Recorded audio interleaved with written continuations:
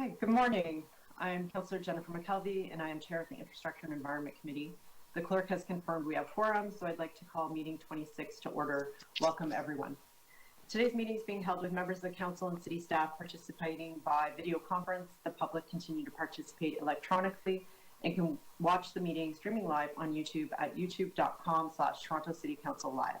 These measures are in place to comply with public health guidelines and prevent the spread of COVID-19. The city's clerk staff have connected all registered speakers to the meeting by audio. The list of speakers can be viewed online by visiting the Infrastructure and Environment Committee's page at toronto.ca/council and clicking the speakers box for today's meeting. I ask for everyone's patience if we experience any delays or technical problems during the meeting. Members, the city clerk has provided all agenda material on torontocouncil.ca and on CMP, the clerk's meeting portal. Clerk's IT staff will be available to you remotely if you need help with your devices. As part of each agenda item, I'll ask members to raise their hand or unmute their mic if they wish to question staff or speak. I will then create a speakers list and will call on members when it is their turn to speak. When voting on an item or motion, I ask that members ensure that they keep their video on and raise their hand to indicate their vote. I want to remind you that you must still submit and approve your motions by email. Staff are available at iec@toronto.ca to help with motions. Although we are in different locations and meeting remotely today, the committee would like to acknowledge that the land we are meeting on is the traditional territory of many nations, including the Mississaugas of the Credit, the Anishinaabe, the Chippewa, the Haudenosaunee, and the Wendat peoples, and is now home to many diverse First Nations, Inuit, and Métis people. We also acknowledge that Toronto is covered by Treaty 13 with the Mississaugas of the Credit. Before we commence the meeting, I also want to take a minute to congratulate Michael DeAndrea, the Chief Engineering and Executive Director in the Engineering and Construction Services at the City of Toronto, on receiving an engineering medal from the Ontario Society of Professional Engineers. I understand that this was celebrated at the 2021 Ontario Professional Engineers Gala on November 26th. Congratulations, Michael. Thank you very much, Councillor. Thanks for the kind words.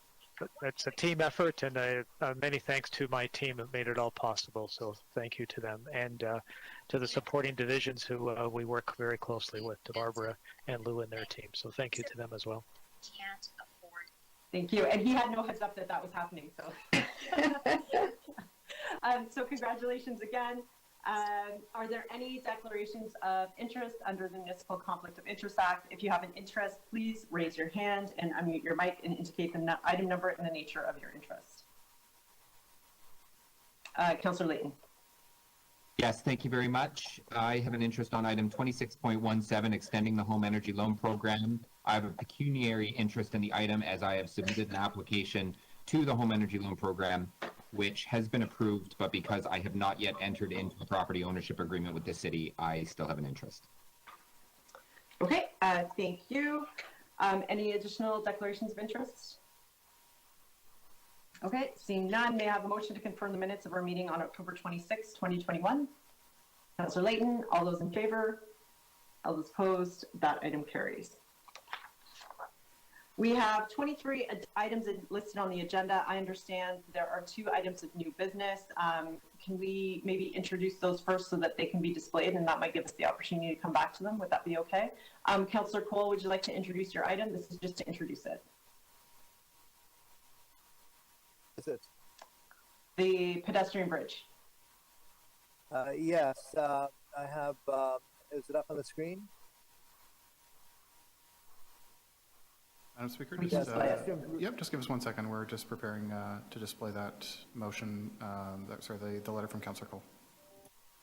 Yeah, it's a pedestrian bridge. We're asking for a feasibility examination, see if we can undertake an environmental assessment there. This is about the long-standing ripping apart of the middle of the city by the Allen Expressway, and we're looking to connect the east and west part of the my ward across the Allen Expressway. So we've got 2 environmental assessments up at Lawrence Heights. This is the 3rd one, which would connect the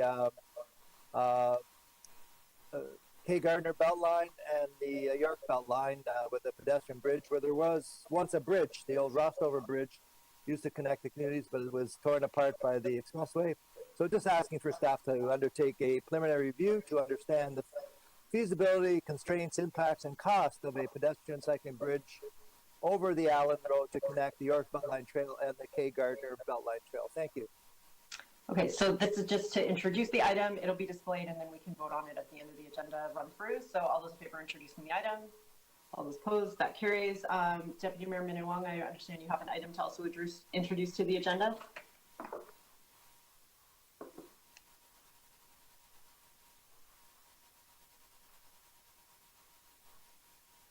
Yes. Okay, thank you. Would you like to display that and introduce that onto the agenda? Again, we can, this just to Ask. I can't display it myself. I don't have Yeah. it. No, we'll display it. So this is just to introduce this item.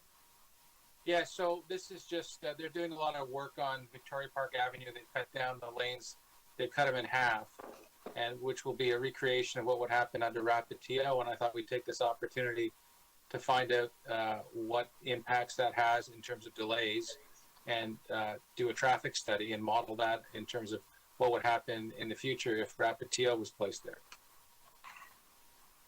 Okay, so we'll vote on introducing that item, and then we can come back to the vote on the item through the agenda run through. All those in favor of introducing the item?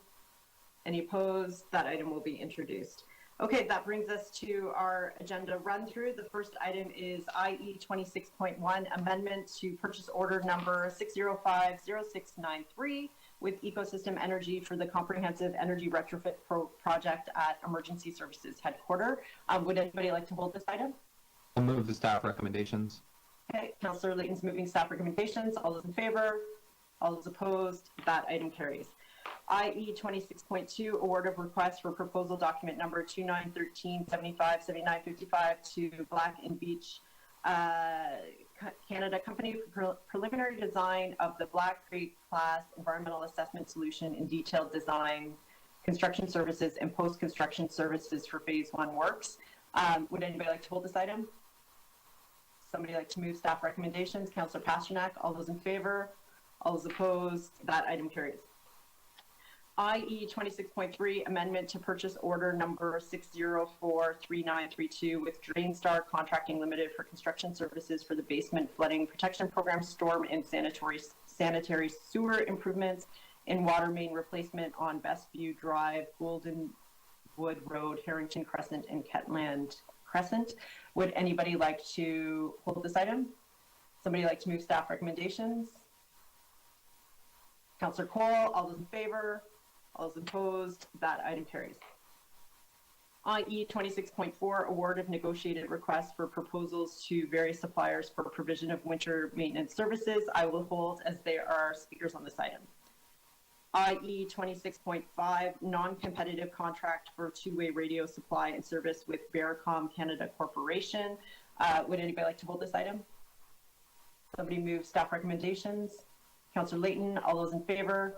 All those opposed? That item carries. IE 26.6, actions to reaffirm Toronto's tree canopy target. I will hold as there are speakers on this item.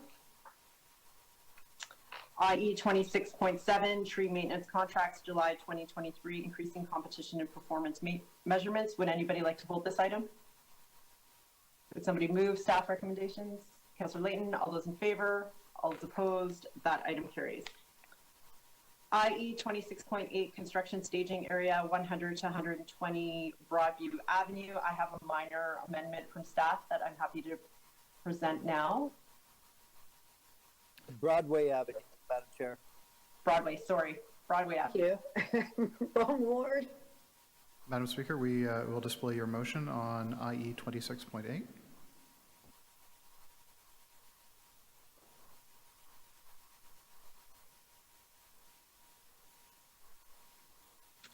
So this is just a technical correction on some of the locations. So it's City Council authorized the closure of the east sidewalk and 1.6 meter wide portion of the northbound lane on Redpath Avenue between Broadway Avenue and a point 74 meters north for a period of 13 months from December 16th to December 31st. Okay, so all those in favor of the amendment? All those in favor of the item as amended? That item carries. That brings us to IE 26.9, the 2021 Cycling Network Plan update. I will hold as there are speakers on this item. IE 26.10 Cycling Network Plan 2021 Cycling Infrastructure Installation, fourth quarter update and future of the 2020 Active TO Cycling Network projects. I will hold as there are speakers on this item.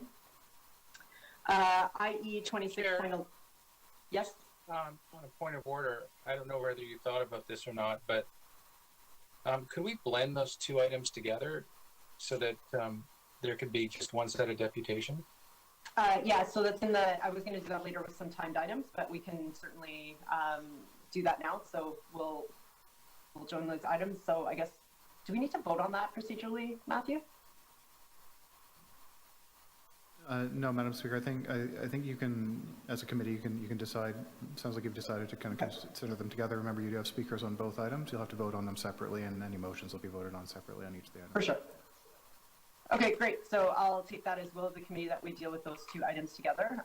We'll also time some items as well when we get through there. IE 26.11 cargo e-bike pilot. Councillor Pasternak, did you want to hold that item? Yes, if the clerk has the motion, I'd be happy to move it now. It's just asking some more information on this item. Madam Chair, just give us 1 second, please. Yeah, in essence, what it does is it asks staff to report back on creating procedures whereby e-bikes or cargo bikes can have spots in new development applications in lieu of car share or in conjunction with car share. Just keeping our options open to have that availability. Okay, Madam Chair, we are just preparing to display motion on IE 2611. Here we are.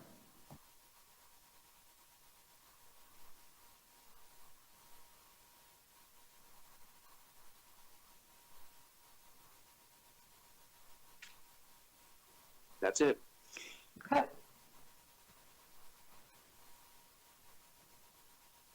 Great. All those in favor of the amendment? All those in favor of the item as amended? That item carries. IE 26.12 automated micro utility devices accessibility feedback. I will hold as there are speakers on this item. IE 2613 accessible sidewalks in the Supreme Court decision. Would anybody like to hold this item? Would somebody like to move this item? Councillor Cole, all those in favor? All those opposed? That item carries. IE 26.14 missing link sidewalk program Dwight Avenue sidewalk installation. Would anybody like to hold this item? Can somebody move this item? Councillor Cole, all those in favor? All those opposed? That item carries. IE 26.15 update on pedestrian scale street lighting. I will hold as there is a speaker on this item. IE 26.16, I will hold as there are speakers on this item. IE 26.17, would anybody like to hold this item? And then we can do a recorded vote because Councillor Layton needs to be absent. So anybody to hold? Okay, so we can vote on this item now. Matthew, do you need it to be recorded? Yes, Madam Chair, that would be best. So, on the item, IE 26.17, extending the home energy loan program. All those in favor? Chair McKelvey? Councillor Pasternak? All in favor again, sorry? Councillor Cole, Councillor Peruzza, and Deputy Mayor Manan Wong. Madam Speaker, that is a unanimous 5 in favor. Great. Okay, thank you. IE 26.18 wastewater energy transfer program. I will hold as there is a speaker on this item. IE 2619. I know Councillor Fletcher, you had asked, you had a very short comment, and then we could release that. But before I do that, does anybody else want to hold this? Okay, thank you. Go ahead, Councillor Fletcher. Thank you. I will be very, very brief. I just want to thank Mr. Sika, who's been in the acting position, and Mr. Carew and all of the great staff in the office for this terrific report. It is a very, very exciting initiative.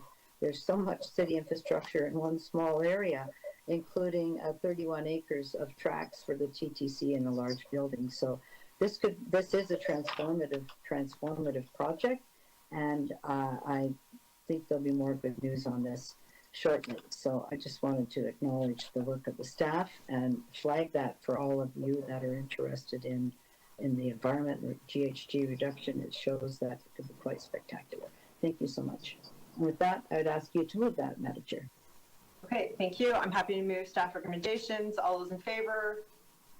All those opposed? That item carries. IE 2620, status update on the Western Waterfront Master Plan. Would anybody like to hold this item? Okay, somebody like to move the item? Councillor Cole, all those in favor? All those opposed? That item carries. IE 26.21, access to Guilds Park and Garden washroom facilities. This was from a letter from Councillor Ainsley joining us today. Would anybody like to hold this item? Councillor Pasternak looks like he wants to move it for you. Councillor Ainsley, all those in favor? I don't know. Madam Chair, I don't know if I want to move this. I want to move receipt because I don't like motions like this where we're demanding staff to do something without knowing the whole picture of what's involved here. We don't know the cost. We don't know why staff are not doing it. I would move receipt and have the local councillor work with staff to try and find a solution and come back here at a later time with more details. Okay. That's my suggestion. Councillor Pasternak is moving receipt. All those in favor? If we could, is it possible to put a date of a return? Like, can we get it back here? Like actually do a motion that says refer it to staff or report back to committee? I don't think it would take too long to find out what the technical issues would be related to not keeping the washroom open. I'm all for washrooms. Councillor Ainsley, are you I think okay I've to made a report back in reputation around January? here being the washroom counselor sometimes, but is that okay? Could we just add that, like, refer to staff to report back at the next meeting? I can put it in a motion real fast by the end. I would appreciate that. Okay, so we'll hold that. We'll hold that item for that. Thank you, Councillor Layton. Matthew, if you could just pull that motion together, is that okay? Yes, Councillor Layton, we'll hold it in your name, and I'll put a motion together for you. Thank you very much. Okay, IE 26.22, additional North Bendale Park identification signs. Would anybody like to hold this item? Somebody like to move this item?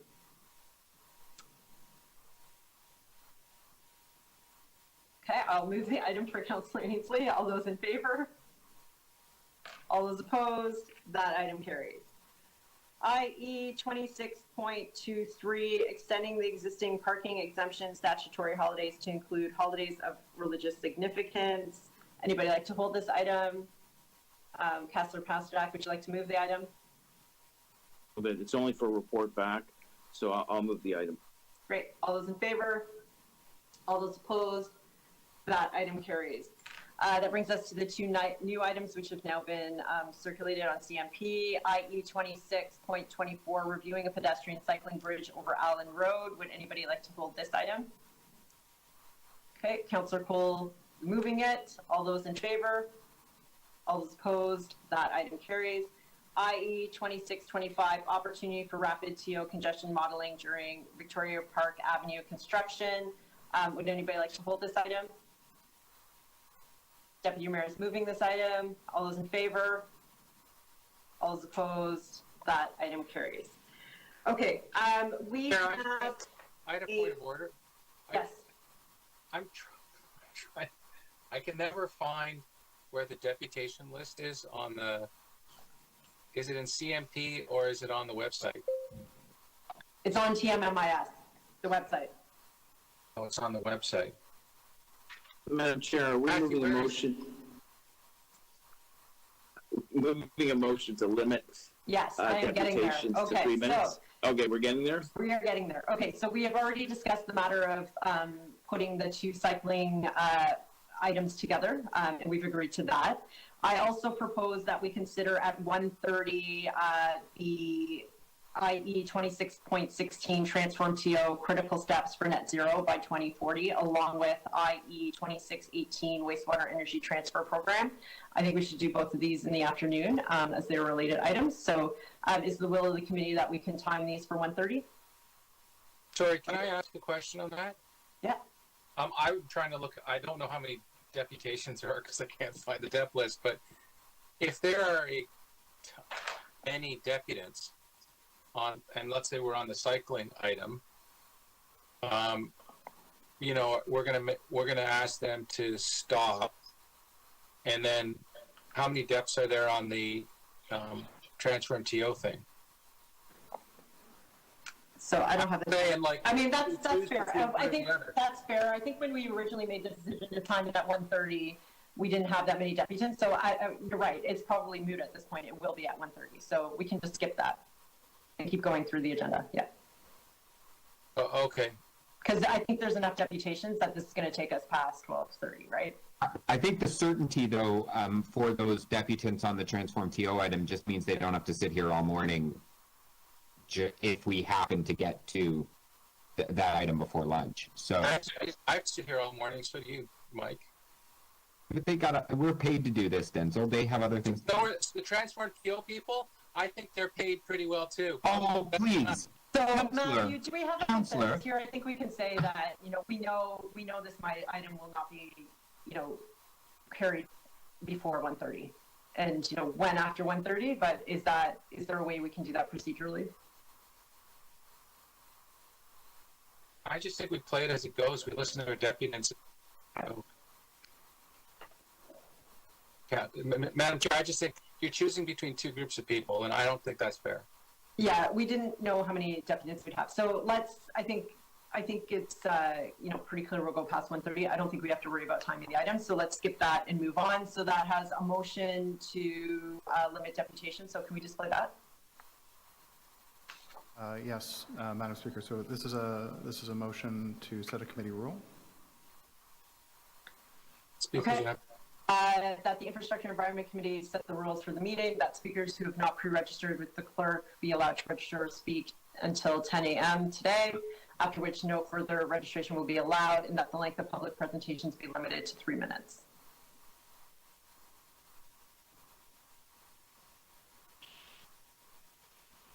Okay, all those in favor? All those opposed? That carries. Is there anything else I'm going to put out there, anything else procedurally before we start with our first item today?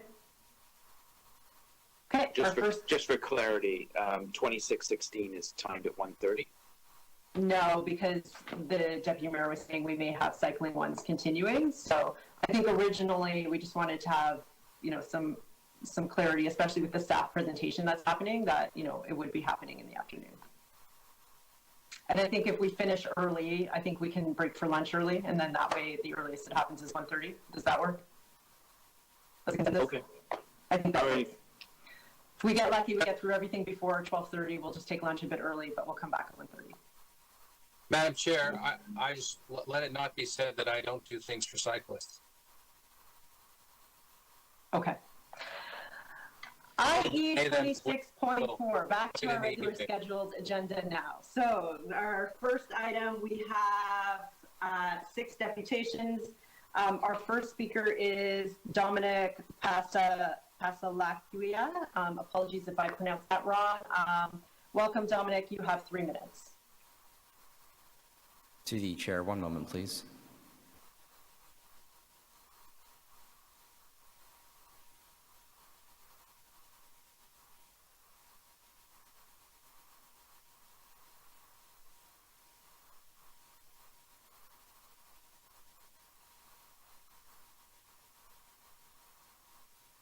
To the chair, that speaker is present. I'm now unmuting their mic.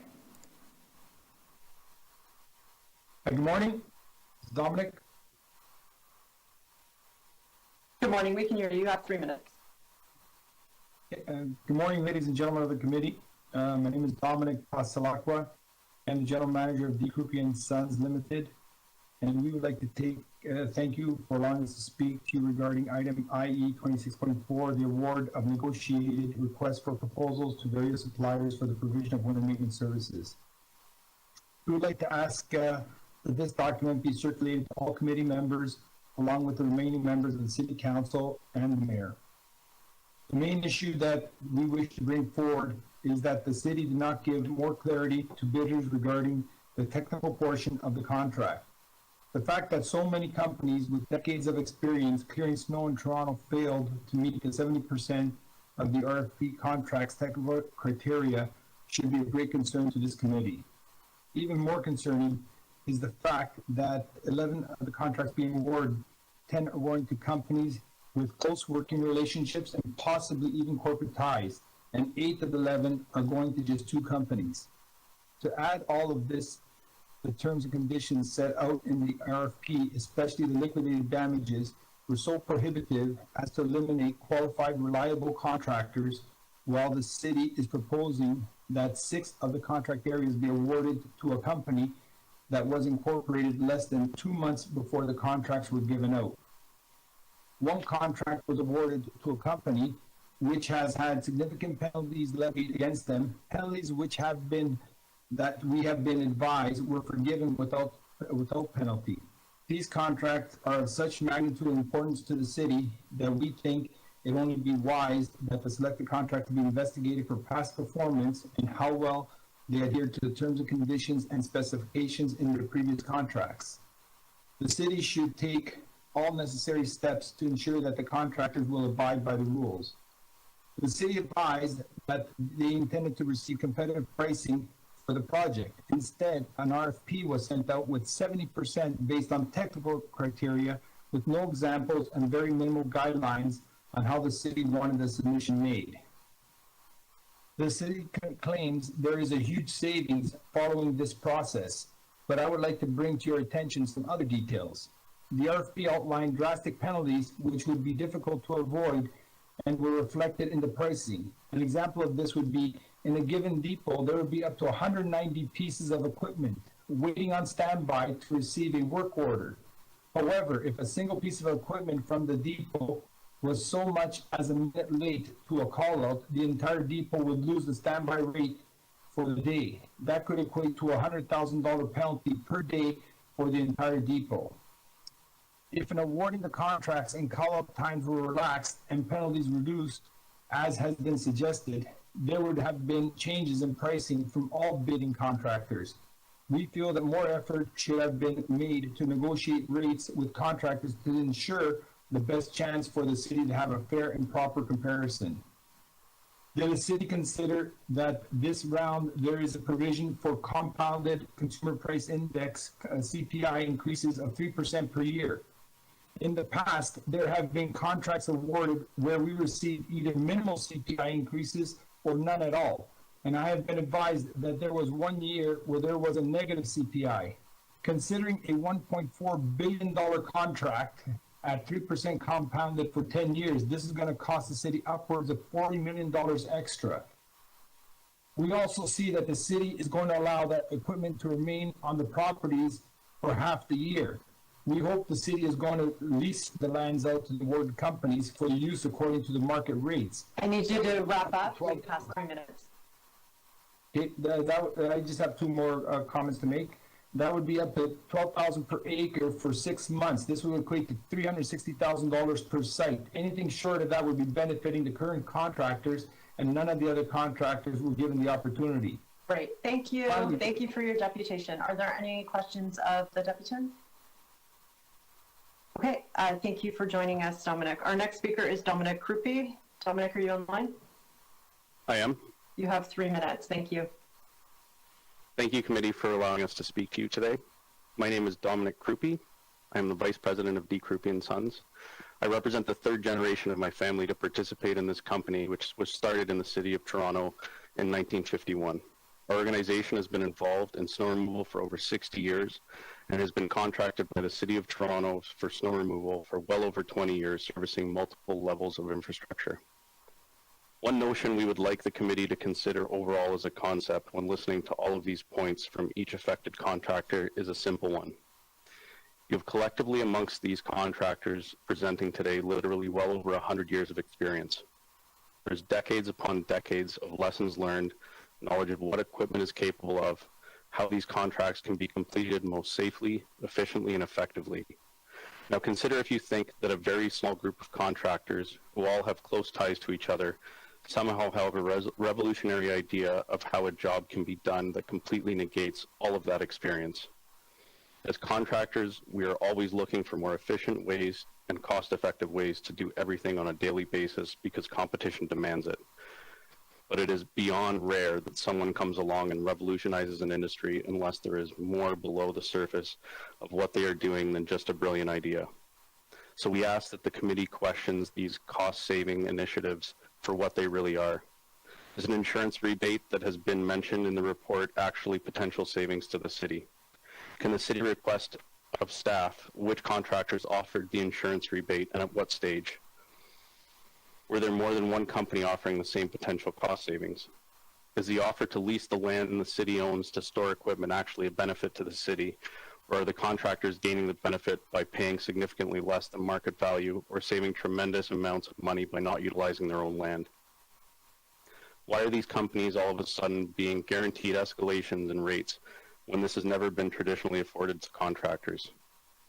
So when considering all of these points presented by all of the contractors that the city has relied on and worked with for decades, please ask yourself if disregarding all of these red flags is worth entering into a possible 10-year contract and allowing essentially one small group of contractors to dominate the industry on such a vital and essential service to the city and their taxpayers. Thank you. I'd like to defer any remaining time to Cosmo Krupi if there is any. Thank you. We don't typically do that, but any questions of the deputant? Okay, seeing none, Kazimi Krupi, you have 3 minutes. Good morning, members of the committee, staff, and other councillors. Thank you for allowing me to speak and present my thoughts to you. I'm the president of D. Krupi & Sons, and I'd like to speak about the snow removal contract. Our company, D. Krupi & Sons, has been in business since 1951 and has been doing snow removal since 1964. The first depot we received was in 1999, and then we progressed to 7 years ago where we've had 2 depots for 7 years. Going out to do this job with 1 hour notice, dealing with the elements and people is not for the faint of heart. With constant temperatures in the minus 20 range, many things will go wrong. Simple things like frozen fuel lines, wet engines, batteries, operators, and other sick people and operators stuck in traffic will delay the startup of the equipment. But in spite of all this, we've managed to meet the city specifications. We urge the committee to review the current agreement in detail. We urge you to examine the possible pitfalls of the process and these contracts to ensure that the City of Toronto and the taxpayers are protected. I have a few important points for you to consider and investigate. You probably will be advised that this contract has to go out and there will not be any contractor in place to do the snow removal in November 2022. This should not force you to make a decision under duress. You have some options. You could extend the current contracts for 1 year, allowing time to investigate the impact of the RFP presented and ensuring specifications, terms, and conditions that are clear to understand and allow for competitive negotiable pricing. You could also put together a tender with the final proposal specifications, as they're proposing to award the RFP, and set up a tender with other and put it up for bidding. And I assure you that your prices will come in less than $1.4 billion as you have projected. The insurance, you should put in there the insurance rebates, the property use, and any other cost-saving mechanism that is proposed. I strongly believe a tender was offered with these changes would help the city in terms of their costs. There are other things to mention, but I think that now you will have gathered some important insight and significant information that you should be asking and looking into. And this has been such a serious process, and I notice not many people smiling, and just at the behest of making an error here, I would like just to make sure that that the council does not get a snow job out of this. Okay, thank you for your deputation. Are there any questions of the deputant? Okay, thank you. Our next speaker is Jim Hurst.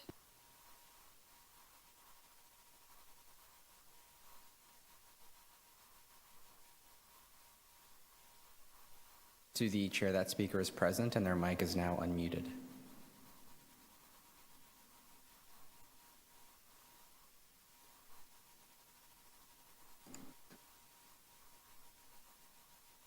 To Jim Hurst, if you are present, you are currently unmuted.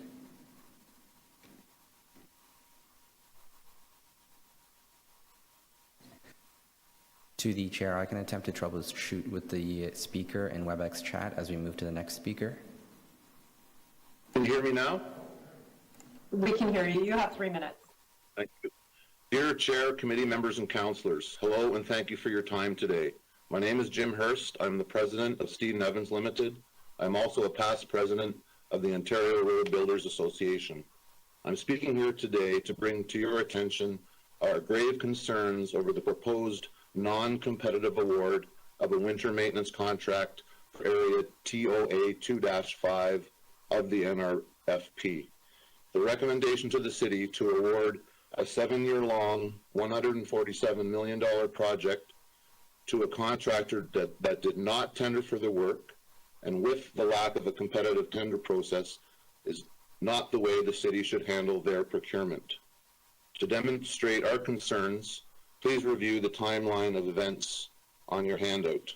1. On September 28th, Steed & Evans Limited submitted a bid for this NRFP for area TOA 2-5. 2. Steed & Evans successfully passed the bid, the financial, and the technical proposal submission of the NRFP. On November 5th, Steed & Evans received a city letter stating that our price was a significant variance from their budget of $45 million and that there is no viable option to negotiate an acceptable financial outcome for the city. See Appendix 1. Steed & Evans is the only compliant bidder for this area. 5. On November 11th, Steed & Evans wrote to the city to reconsider entering into the negotiation step of the NRFP. 6. On November 15th, the city denied Steed & Evans' request to negotiate. See Appendix 3. On November 23rd, the city's general manager and chief procurement officer wrote a recommendation to award the contract area to a contractor who did not submit a bid in this area for the sum of $147 million. That's $102 million over the city's budget. This was carried out in a non-competitive format and finalized by November 10th. Fair, open, and transparent tendering practices should be the backbone of all public sector procurement. There is more background information in your package, see Appendix 4. In conclusion, I would like to state that Steed & Evans would expect Canada's largest city to follow fair, open, and transparent procurement. The city's proposal to offer a contract with a non-competitive solicitation when a compliant bid has been received is not fair. Negotiations should continue with the compliant bidder. I look forward to answering your questions. Thank you. Thank you. Are there any questions of the deputant? I have a question. Deputy Mayor? What do you mean by the person or company that we're awarding to the contract to is non-compliant? He did not go through the NRFP procedure as we did. Yeah. And what process did that bidder use then? He was asked a price by the city through a non-competitive procurement section, which we feel is not fair. Non-competitive procurement by a public sector entity like the city is not usually used. In our 60-year history, we've never seen it done. We're used to competitive tenders, going through the tender practice, having that being fair and open. We did that. We spent 7 months through the course of the summer and iterations of technical proposals and financial proposals, only to see it awarded to someone who didn't even tender for the area. So you're saying that they didn't tender for the area and the city approached them? Is that what you're saying? Yes, they did. I see. And that you tendered for the area and you lost the bid because you lost the bid. No, we tendered for the area and were compliant through all steps of the NRFP, yet we were denied the chance to negotiate, where the tender said if we passed all steps of the procurement process, we would have the luxury to negotiate with the city, and we were denied that, only to learn that a competitor that didn't even bid on the area has been proposed here to be awarded the contract. Similarly, as I mentioned, $100 million higher than what the city claimed their budget to be for the area.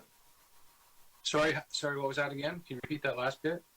The award price for the area is approximately $100 million over what the city stated their budget to be. So not only was it non-competitive, it's over budget by $100 million. I see. And your price, was it, I don't know if you can tell me what your price was, and if you don't want to, that's fine. Were you over or under that price? We were comparable to the price that the city's proposed here to offer to the non-bidder. Oh, so you were low, so they were 100 over, but you were close to what the budget was? No, we were not close to the budget. We were comparable to the price that the city's awarding it to the. So you were also over.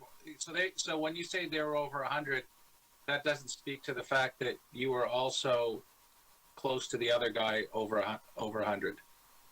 Yes, but the other contractor had a chance to negotiate with the city on other areas and learn how to reduce their price. We were never given that luxury, which the specifications said that we should have.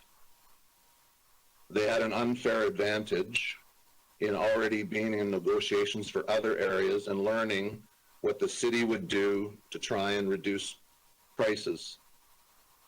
Right. We should have been afforded that luxury, and it's quite possible our price would have been lower. Okay. Thanks, Jennifer. Thank you. Any additional questions of the deputant? Councillor Mantis, and apologies, Councillor Mantis. Oh, sorry, I thought your hands were up. Any additional questions of the deputant? Okay, seeing none. Our next deputant is Anthony Rossi. Madam Chair and council members of the committee, thank you for this opportunity to speak before you on this matter. I'll be brief, given some of the points I wanted to raise have already been raised. A little bit about Coco Paving Inc. And its predecessor.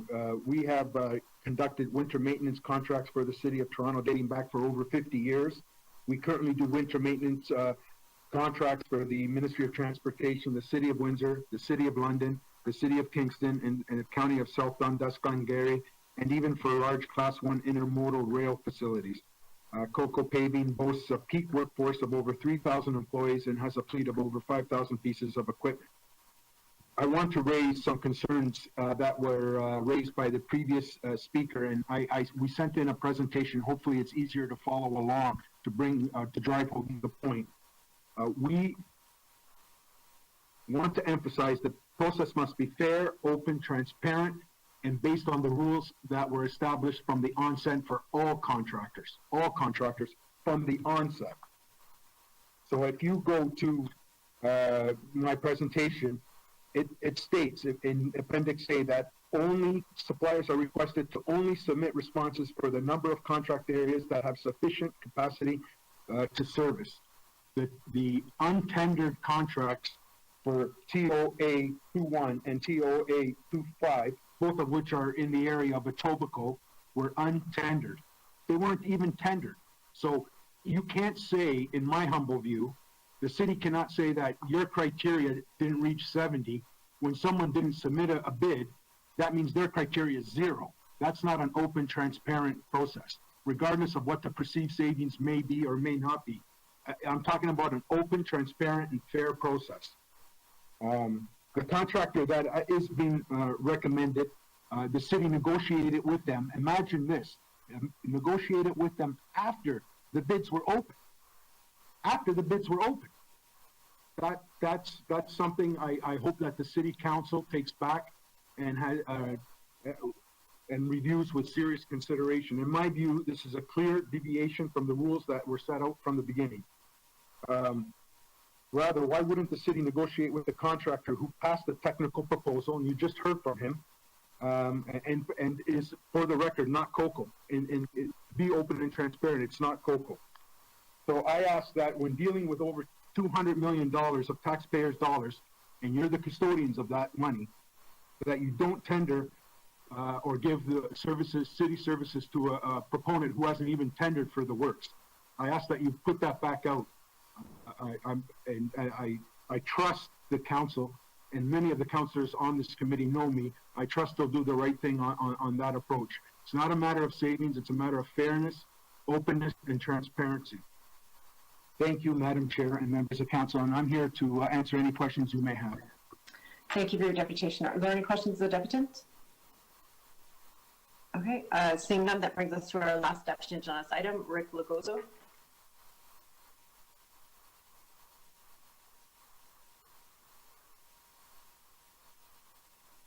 To the chair, that speaker is present and their mic is unmuted, so they should be able to speak.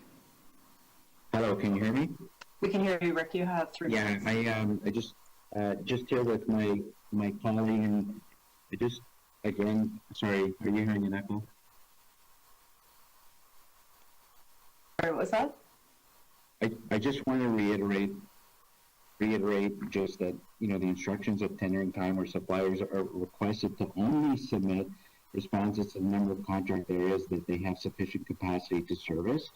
And if you notice that the numbered company submitted 4 of the 6 contracts, and after the fact, the city entered a non-competitive negotiation with contractors that did not submit a bid. You can reference the appendix in the attachment, and if you go to TOA 2-1 and TOA 2-5, COCO submitted a bid for 2-1, including a contractor by the name of ROA. They were the only 2 bids submitted, and under 2-5, there was submission for COCO paving, as well as Steed and Evans. The numbered company did not submit proposals on these 2 contractors that the city chose to negotiate through a non-competitive process.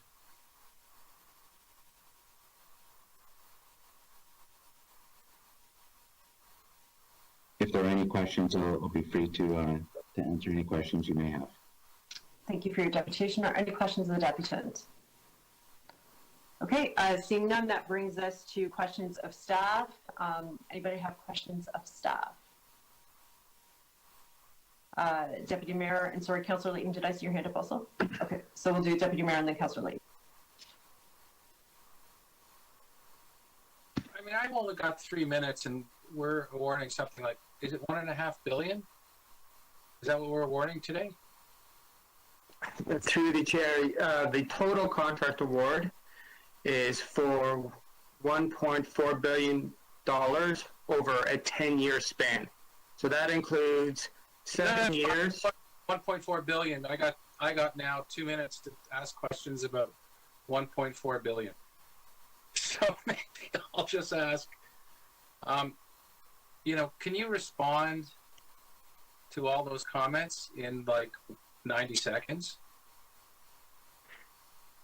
Well, I'll start and then I'll turn it over to my colleagues in PMMD and also to other staff in transportation services. So a competitive process was in fact executed for the selection of potential vendors for winter maintenance. In fact, we actually went out on 2 separate occasions requesting submissions from the marketplace when it comes to the provision of winter maintenance services. So the market, in fact, was tested in a fair and competitive way. After we received all the bids and submissions for the 2 procurement processes, we were still at a stage where there were 2 geographical zones that did not have a qualified vendor to proceed. Thus, we approached the highest scoring vendor from the 2 previous competitive processes to engage in negotiation to consider offering services for the 2 zones that were still not yet recommended a vendor.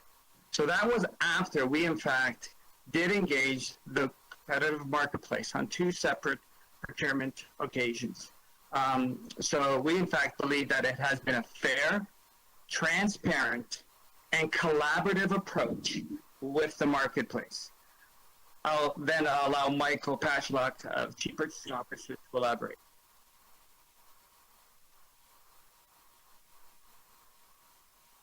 Oh, sorry, Michael, I think you're on mute. Sorry, through the chair, one of the areas there were no successful proponents that passed the technical threshold, and so that section was deemed as failing to identify a viable proponent. The other area that Stephen Evans was referring to, they did pass the technical threshold, but from a budget perspective, their pricing was too high that we took a position that we could not negotiate that down within a reasonable range, and so we canceled that one on that basis. And to Vince's point, while the number company didn't bid on those 2 areas, we went to them first as a way to look at how we could resolve the gap that we had after going out twice through a competitive process and trying to meet the timelines that we had.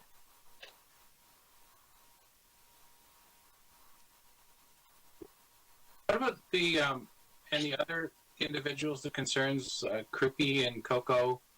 They raised some concerns. Well, with respect to the concerns about the liquidated damages and the penalties, and so the Transportation and PMD took the recommendations from the Auditor General and built a new contract that was based on performance measures and SLAs, and so that's what we put out to market.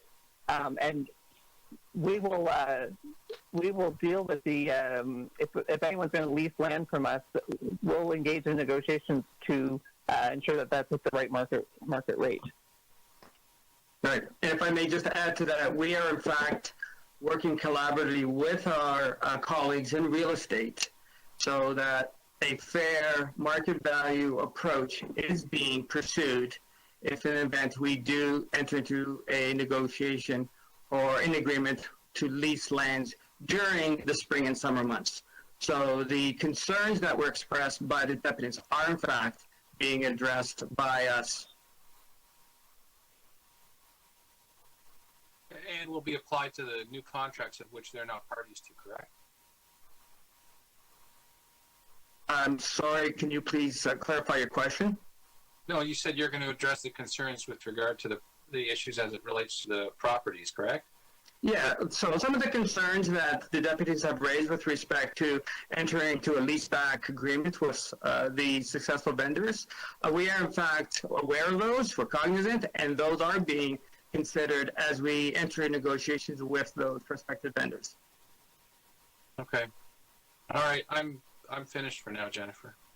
Thank Madam you. Chair, Councilor Ainsley. So yeah, I'm gonna put Councillor Layton on hold because the outside councillors, have the opportunity to ask first, although we didn't see your hands up originally. But so Councillor Mantas had his hand up, and then Councillor Ainsley, and then we'll go back to committee members. Thank you, Madam Chair. I have 3 segments. I'll add it into one question, basically. As previous companies, all these 11 companies that we have that have put in their tenders, if they all have about 40 to 50 years of experience in snow removal, how did they not meet the technical threshold for 6 of the contracts? That's the one question. Second, companies that have been doing the service for many years, if there have been penalties or the quality of the work is not what we are expecting, do they still participate in the contracts, in the future contracts? And the third question is, doing the analysis of how many thousands of kilometers of road work we have comes out to basically almost $18,000 per kilometer. The amount of money that we, in the 1 year that we don't have the same amount of money that we've spent and that we are able to retrieve back, are we able to retrieve it in the same physical year so we can collect interest on the money, or do we leave it for the next year's operations? Thank you, Madam Chair. So through the chair, there were 3 different questions there. I'm going to try to take them separately. The first one was based on experience. Years of experience was only one of the criteria that was included in our technical evaluation. So while experience is certainly important, it was only one of many other important technical criteria that the evaluation team applied when assessing each vendor's submission. So having said that, based on the scores of the other criteria that were used for the technical qualifications, there were some vendors that just did not pass, did not make it past the first stage. So once again, experience was just one of many other criteria that we used. I'm trying to recall your second question and what that was about. Can you please remind me? Second question was, my God. Anthony, Vincent, even I forgot the second question right now. Sorry. Can we go to the third question? So I think the third question was it based on budget and actual spend? Yes. Okay. Yes. Yes. So what you are asked to do for the report is accept the recommendation for award, and the award is based on the value of that award. So the $1.4 billion is a award value for the 10 years. Yes. Historically, our budgets are set not just based on award value, but actually based on historical trends. And those historical trends have normally been less than the actual award value. So we do have to request that the award value be approved, but when budgeting, it's a different approach taken, and it usually does incorporate historical trends, which is usually less. It has been less than the award value. But through Madam Chair, when you look at the numbers for 22 compared to 23, why does the cost jump 2.5 times? So with respect to 2022, you actually have a combination of the existing agreement, which is from January to April of 2022. That is the final winter season of this winter contract.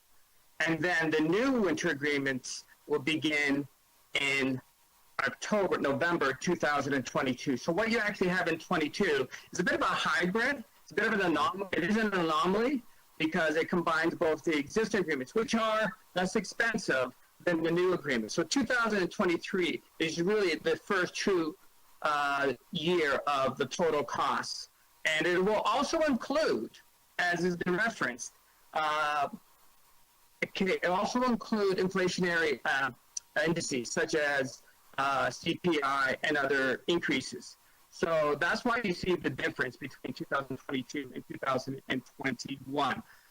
Having said that, as we identify in the report, there are other contributors to the cost that will in fact possibly add savings to the city, such as volume discounts, such as disincentives and incentives for the contractor, and many others that were recommended by the AG. So in fact, the contract does have opportunities for the city to generate savings. But in those savings, are we able past to... time, but we can do another round of questions if Sorry. needed. That's okay. Councillor Ainsley? Okay.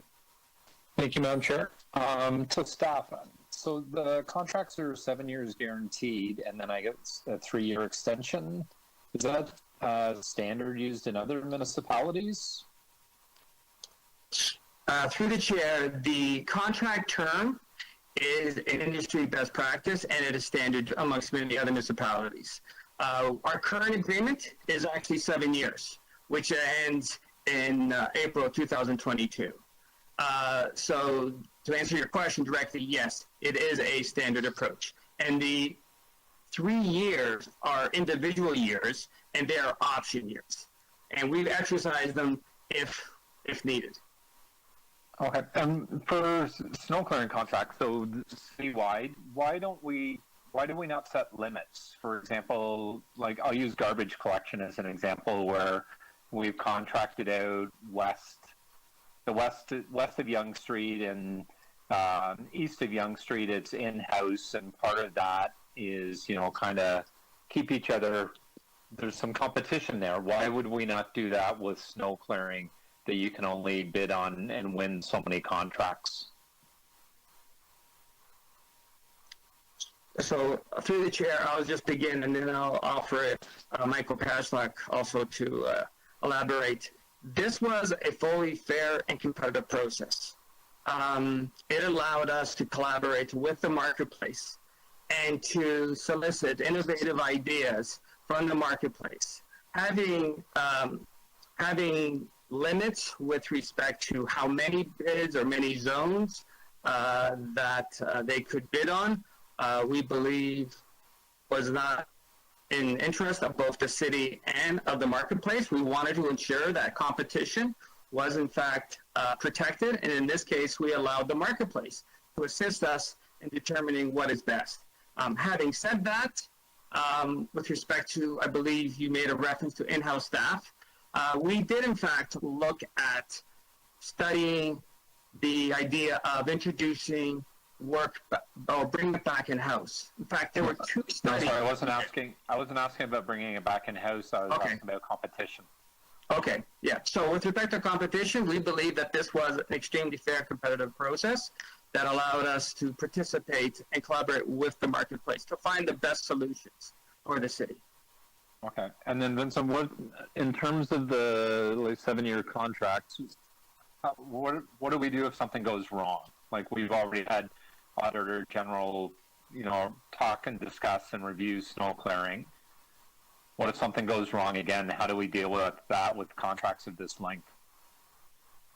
So I'll just start, but there are financial requirements and conditions within the terms of the agreement that allow us to deal with situations that may come up, whether it be bonds or bonding or other forms of financial compensation. Those are standard terms that we built into the agreement to protect the city in the event that there may be a situation that you suggest. Having said that, the technical qualification process and the financial sustainment process that we took in evaluating these vendors, we believe that in fact these vendors are reliable, financially secure, that they will be providing service for the city for the next 7 years. So we are very confident in their capacity operationally and financially to in fact provide the services that is going to be required of them. Chair, to Councillor Ainsley, it's Barbara. I just wanted to also mention that we asked the auditor, who we knew was coming to review winter contracts, to advance her analysis of our existing winter contracts, so that we could provide the kind of feedback and input on accountability and value for money that we knew the auditor was interested in making sure that we were paying attention to. And we built that information into these base contracts. So I think what you see, in addition to the value piece, is also a much higher level of accountability. I know there's been a lot of discussion in audit committee, not just around the winter contracts, but about the use of GPS. A lot of those pieces were all built into the base for these contracts. So I know that there'll be additional time for the auditor to come back and kind of give some assessment of that in the second phase of her report. But I do think it's important to note that a lot of the issues that have been discussed here so far today were directly related to response from the auditor and pieces that we built into to these contracts as a base. Okay, and then in terms of subcontractors. Cut off Councillor Mantis already. We can do another round if needed. So okay, I might need a second round. I know it was Councillor Layton and then Councillor Layton and then Councillor Pasternak. So my questions get us back to this area where we didn't have a successful technical bidder, and we went to the one who performed best. Do we have conversations with the ones that didn't meet the technical merits in order to try to bring them up to that standard? Through the chair, no. After the second round of or second NRP, in which we still didn't have a technical pass, the team looked at the situation and realized we needed to do a sole source to get the contract in place, and started with the one who had performed the best to negotiate. We didn't know if they would agree to it at first, right? They may have said no, and we would have had to look at alternatives. So we started with the one who had the highest technical score and did have the financial capacity to perform the work. So can I just, were some of the bidders that were disqualified for not meeting the technical merits, they have been successful bidders in the past, correct? They have, but in the past we used a request for quotation process, which was simply yes or no, mandatory requirements, and lowest price wins. This was a request for proposal. They actually had to submit a proposal and explain to us how they would manage their fleet, how they dealt. How they would approach deployment, and so it was not the same type. And we actually did a market sounding in advance of the negotiable RFP with the marketplace to tell them we were changing things up. We wanted to introduce a new approach. We were responding to the AG recommendations, and we wanted to make sure that they understood where we were going. Further to that new process. That was a result of the AG's findings. Correct. Were there themes in why some of these previously qualified bidders weren't able to achieve, and then weren't able to achieve the technical merits? And then second to that, is there a theme to how the bidders that were successful were able to be successful at the lowest price? Where are they saving the money, essentially? Through the chair, what I would say is, and the value, people from transportation, feel free to join. We did the first RFP, and after that had some proponents who didn't pass. They weren't disqualified. They just didn't pass the technical threshold. We actually, before we issued the second NRP, we actually had debriefings with all of them to talk about where they were having issues with respect to their proposal, to help them, to not direct them, but to help get them to think about different areas when they responded again. There was improvement, however, there still wasn't a significant improvement in order to them to pass the threshold line. I don't know if Vince wants to add on. Yeah, I can. It's Marlee here. I can add to that. So in addition to providing that feedback, we also, prior to putting out that second NFRP, we detailed our questions so that we could be specific in what it was we were looking for suppliers to provide answers to. And so in addition to that, those meetings that we had, we also did that and then had a bidders meeting where all of that information generally was given to all suppliers. Yep. Now, just say to this, Councillor, in addition to what Carly said, there wasn't necessarily a single theme. There were multiple criteria in the technical evaluation, and some scored well in others, and some scored didn't score so well in any other ones. So there wasn't necessarily a specific theme. We did ask for information to answer questions that we needed regarding performance outcome, regarding service level achievement, and in some cases, they just were unsuccessful in providing the answers that we needed.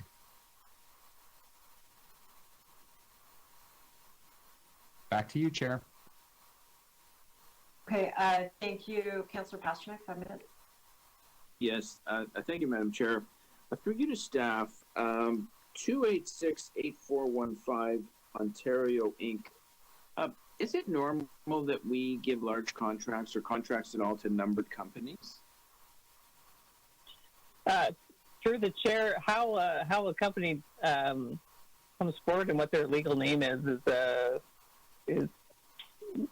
how they decide to do things. Lots of companies actually are numbered companies and they go by a different name.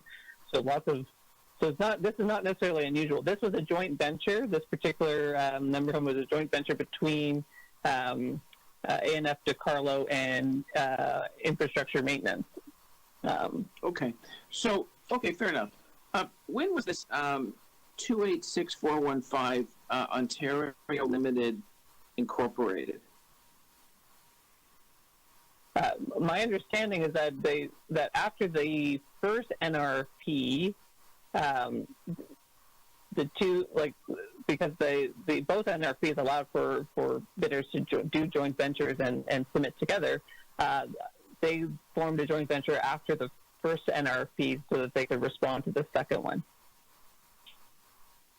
So they're new.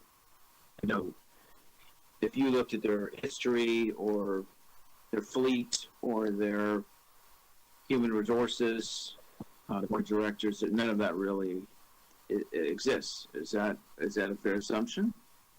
Well, as a joint venture, they're using the experience from the components of the joint venture. So they're not buying they're going to rely on the two corporations that make up the joint venture to be able to respond and execute on this contract. So we usually have, I think it's a fairness monitor that watches the process. Is that the correct phrase for? We do use fairness monitors on procurements. We chose not to do a fairness monitor on this one when we originally started. I think all of us may have thought, didn't anticipate the fact that we'd be issuing a second RFP and doing non-competitive, but we didn't use fairness monitor. That we did do a lot of steps to ensure that the process was being conducted fairly, especially after the first one. There was a lot of conversation internally to make sure that the second NRP would be conducted fairly in relation to the first one, and we took steps to ensure that happened.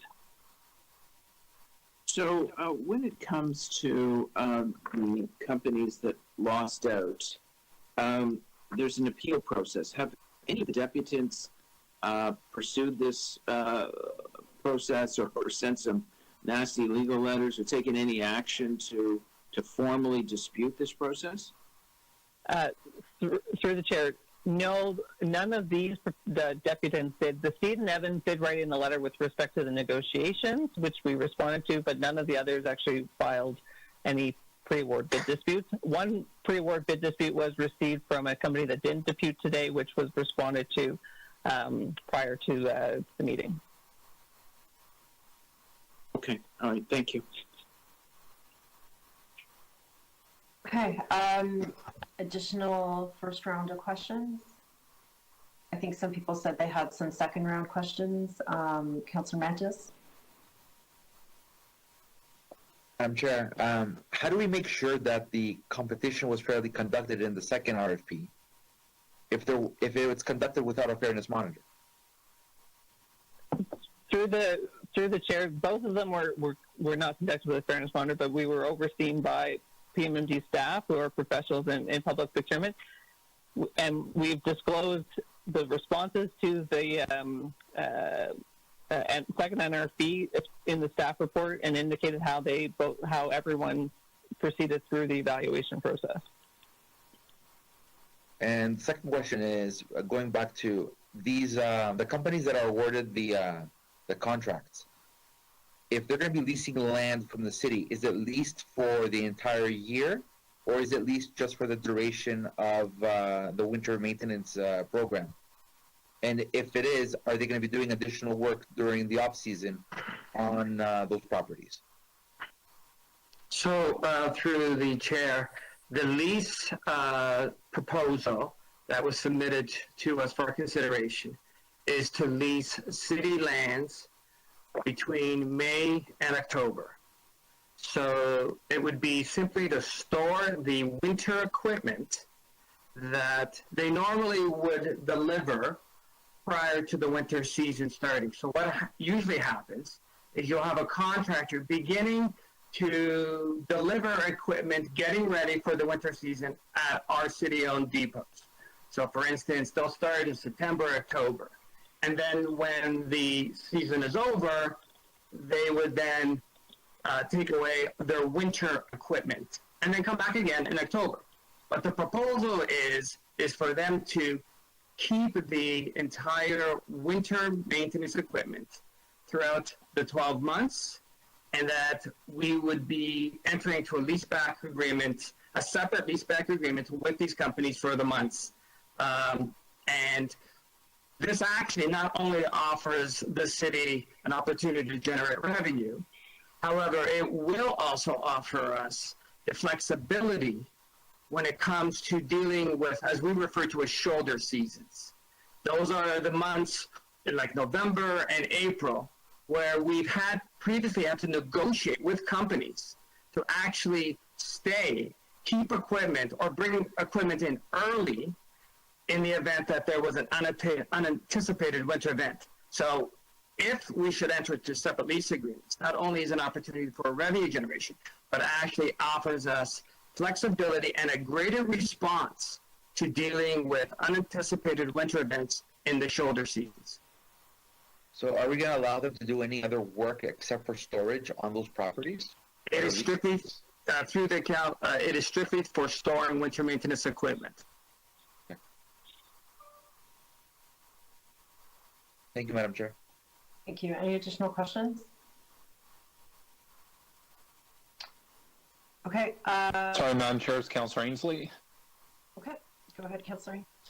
Thank you. I just had one last question. I wanted to ask about subcontractors. There is the one large conglomerate that's been mentioned that's poised to win, I think, 6 of the contracts today or be awarded them. I was just wondering, how are they allowed to hire subcontractors, and how does that work in terms of safeguards for work? I can take that one. The city's policy, we've used the alternate language of 25% of subcontracting can be done. And so thus, any subcontractors that the vendors who are awarded contracts to have to submit that their subcontracting list to the city for approval. And so although some of the vendors have suggested they're going to use subcontracting, others have not. But that can change over the course of the term of the contract, and so long as it doesn't hit over the 25% threshold. Just to add on, any subcontractors would have to abide by the fair wage policy, and all the contractual terms that would be the general contract would be responsible for any of the subcontractor work. Okay, so, and that's throughout the life of the contract. They can hire up to 25% of the work can be done by subcontractors each snow season. Correct. Okay. And then the last question I had, Madam Chair, was about GPS tracking. One of the biggest complaints that I get from my residents almost each and every year is around the GPS tracking of the snow removal vehicles, and for lack of a better word, it doesn't seem very accurate. And how is that being dealt with? So I'll start and I'll ask Carly to jump in. So one of the recommendations that came out of the Auditor General's report was the use of technologies such as GPS. And under the existing agreement that started in 2015, GPS technology was not at the forefront. We have completely changed that, where now GPS technology will be the primary tool with respect to performance and payment. So I'll just turn it over to Carly if there's anything else with respect to GPS. Yeah, so one of the major things that the auditor took issue with is what you're pointing to, is the fact that we weren't actually verifying GPS in the same manner as we could. So what we've taken with these new contracts is to leveraging the technology that's out there and ensuring that we can verify GPS with payment, or verify our payment with GPS and the routes that have been completed. And in addition to that, we are doing away with a lot of the manual processes that are subject today in our existing contracts. Okay. All right. Thank you, Madam Chair. Those are my questions. Questions? Okay, I have a couple of questions. How are the Auditor General's recs incorporated? Has she reviewed that they have been incorporated into this? Through the chair. So there were 15 of 30 recommendations the Auditor General provided last year that relates to contract management and these winter maintenance contracts. And we're happy to say that all of them have been incorporated into these new contracts. We have had conversations with the Auditor General, so we did discuss with her what we were doing, how we were doing it, and as of early or as late as just a few weeks ago, we've maintained that level of communication where we believe that the Auditor General is satisfied with how we have proceeded. Some of the Auditor General's specific recommendations, as I said, there were 15. Perhaps Carly can identify a few that we identified. But yes, prior to going out on the procurement, we did collaborate and discuss with the Auditor General. So I'll just ask Carly just to maybe highlight a few. Yeah, sure. So thanks, Vince. A couple of the other items that, are key things, most of them we're talking about clarifying contract language. The existing contracts have very adversarial and hard to interpret language. So we've revamped the entire contract language as part of this. And so some of the things the auditor took exception to was stop times or equipment just sitting idle while they should be doing an event, whether pieces of equipment can be utilized or paid between their standby rate and which is now called the daily rate and an operating rate. A couple of the other, there was a whole list of them that we went through. 15 of the 30 recommendations from her phase 1 report spoke to clarifying contract language so that we could have something easier to interpret for both the vendors as well as the city staff. And so we really took that to heart, and we've implemented every single one of those recommendations. Okay, and then much of the discussion has focused around the total number of companies that are involved in the contract. Is that set out through this RFP process as something that is limited in any sort of way? Through the chair, I'll start, and perhaps maybe Michael can also elaborate. I wouldn't suggest it limits us in any way. The recommended contractors are contractors that have experience working with the city on winter maintenance. All of them have a successful or positive working relationship with the city, so that's the first thing. The second thing, it actually allows us to focus with our attempts to introduce innovative ideas and truly enter into a partnership with these companies. These are companies that we believe will be successful in providing the critical service delivery that winter maintenance needs. We are in no way feeling that this, in fact, isn't an adverse aspect. In fact, it's a partnership. It's an opportunity for us to work collaboratively with these companies. Okay, thank you. Okay, I think that ends questions. We can go to speakers. Speakers on this item. Outside speakers have the option to speak first. Okay. Additional speakers on this item? Okay, I have a motion. I hope it's ready.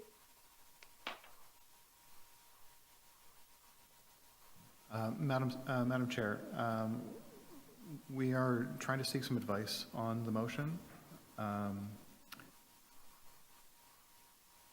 Is there a chance that the committee could stand that down until we hear from legal? Can we just show it and then at least people know what we're waiting on or we're trying to modify? Yep, certainly. I think there's a way to do this. The question is, what's the proper way? Yep, understood. Let's display the motion on IE 26.4, please.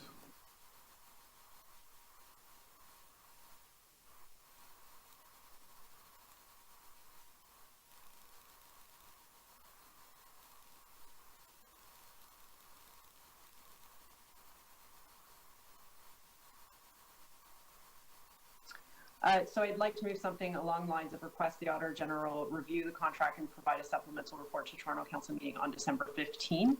I'll just speak to it now. I mean, I think there were some questions about process. People want to make sure that the Auditor General's recommendations are incorporated in there. So with the will of the committee, I think we can stand down this item. I will get this language refined. I will submit it for advanced circulation, and then later on in the meeting, we can come back to that. Does anybody else want to speak on this item, though? Yeah, Jennifer, I'd like to know what the problem is. Why can't we just adopt that motion and just send it off? Maybe clerks can advise. Yep. Thank you, Madam Chair. My understanding is that we need to, Council may need to request the Auditor General to incorporate something into their work plan. So I'm just seeking some advice on the best way to for the committee to make that request. So I'm looking for advice from my colleagues and from legal. Fine. Okay, so we'll get that cleaned up. We will advance circulate it, and then we can come back to that. No additional speakers on this item. Okay, seeing none, we will stand that down. That brings us to item 2, IE 26.6, actions to reaffirm Toronto's tree canopy target. We have 3 speakers. Vanita Indaway, you are the first speaker. You have 3 minutes. Yes, hello, thank you. I am a member of the Long Branch Neighborhood Association, and I'm representing that committee in this presentation. The materials I'm going to talk to you already have in printing with further detail. The Long Branch Neighborhood Association supports the recommendation for the city to affirm Toronto's target of 40% tree canopy by 2050 and to commission select an official arboreal emblem for the City of Toronto. We are proud to be taking action to support this goal. In this past year alone, our volunteers have contributed to this goal by distributing over 1,200 free native trees for planting on private property with support from the city's neighborhood tree giveaway programs and community planting and stewardship grants. People come from all over Etobicoke and as far away as Scarborough to pick up trees from our events. We have hosted and organized 3 annual Long Branch Tree Festivals in Marie Curtis Park. We have created and launched a comprehensive community tree stewardship program that includes education on how to care for trees and interpretive walks. We have inventoried the trees on 70% of all properties in Long Branch, which includes over 200 species of trees.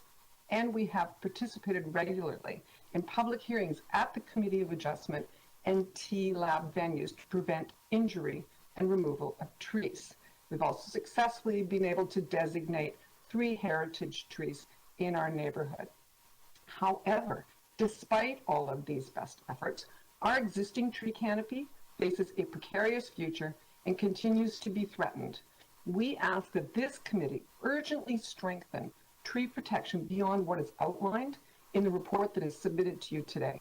The use of fees and fines to address the compliance with the city's tree bylaws and public industry education is important, but as we have learned through experience in our community, it unfortunately fails to protect our trees.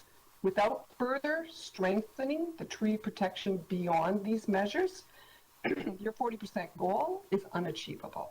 Municipal Code Chapter 813 protects less than 20% of the trees in Long Branch, and the city's plans for expanding housing options in neighborhoods, particularly the garden suites proposal, will wipe out mature trees in the neighborhoods, such as ours, by making them as of right. Municipal Cost Chapter 813 provides no protection whatsoever for as of right tree bills.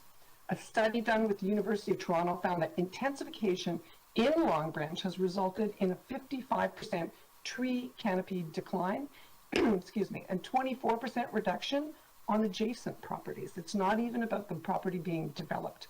So we have several proposals for you. One would be protect more trees.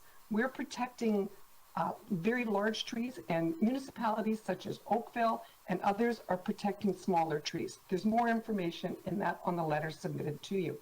Fully protect healthy private trees and make it harder to take them down.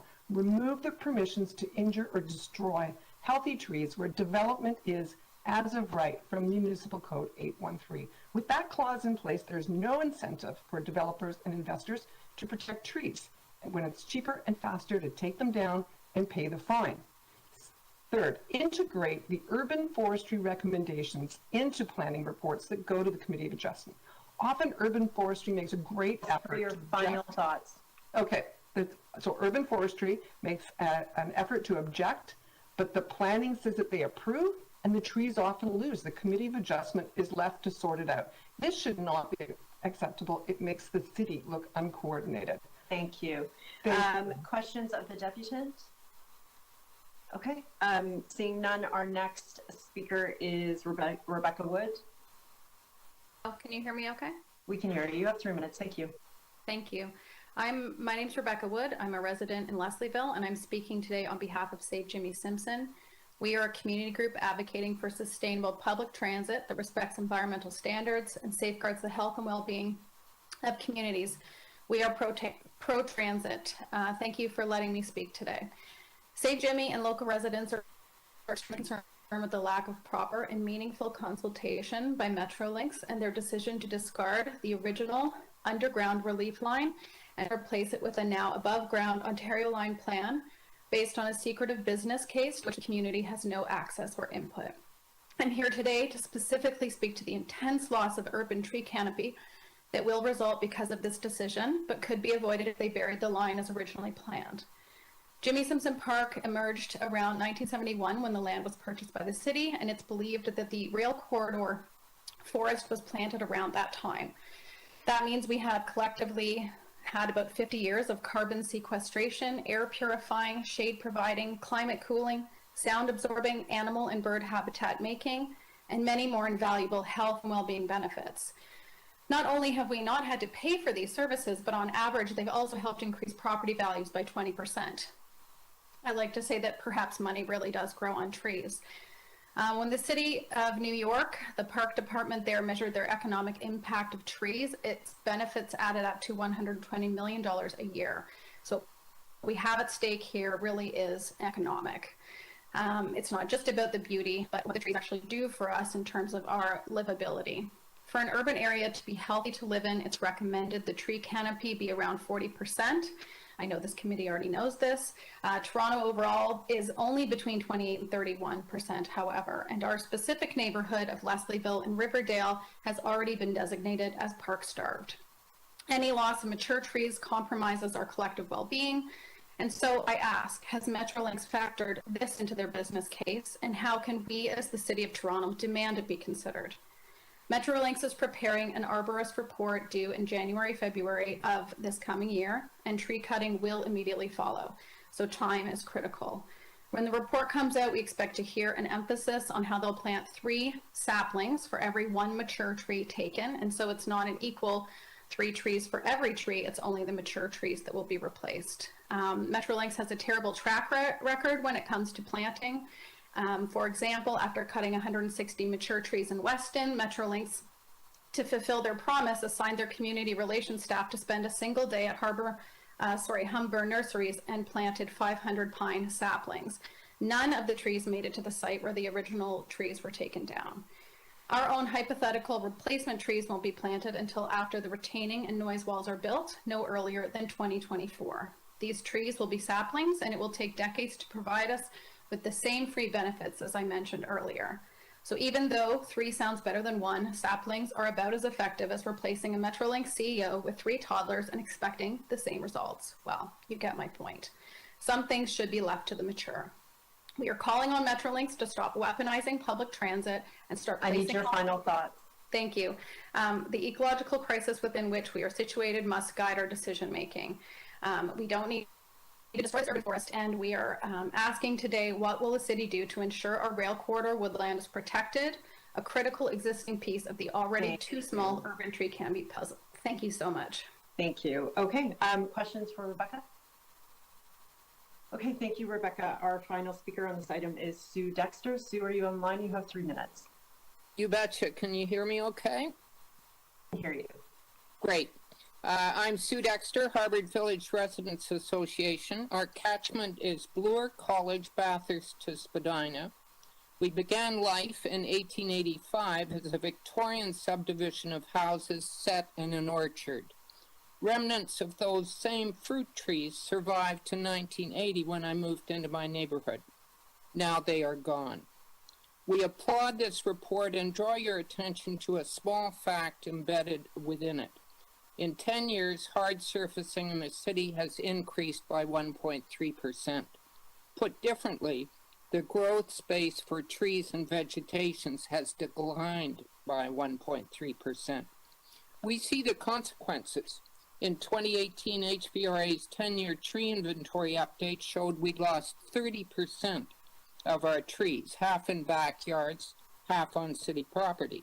700 each in an area less than a kilometer squared. James Steenberg, a principal in the city's report, concluded the principal cause of mortality was paving.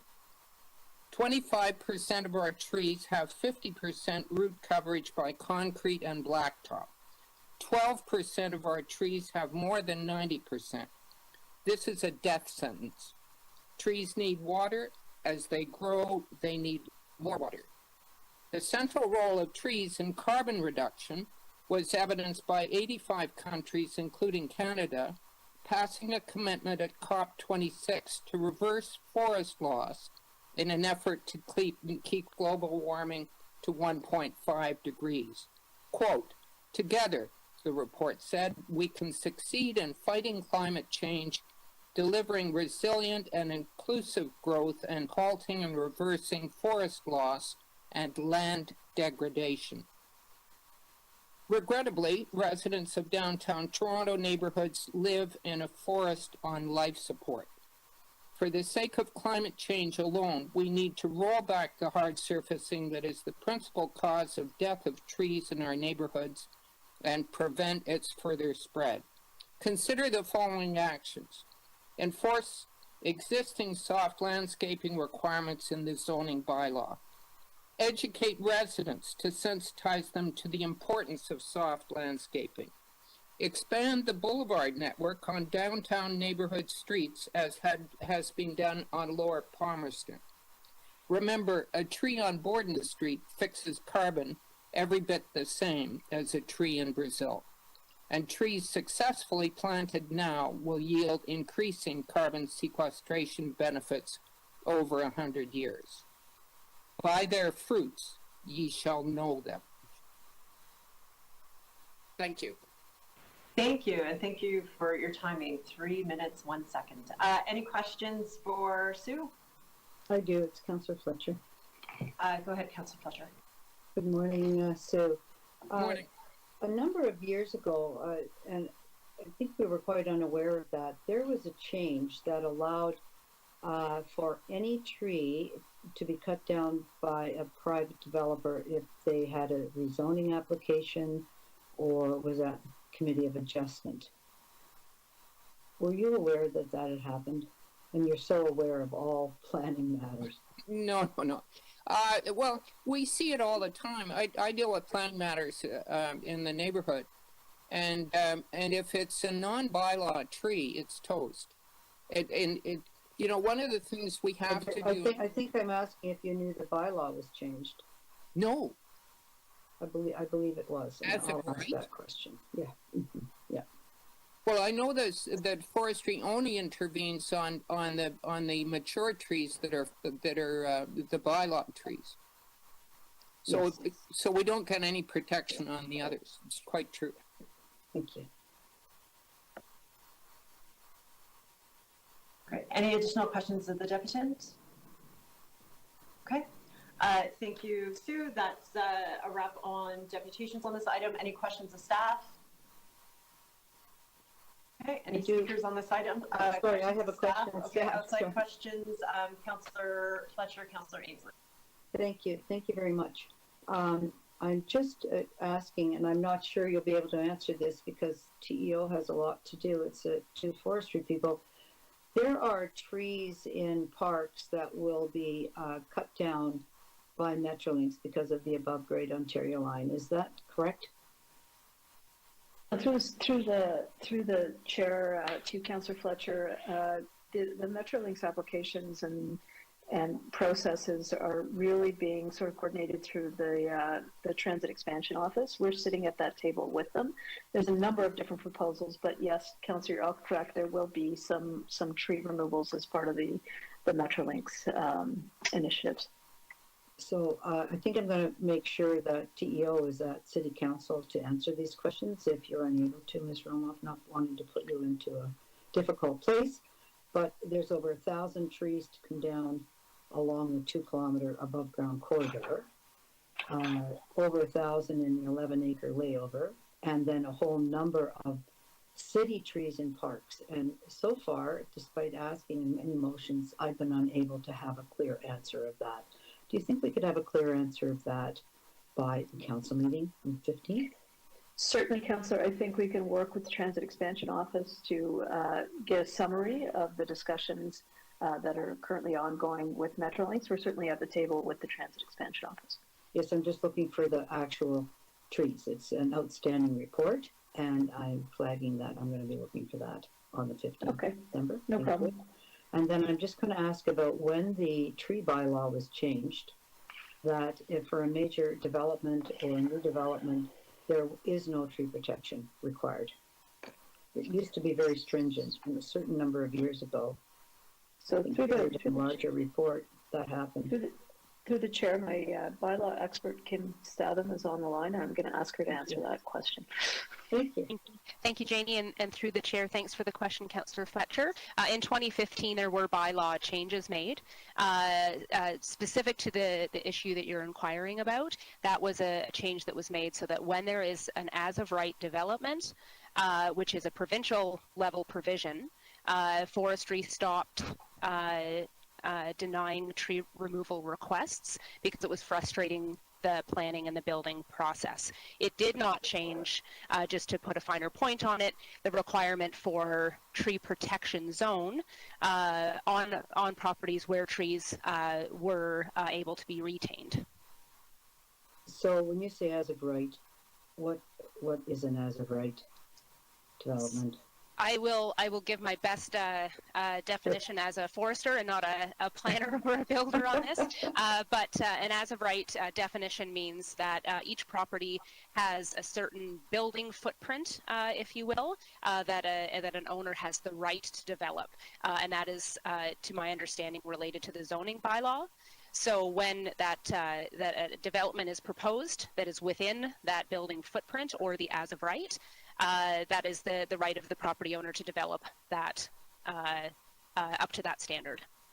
And when there's a zoning change and there is an approval, that then becomes the as of right area, doesn't it?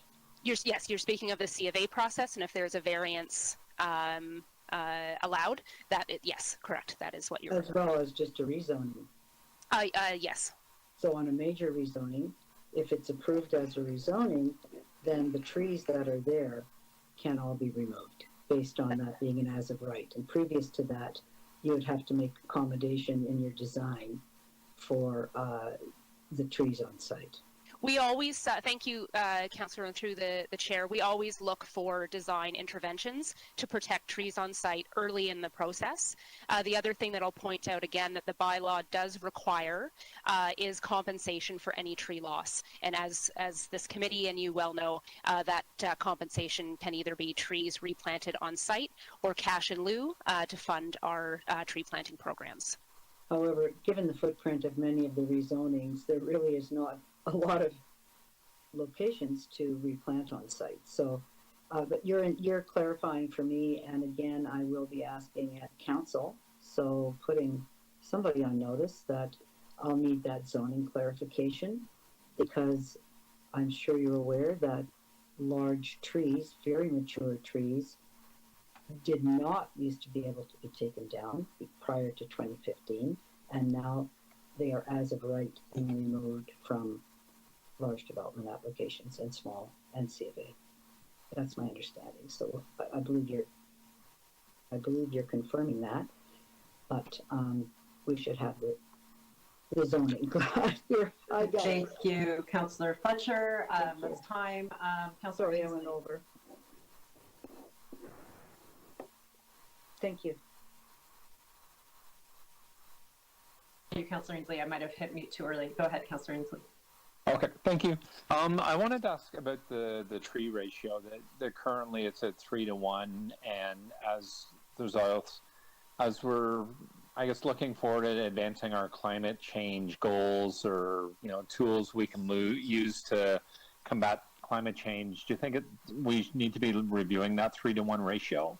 And I ask this because in light of, I also sit on the board of directors of the TRCA, and we just approved some work that Metrolinx was doing, and they've agreed to do a replanting ratio of 5-to-1.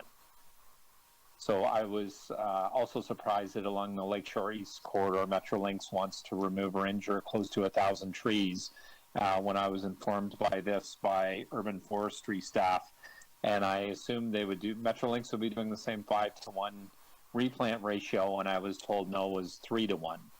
So in light of all of that, I'm wondering if it's time we need to review that 3-to-1 ratio. Thank you for the question, and through the chair. We do also implement a 5-to-1 ratio in certain situations, including properties which are located within our ravine and natural feature protection bylaw limit, as well as when you see the tree reports coming to council, when we've denied an application and it's headed to committee and council for approval. If it is overturned, at that point we ask for a 5-to-1. So we do utilize both, and there are other actions that we are taking, of course, to ensure that resiliency and health of the urban forest, including the Tree Seed Diversity Program, which was approved in the last round of council, and other measures, of course, to ensure that biodiversity and the sustainability of trees and forests and across our city. Okay, so Kim, can I take this offline with you, because I did ask the manager, Metrolinx and Linear Infrastructure about the 3-to-1 versus 5-to-1, and I said, why wouldn't we ask for 5-to-1? And I got an email back from somebody else saying that 3-to-1 was the standard. Happy to take that offline with you, Councillor. Thank you. Okay, and then my other question, Kim, I guess is similar to Councillor Fletcher's, and that's around Metrolinx or anybody else that removes mature trees. They're replacing them with saplings. Is there nothing that we can do?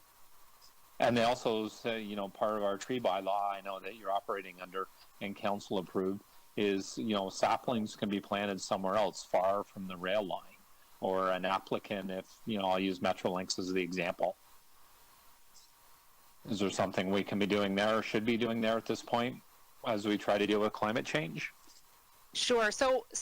You know, on the note regarding Metrolinx, I think having our colleagues in the Transit Expansion Office through the round of council would be helpful to address some of the requirements and the agreements with Metrolinx. But I can speak to, a minute about the use of the term sapling, just to make sure that everyone is aware of that we're talking about the same thing. So our tree replacements and what we look for, the trees that we plant through our residential street tree planting program are caliper size. And what I mean by that are larger, anywhere from about 40 to 60 millimeters in size.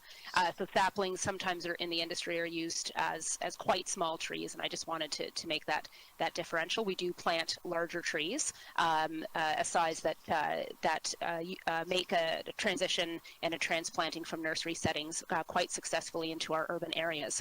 And to your point, Councillor, on you know, where the trees are located, it is always our interest, of course, and our priority to replant the trees near the site where the impact has taken place. As of course we've noted, that is not always possible, and so we look to get the trees in the ground in other areas across the city that we can. Okay. Do I have time for one more question, Madam Chair? Or? 40 seconds. Okay. I also wanted to ask about invasive species, in particular Norway maples. Is there something that we can do to make it easier for residents to remove Norway maples? They seem to be, well, they are an invasive species, but they seem to fall under the same, you know, if a Norway maple is over 30 centimeters in diameter, you have to go through the same rigorous process to get it removed. Not that I mind the rigorous process, but when it comes to invasive species like Norway maples, should we not be making it easier for residents to get them removed? Thank you for that question, and through the chair, this is a question that has come up many times through various debates. Norway maples are considered invasive species, and they are a particular issue in our sensitive ravine and natural areas. Norway maples are also, and were planted decades ago because they are an excellent urban tree. There are settings such as streets away from natural areas where their invasive qualities are not as much of a concern.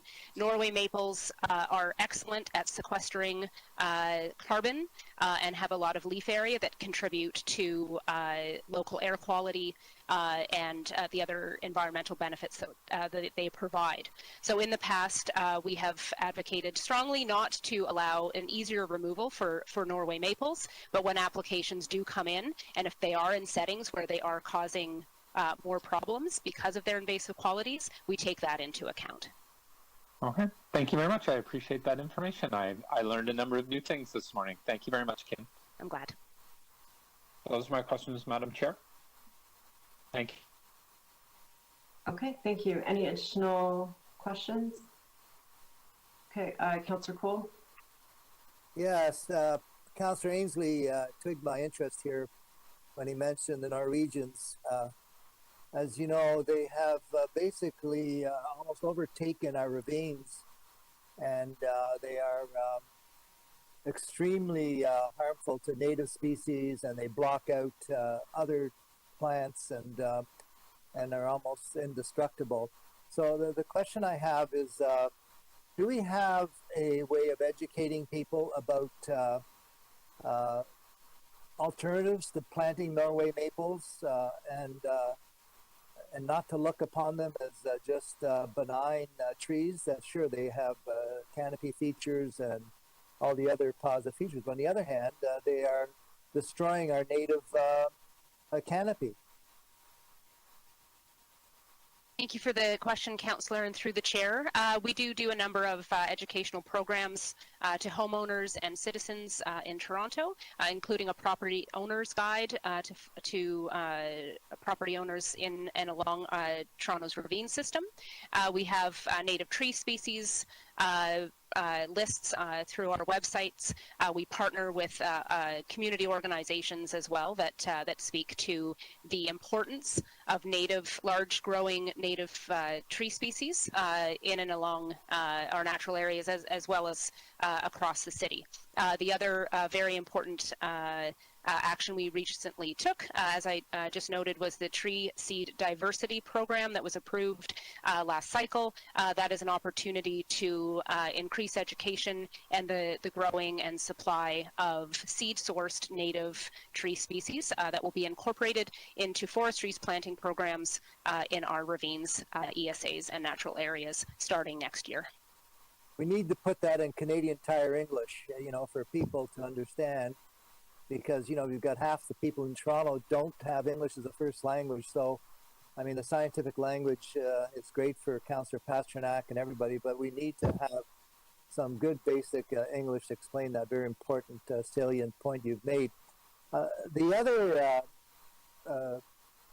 invader I'm worried about too, which is basically taking over Toronto, is the Japanese knotweed.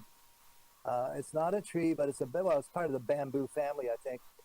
But I don't think the people of Toronto understand the incredible destruction the Japanese knotweed could make. It could go through 3 feet of concrete, could uplift your garage, your driveway.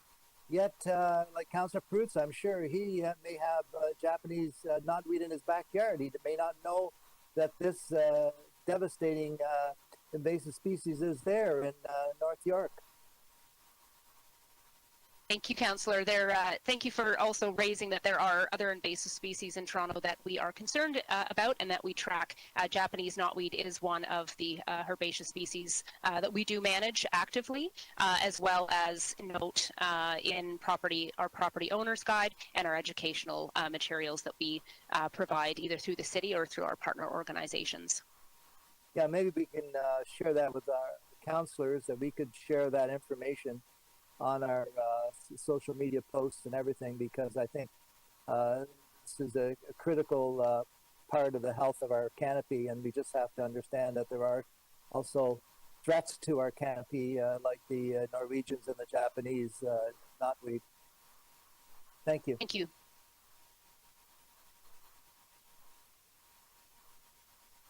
Okay, thank you. Any additional questions? I'll actually just on a point of personal privilege say that if Councillor Peruzza had a single tomato plant out of place in his backyard, or there was a threat, I am sure he would deal with it immediately, Councillor Cole. I'll save any comments to when I speak. Okay, great. Any questions? No? Okay, speakers on this item. Any outside councillors? Councillor Fletcher. Thank you. I'll just address the issue of the rail lines. And until this morning, I didn't really understand that. You had 1,000 trees as well, Councillor Ainsley, coming down in that Metrolinx corridor. It's my belief their replacement 3-to-1 is for our trees, not their trees. They're not under our tree bylaw. And well put that there is no requirement, or quite often no room, for those to be a 3-to-1 replacement near the site. In the case of the 2-kilometer above ground Ontario line, that will remove over 1,000 trees along their rail line and many more extremely mature trees in all of the parks along. There's 5 parks, and they will all lose those trees that are snugged up to the rail fence, because Metrolinx has given itself a 30-meter right-of-way along their property line onto city property and also private property.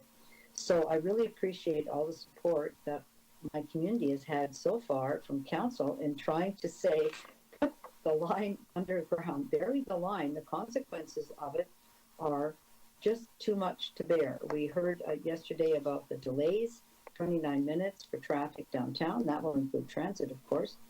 And we know about the bridges that have to be replaced. We know they're raising the track bed 5 feet high along 2 kilometers. By the time it's over, it won't cost much less to bury that line. My concern is, just imagine the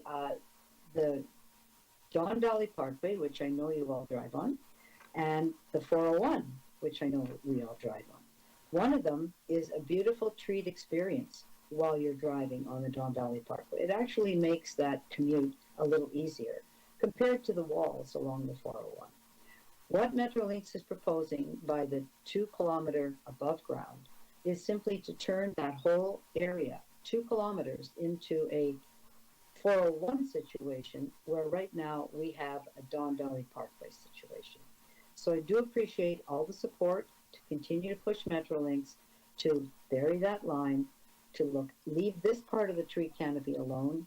We always have supported the expansion to four tracks from 3 to 4, but adding the next 2 tracks above ground is actual devastation of the only green space that exists in these 2 kilometers. So thank you, and thanks for the deputation. We did have a tree funeral last Sunday in Riverside and Leslieville that was to commemorate all of the trees that will be clear cut along that line. So the sensitivity and just putting up posters on the Gardiner or the Lakeshore that says we're replacing 3 to 1, it's not quite factually true, because you're not replacing anything. Can't replace it. It's too dense. There's nowhere to replace the 3 to 1 except somewhere else, as Councillor Ainsley has wisely pointed out. So thank you, Madam Chair. Thank you, Councillor Fletcher. Additional speakers on this item? Councillor Layton. Yes, thank you very much. I have a motion if staff could put it up. It's a report request to municipal licensing and standards to evaluate whether or not we can, here we go. Request General Manager Parks, Forestry and Recreation consultation with General Manager Transportation Services and Executive Director Municipal Licensing and Standards to report back on any recommendations for an enhanced enforcement of the required soft landscaping on the city right-of-way or private property as set out in the city's zoning bylaw. First of all, kudos to our forestry staff. We've seen an increase in a steady increase in our tree canopy over the last decade, and we're poised to achieve our 2040 target. But what's not apparent is we're losing plantable space. So if we are going to keep making these investments in tree planting across communities, and I agree with the approach that's outlined around an equitable approach to make sure that all communities can benefit from the ecological benefits that trees bring to neighborhoods. But we're running out of plantable spaces through development, through industrialization of green spaces, as we heard from Councillor Fletcher, but also in our own backyards as people pave over with, quote, permeable space that in fact eliminates the ability for trees to grow. And it's a serious problem, because if we're doing the low-hanging fruit, eventually we're going to get to the point that we're going to run out of plantable spaces within neighborhoods, so that those neighborhoods can benefit from what trees bring: lower energy costs, the cooling effect that they bring. And so this motion is I hope will help address that. I've got a lot of instances in my ward where I've called it in that someone's paving over their front lawn, not for a parking pad, just paving it over or putting in the interlock, without any regard to whether or not there's on the city property the ability to plant a tree, or on the private property. And we also see it in backyards where someone fences it in and then decides they're going to pour a pad, which is against our zoning bylaw. It's against city policy, but we're not doing the greatest job in following up and ensuring that those impervious surfaces get removed in the end. And if we don't, then we're going to run out of space, because essentially you're salting the earth once you pour a big concrete pad on it, because nothing's going to grow. So I hope you'll support this motion moving forward in order for us to achieve the overall goal of 40% in the long term. Great, thank you. Councillor Pasternak. Just a quick question for the mover.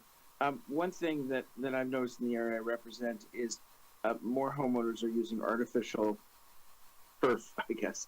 It's really a hard plastic, not only on their private property, but on the public right of way. Does your motion address that? It only popped up on the screen very quickly. It doesn't, and because it talks about soft landscaping, and I suspect that someone could argue that artificial turf is soft landscaping because water can permeate it. I didn't attempt to address that here. We have the same problem down in Ward 11, not to a huge degree, but we see it. Certainly interlock seems to be the preferred method of hardening surfaces in my ward. I'm open if you want to make a motion along the prohibition of artificial turf. I will gladly support it, Councillor Pasternak, because like the last thing I want is little bits of plastic in the groundwater and flowing into our sewers and getting into our drinking water. So like I'm very supportive of that notion. I just, to be honest, didn't think of it. Well, no, let's, thank you for that gracious offer. What we'll do is we'll deal with your motion, and then if we have to fix anything, we'll fix it at council.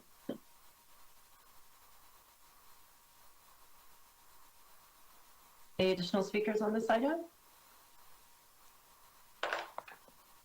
Okay, I think we can proceed to, sorry, Councillor Layton, did you amend it? Sorry? Did you present an amendment? To the report? Yeah. Yes. Okay, it's just not circulating yet.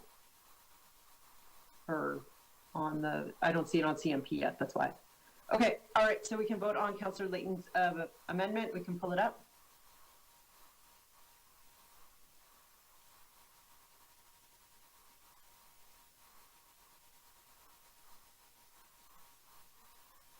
Okay, all those in favor when the screen changes? All those in favor? All those opposed? That carries. Motion is as amended. All those in favor? All those opposed? That item carries. Okay, thank you.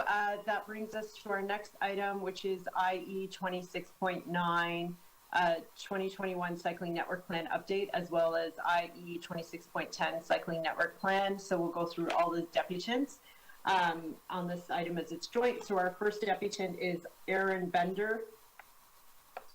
Aaron, are you here? I am, and thanks for getting my name right, Councillor McKelvey. Thank you. You have 3 minutes. All right, thanks. And thanks to the committee for having me. My name is Aaron Binder. I'm the Chief Experience Officer at Segway of Ontario. We're one of Canada's leading electric scooter and micro-mobility suppliers for private use.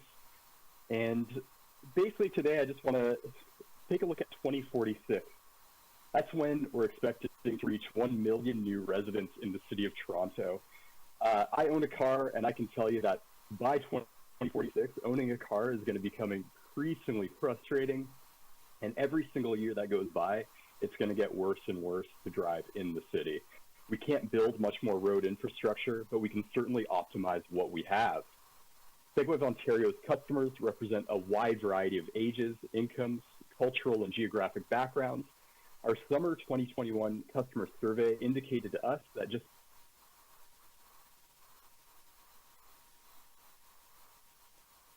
Sorry, you've cut out there. I don't know if over 30% of our customers. Okay, you're back. We can hear you again. Thank you. Okay, I'll go back one sentence here. Our customers, they do represent a wide variety of ages, income, cultural and geographic backgrounds. And our summer 2021 customer survey indicated that over 30% of our customers have exchanged some car trips for electric scooter trips. And we believe this will be much higher with more complete streets in the city. Many folks in Toronto actually want to get out of their cars, but don't feel safe taking other forms of transportation like their bicycles or electric scooters, or even walking sometimes, depending on the neighborhood. That's why Segway of Ontario and myself were supporting the Toronto City recommendations, Toronto City staff recommendations to make all active TO bikeways permanent and upgrade them, approve and propose cycling network projects for 2022 and 2024, streamline the bikeway adjustment process, and grow the staff team. We can either adopt more efficient means of transportation like public transit, cycling, and privately owned micromobility, or we can pretend that 35,000 new residents a year won't impact our traffic and already at capacity street parking. I urge you all to vote yes on these recommendations and then vote yes again at City Council. Why not? Cycle lanes and complete streets are great for local business, reducing emissions, and keeping our city moving. Thanks. Thank you for your deputation. Any questions of the deputant? Okay, seeing none, that brings us to our next deputant, Gilles Penaloza. Gilles, you have 3 minutes. To the chair, that speaker is not present. Okay, thank you. That brings us to our next speaker, Robert Zajkowski. Robert, are you on the line? And apologies if I didn't pronounce your name right. To the chair, that speaker is present and they've been provided with access to the audio panels. To Robert, you need to click on Connect Audio at the bottom of your WebEx panel and we can unmute you so that you can speak.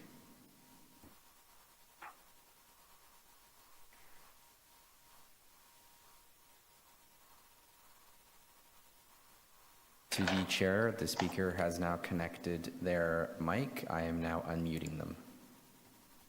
Okay, thank you, Robert. Now we can hear you. You have 3 minutes. Okay, thank you, Madam Chair. Good morning. I'm Robert Zajkowski, a founding member of the Toronto Community Bikeways Coalition. One question we need to ask about this bike plan update is, will the plan build on last year's historic progress of 31 kilometers of bike lanes built, or will we revert to the snail's pace of the past? Well, the 100 kilometers proposed over the next 3 years sounds like we'll maintain that pace. It's possible that pace is no longer enough, especially when we're considering the escalating climate crisis and the fact that the Transport TO is looking to have 75% of trips under 5 kilometers to be made by foot, bicycle, and public transit by 2030. So to help satisfy the Transport TO goal, I would suggest that we accelerate the plan to be built in 2 years instead of 3. As for the budget, I'm pleased to see an increase to $20 million a year, but I should call out that there have been difficulties fully spending that budget in the past. Therefore, we need to ensure that the cycling unit has enough staff to fully deliver on this plan, and I would suggest having a separate fund to upgrade existing infrastructure, which has been proposed by the coalition when they released this cycling report card earlier this year. As for the routes themselves, I'm pleased to see that the Bloor bike lanes are proposed to be extended from Runnymede to 6 points by 2024. Not only will that help make the existing bike lanes at 6 points more useful, they'll help connect the existing bike lanes on Royal York and the Humber River Trail, as well as serve the fast-growing communities at Bloor Kipling and Bloor Islington. I'm also pleased to see some progress proposed in the east end, such as extending the Danforth bike lanes, as well as adding those on Kingston Road and Ellesmere, Delaware, which is part of the Durham-Scarborough BRT. However, there are some missed opportunities that I feel need to be called out. Last year, there were 2 active TO projects that were listed as under consideration, those on Overley Boulevard and Avenue Road. The plan does not call for anything to be built before 2025, which I don't feel is accessible, especially considering earlier this summer, Miguel Joshua Escanab was killed while riding his bike. Not to mention the Farncliffe and Plymouth Parks, which Overley was served with help on the equity front. There are also critical gaps in the network that need to be filled, such as on Yonge from Davisville to Eglinton, which is 1 kilometer, and the Queensway from Burma to Royal York. Let's stop having these unnecessary gaps and ensure that the bikeway network is fully connected. And one final comment, I recommend that the active TO bike lanes built last year be made permanent. Thank you. Thank you for your deputation. Any questions of the deputant? Okay, seeing none, our next deputant is Vanessa Gentile.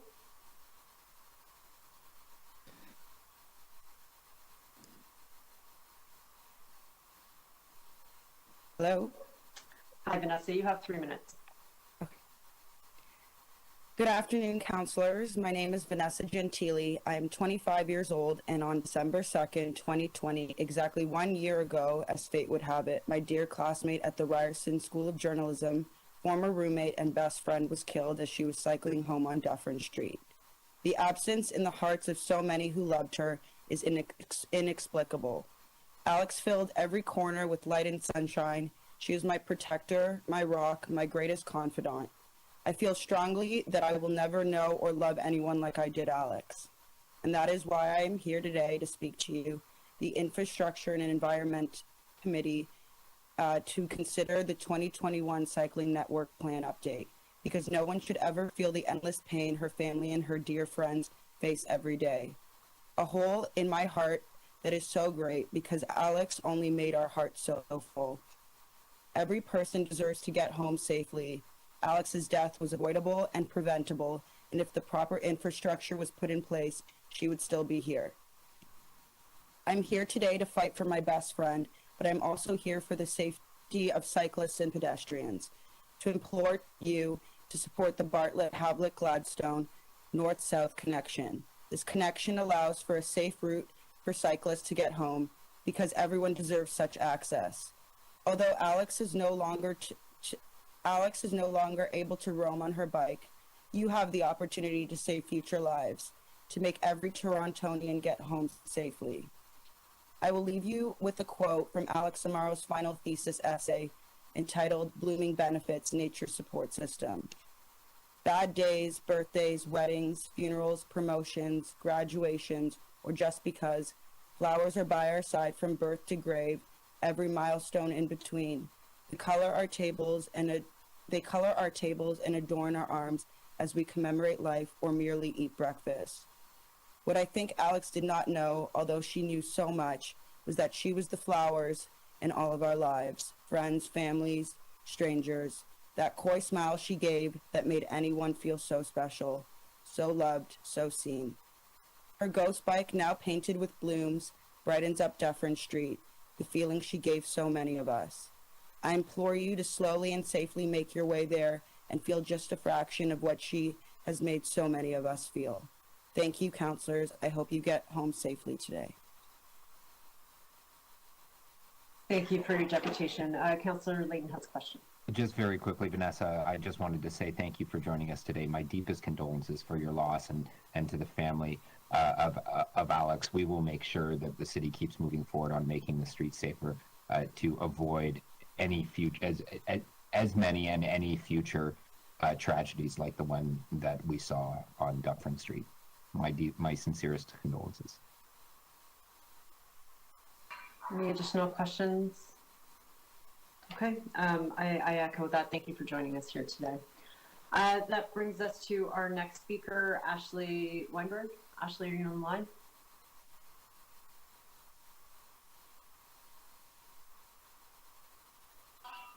Hello? Hi, can you hear me?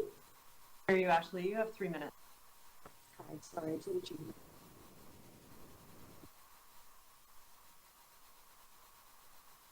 Hi, can you hear me all right? You have 3 minutes. Great. Okay, I'm one of the residents on Palmerston Square.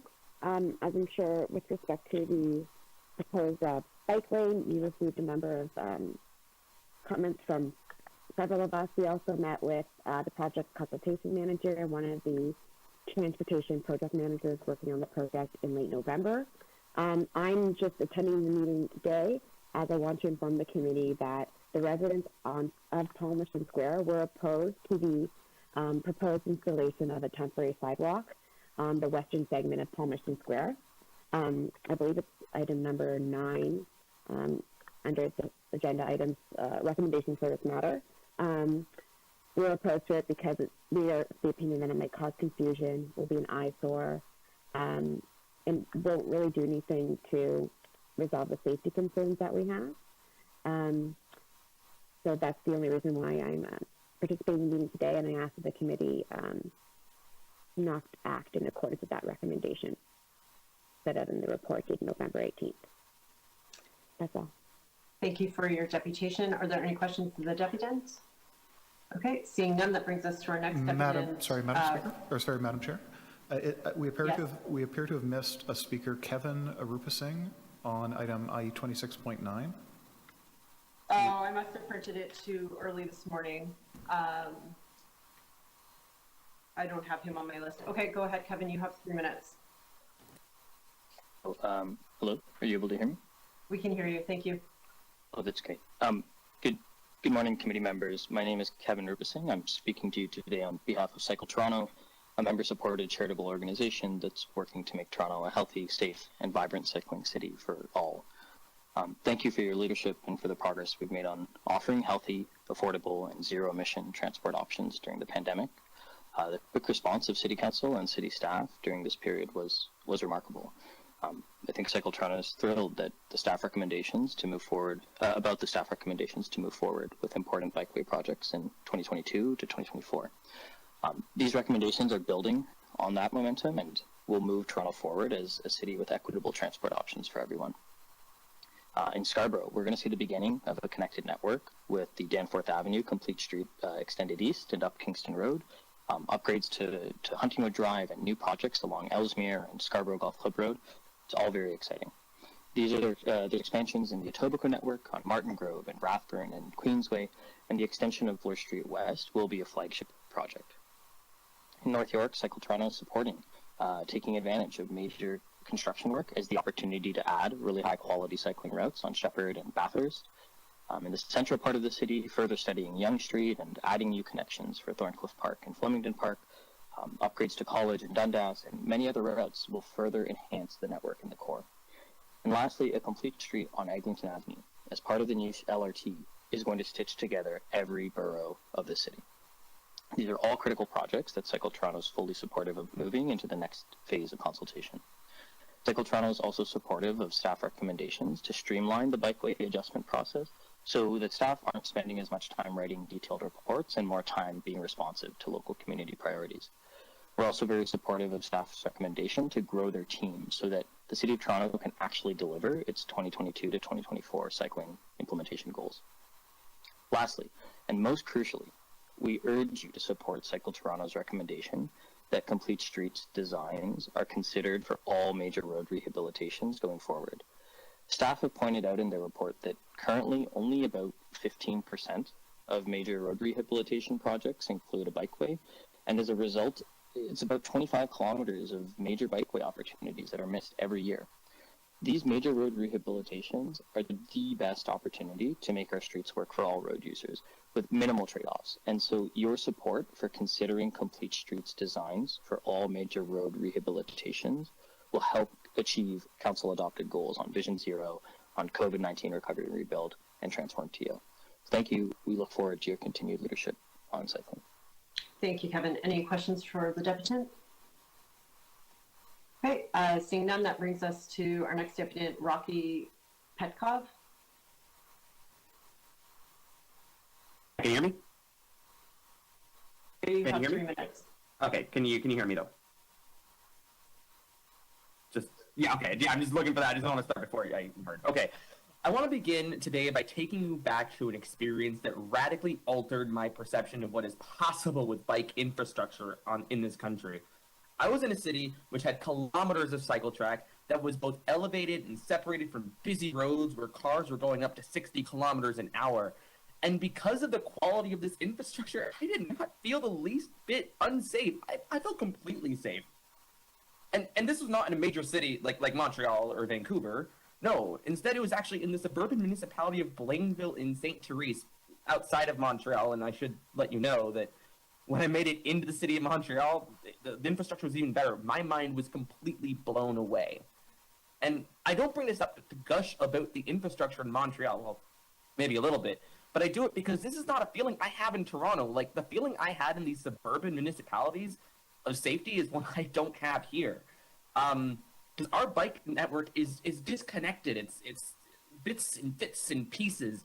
And the two items you have in front of you today, 26.9, 26.10, aim to change that by making the temporary bike lanes on Bloor Danforth, which I can't even believe that we're contemplating taking a step back with regards to bike infrastructure, but that's apparently on the table.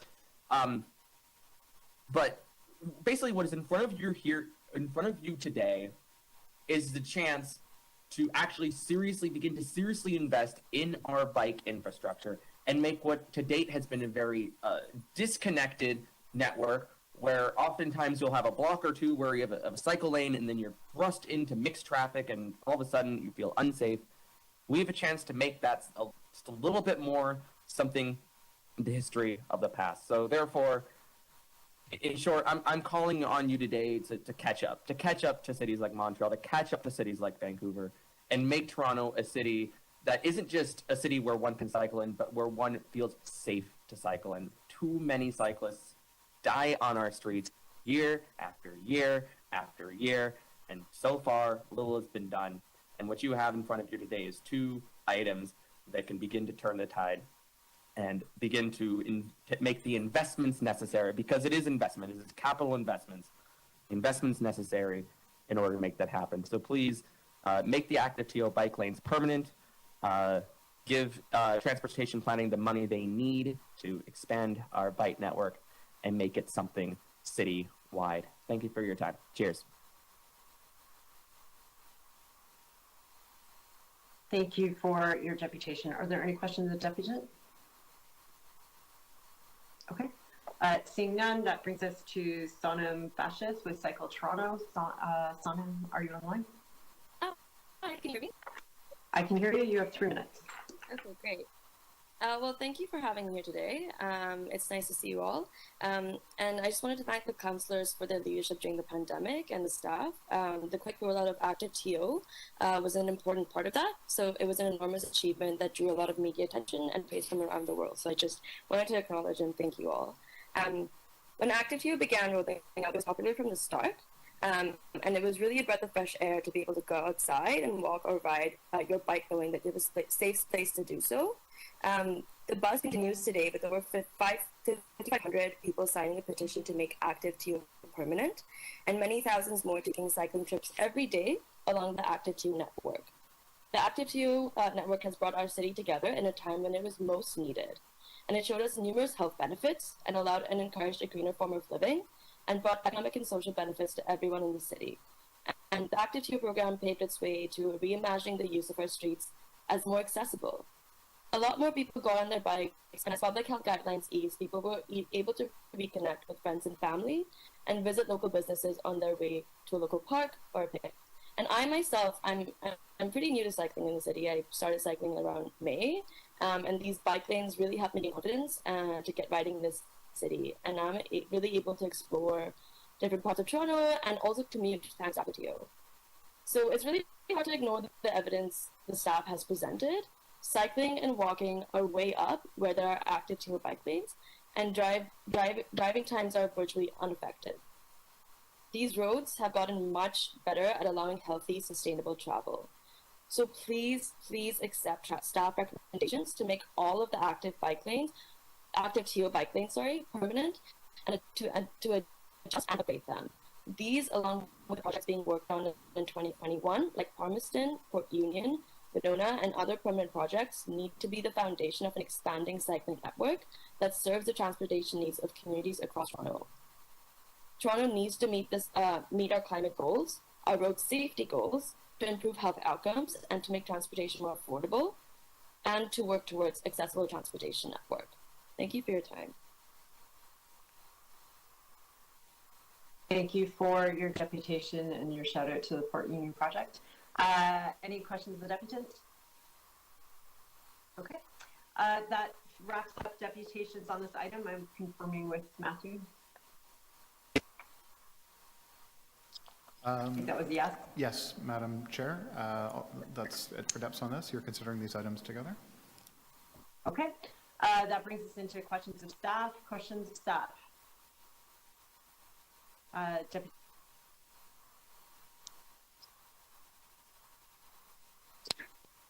You say me, Jennifer? Yes, please.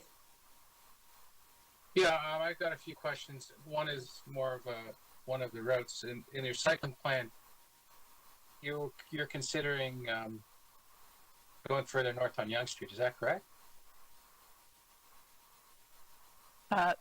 Through the Through the chair to Deputy Mayor Min and Wong.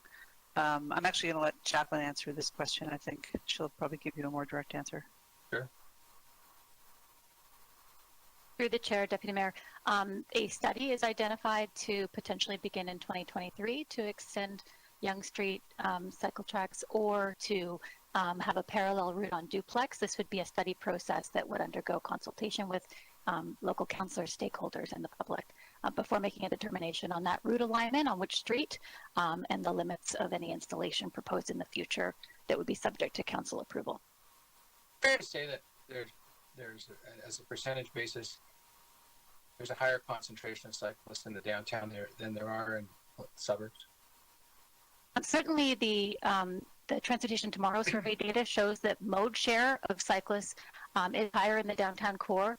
There are pockets elsewhere in the city that have mode share that is higher than the norm within their area, but overall in the past several years, cycling mode share has been growing, and part of the impetus is about creating safe cycling infrastructure so more people can choose to cycle. How come you don't, therefore, then have any plans to build cycle tracks south of Bloor Street on Yonge? There's nothing. Are there any cycle tracks between? Sorry, pardon me. Are there any cycle tracks on Yonge Street between Bloor and, let's say, Union Station? Yes, Councillor. The Lower Yonge Transportation Master Plan proposes cycle tracks at the very south end of Yonge Street, as does the Yonge Tomorrow environmental assessment that was approved by Council. Previously has cycle tracks between College Street and I believe Wellesley. College. Why don't we go? There's a huge gap there between College and Bloor. There is a plan for a Yonge Tomorrow Phase 2 environmental assessment that would look at the proposed cross-section in that area that would be initiated after we get a little bit further along in the design of Yonge Tomorrow Phase 1 that was approved by Council. And when would that proposed to take place and finish? The proposal to start that environmental assessment would likely be early 2023, and then it would go through the process and be coordinated with the timing of any state of good repair work for the water main replacement north of Bloor Street. Between Davenport and College. And that replacement takes place? It still requires some capital coordination in terms of other major work in the area. It's likely in the 2026 or so scenario. Okay. I have a question with regard to the second item with regard to the, why are we in such a rush to move forward with active TO? What's the rush? I mean, the numbers we don't have data back because we're not back to full capacity. Is that fair to say? We do have data comparing the... No, that's not. No, I'm sorry, Madam Chair, that's not what I asked. We're not back to full capacity, therefore we don't have full data. Is that fair to say? Through the chair, I mean, we have data that we publish every week on travel time index, and we're at about 86%. We're about 86% of the traffic in downtown. What else we've noticed is we look at that data on a weekly basis is that we've also seen a very significant increase. I don't have the percentage in front of me of cycling traffic in the downtown as well. But I also wanted to just Barbara, 86% of what? Pre-COVID pandemic traffic volumes. And this is with thousands and thousands of people still staying at home from work. I believe the occupancy index that we recently saw from the SRRA was at about 16 to 17% occupancy. So there's certainly lower occupancy as well. But as you know, there's also reduced ridership on transit. So you have 16 to 17% of occupancy. That means 70%, 75% of the folks who are in those office towers, for lack of I'll use a generalized term, aren't there. That means there are going to be a lot more people who are going to be coming downtown. Not all of them are going to be taking transit. I think oh, sorry, go ahead. I think we're actually following that quite closely, but I think that it remains to be seen how people return back. And even as you know, there was an announcement earlier this week that city staff will be returning a minimum of 3 days a week to City Hall. That's still significantly less commute time than we would see if people were back in offices at 100% capacity. So I think, again, we don't know what's going to happen, and our best defense here is to really continue to track the data and be able to make modifications as we see things change. And we have other tools, you know, other than just implementing cycling infrastructure or not implementing cycling infrastructure. But we definitely have seen an increase in use of the temporary corridors that we've put in. So we believe that it's a very good plan to put them in place permanently and continue to look at expansion of the network. I'm probably running out of my time. I've got a final question. I sent my staff out to do a count on University Avenue, and during the AM hours, they tracked six on average 60 cyclists per hour in a nice sunny warm day in October in the AM peak period.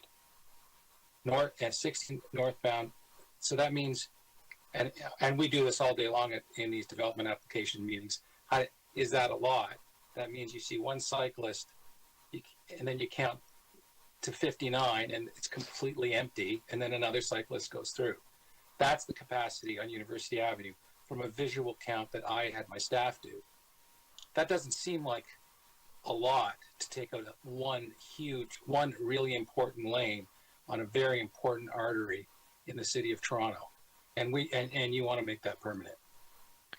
I'm just going to start, Deputy Mayor, because I think we often hear from people that they've done counts on a specific time of day or specific day of week, which I think is all quite legitimate.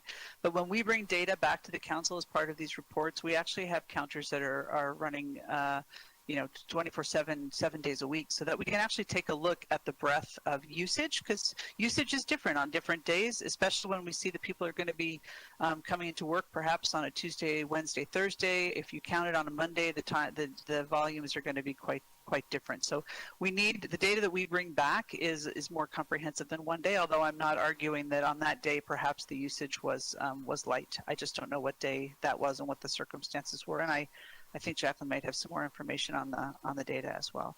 Our counts are based on the 7 a.m. to 11 p.m. period, and previous to the cycle tracks, they were about 530 and about 1,080 in fall 2021 after the divide by 24, right? Sorry, divide by 24 hours. Is that right? This is last question. Sorry, I just noticed you went past time. 14 hours, so about 77 an hour. 77. Yeah, that's pretty close. I'll give it to you. So you count to one every 60 seconds almost, and that's across every hour, including until 11 p.m. at night. That's right. Fine. Thanks for additional questions of staff? Yeah, sorry, it's Councillor Ainsley. I think you missed my hand earlier, Madam Chair. Oh, sorry, you had toggled off my screen. That's okay. Toggle you back on. Go ahead, Councillor Ainsley. Apologies for that. That's okay, not a problem. Ms. Hayward, I wanted to ask about the Scarborough Waterfront East Trail. And I see it's listed as one of the attachments for design and consultation. I was just wondering if you could elaborate on that, and if the city have funding for that, or we're still looking for funding from other levels of government? This would be work led by the Toronto Region Conservation Authority in partnership with the city. And yes, indeed, Councillor, we are looking for funding from other levels of government. It's a massive project that involves both waterfront revitalization as well as the completion of the waterfront trail there. Okay, and then I guess the other question I had as I look at this PDF, in future work on Galloway Road, it's under consideration, and then the waterfront, kind of runs north-south, but there's, that tiny little gap between where it ends at Guildwood Parkway and the waterfront trail. Can that connection be made or considered so, there's more of a network there? Could I ask Becky to just jump in on that quick question, please? Sure, through the chair. Hi, everyone. Yeah, we're happy to explore that connection when we take a look at Galloway more in-depthly next year. Okay, all right. Thank you very much. Those are my questions, Madam Chair. Thank you. Thank you. Additional speakers? Madam Chair? Councillor Mitt. Through you to Ms. Hayward, for Huntingwood Drive, could you just elaborate on, since we're going to have the resurfacing done in July, how the cycle track and the new proposals that are going to be coming through can be implemented through community consultation? Sure, Councillor, happy to. Huntingwood Drive is in a great opportunity because it was tried as an active TO project, and we worked with your office to make some changes as we went, but the resurfacing project in 2022 will include both green infrastructure improvements as well as a cycle track in order to really enhance the quality of that facility. But our first step is to work with you and through community meetings to get feedback on that design before it goes through to the tender process.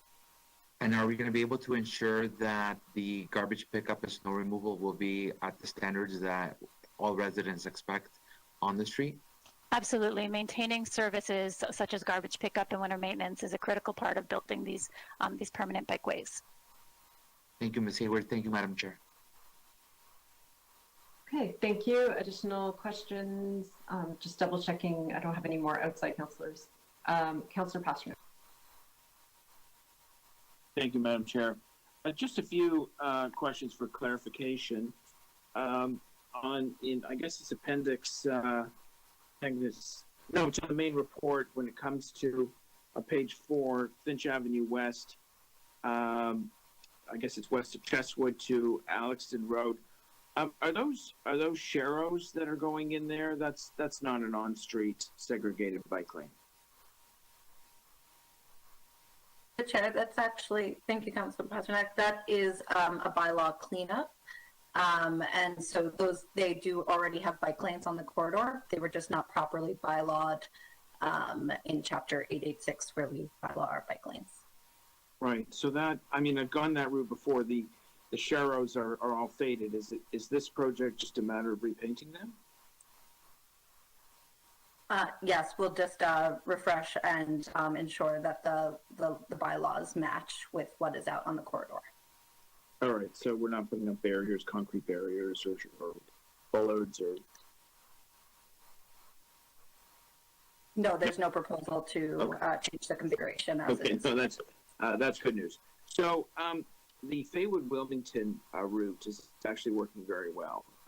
It launched pretty quietly, and it's been met with very positive feedback.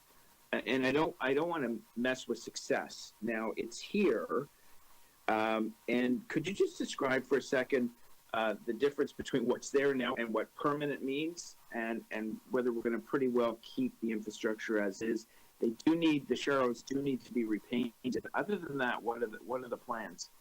Sure, Councillor, happy to clarify that. So the report is proposing to make all of the temporary active TO projects that were installed in 2020 permanent. So the bylaw status of those projects actually expires because it was a temporary project. So we're proposing to make those, just a part of the bylaws in perpetuity. There wouldn't be any changes to configuration except to refresh markings and things like that, but no change to the nature of the markings or the signage or the separation. So once, because I've got like 6 schools there, community center. It's just very hard to do fixed barriers on that route. So we're just repainting the sharrows and just changing the bylaws. Correct. Okay.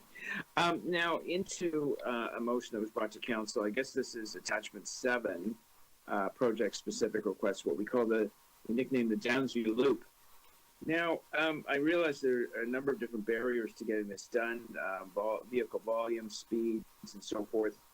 Was there any thought to maybe tinkering with the proposal, the route that we brought, moving things around through the neighborhood, doing alternative streets to make it work, or is that for another day?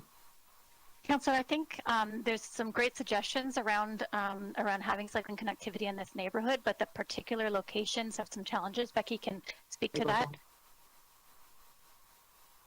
So why don't we just amend it to April 2nd? Okay. Yeah, so we did take a look at the existing proposal. Yeah. Someone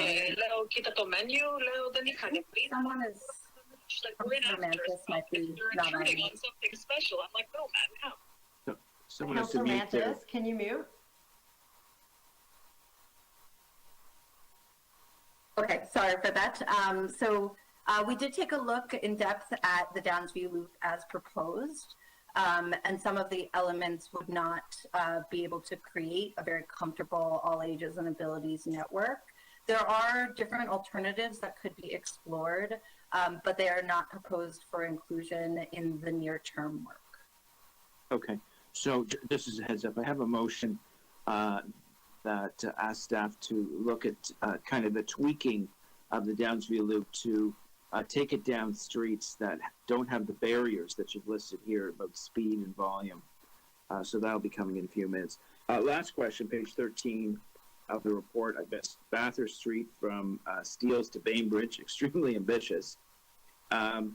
Would those be elevated bike lanes on the public right-of-way on the boulevard? Or it's just, we're not that far ahead yet?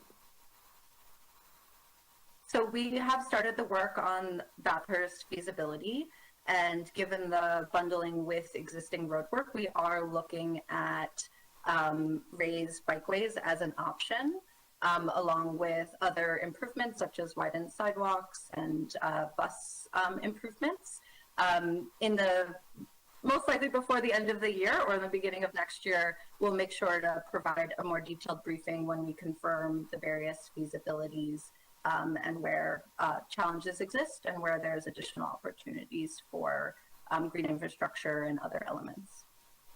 Right. Okay, so that's an ongoing conversation. I just wanted to alert staff that bike lanes on the roadway with the volume of north-south traffic and the bus routes would probably not work. Okay. All right. Thanks very much, Madam Chair. Any additional questions of staff on this item?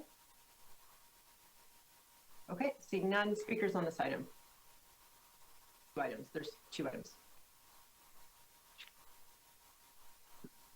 My motion's ready. Deputy Mayor, and then Councillor Pasternak, then Councillor Layton, although I think we only have 7 minutes, so some of this will go past lunch. Oh. Sorry, Madam Chair. I'll speak. I note the time. Councillor Hazel wants to speak. I'll yield the floor to the visiting councillor. Oh, there was a hand up there, and sorry, go ahead, Clark. I just note the time. Would the committee like to extend the meeting past 12:30 to complete this item? No, I think we can break. So maybe we'll do one speaker and then we'll break for lunch. Understood. Thank you. I'm sorry, was there an outside speaker with a hand up? Because I did not see one. Okay, go ahead, Deputy Mayor. Ainsley wanted to speak. No? Okay, I'll speak. I'm here. Anybody see him? Paging Councillor Ainsley? I heard him. Okay. Okay, go ahead. Anyway, thanks, Madam Chair. Look, I'm not in a position to support either of these reports. At a meta level, especially in the suburbs, I don't believe the amount of cycling is anywhere near what people think the cycling is. And it doesn't, deserve the amount of bike lanes that are being built is far out of proportion to demand. I studied this in my ward and found that as their primary mode of travel, about 2 to 3% of people in my ward use cycling, which is a very, very low number. I think that's the same for a lot of suburban municipalities. I think even to the extent if you drive around right now and you go on, I was driving to work and I was going down to the Bayview Extension along Dundas. I saw maybe 1 or 2 cyclists, and we're spending millions and millions of dollars on all of this.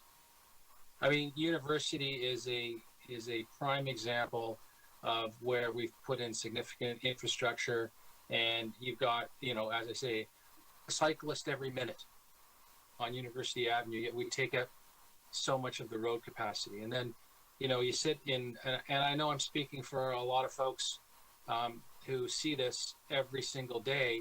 They're sitting on Yonge Street in traffic, waiting and waiting and waiting, while they look to their right, and what do they see? An empty lane that's supposed to have bikes in it that is completely empty. This is not an arrangement, I think, that a majority of residents in the City of Toronto support. And I'm, mindful of this arrangement where we're dealing with a climate change report, and the amount of congestion that this causes and the amount of greenhouse gases that are spewed into the atmosphere because we're all waiting in traffic with our engines turned on instead of proceeding in an efficient manner, either to work or home from work, creates a lot more environmental pollution than it solves. And putting in these bike lanes isn't going to make it any better. I think we need to slow down, and that's why we don't need additional bike lanes. And in terms of active TO, we should wait until we're back to regular capacity and see what's necessary then. But we've proceeded far too quickly, and it is not based on demand. This is it's far more of a political agenda than responding to the needs of the residents of Toronto. And so I'm gonna vote to reflect the needs of what my residents feel and what I think the majority of the residents in Toronto feel. Thank you, Madam Chair. Okay, thank you, Deputy Mayor. Okay, so just some housekeeping. We did not time, we're going to go back to speakers after lunch, so Councillor Pasternak, you will be first. So because we didn't time what the transform TO item, I just want to flag to deputants after lunch, i.e. 26.12, so Speaker Shane O'Hurlery, and i.e. 26.15, speakers Tony Fairbrother, Jamie Smith. You'll be the first three up in the deputations before we move over onto the transform TO and the wastewater item, which those two combined have 78 speakers. We have 1 minute, so we can also bring up the motion about i.e. 26.4 regarding the Auditor General. This has been updated with the authorities that we have. The Auditor General has also said that there's not sufficient time to do a full review prior to the 15th meeting, so we have this as a bit of a compromise on that. Madam Chair, just on that item, I think the intent behind your motion was excellent, and I'm wondering whether we should hold the item down or defer to the next meeting, or ask the Auditor General how much time she needs, only to the extent, and I apologize for diving into this, it's a big contract. There was a lot of pushback, and I think that your idea was an excellent one. I'd like to find a workaround to achieve what I think you and I and probably a majority of the members of this committee would like to achieve. Okay, I mean, we can refer it to council without Rex, and then I posted well, let me flag to you, the motion is advanced circulated, so let's stand this down again. You can look at that over lunch, but we could also send it to council without Rex, and then continue defer it as well then if needed. But okay, let's stand that down so you can look at that, and we can continue to work on that during this meeting. Okay, so that's a lunch break. I will see you at 1:30. Again, we're completing the cycling item, and then we'll do items 12, 15, and then we'll move on to transform TO. Enjoy your lunch.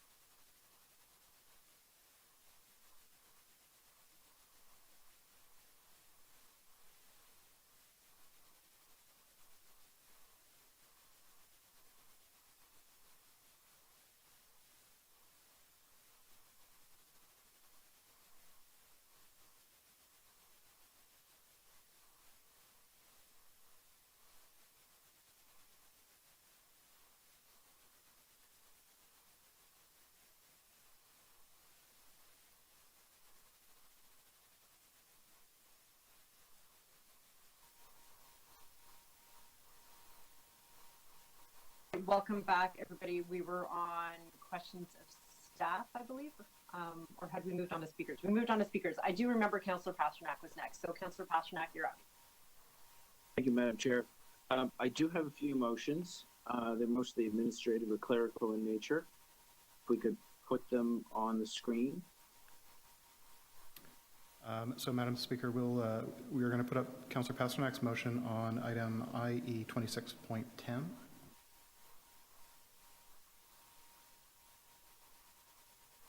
Are the motions for the two items tabled separately, or can we just throw them all out there?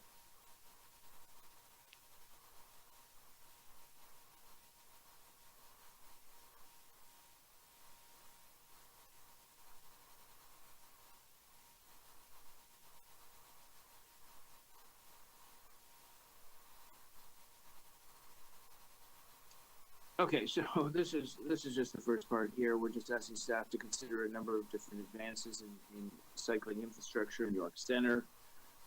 We're interested in taking the Diamond Lane, which is now restricted to TTC vehicles, and expanded to cyclists and high occupancy vehicles that we did on Dufferin Street. We're representing a motion where we'd like to have better connectivity from Faywood and Wilmington into Balmoral Park, Royal Bales Park, cutting along Elmore, York Downs, and York Downs to Bombay. And we're looking at some tinkering on the Downsview Loop proposal, which had a lot of problems in it, which is in the report.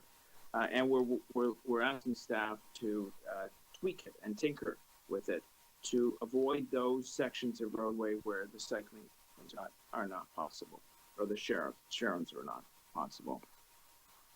One of the longest standing debates at the City of Toronto is the role and position of bike lanes, where they go, how much they cost, which streets they should go on, cyclists versus non-cyclists. Nobody is telling anyone to give up their car. No one is telling anyone that they have to drive a bike.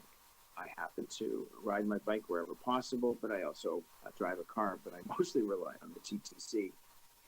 The advantages of cycling have been well stated.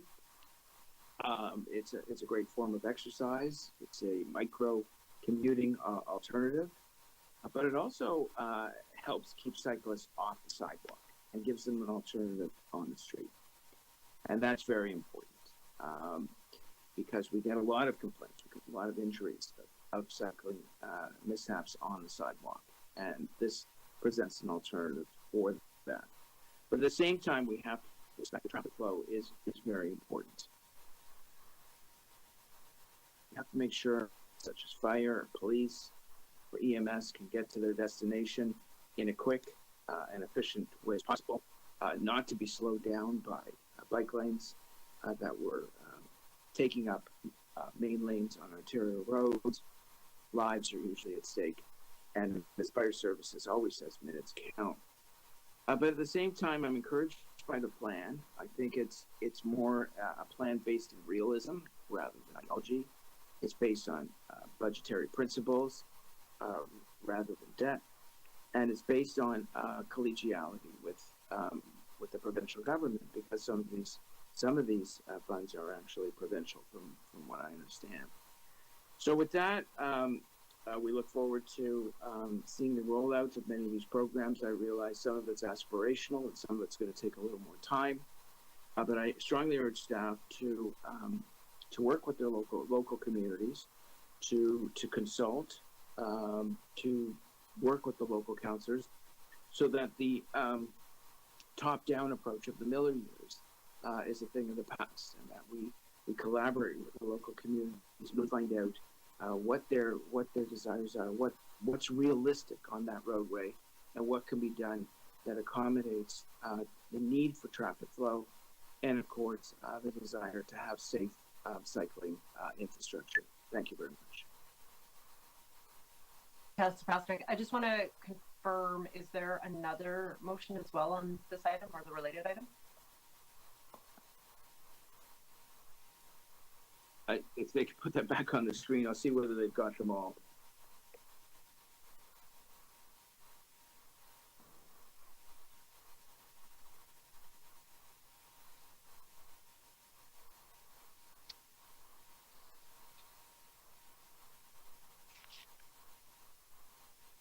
I thought they had them all.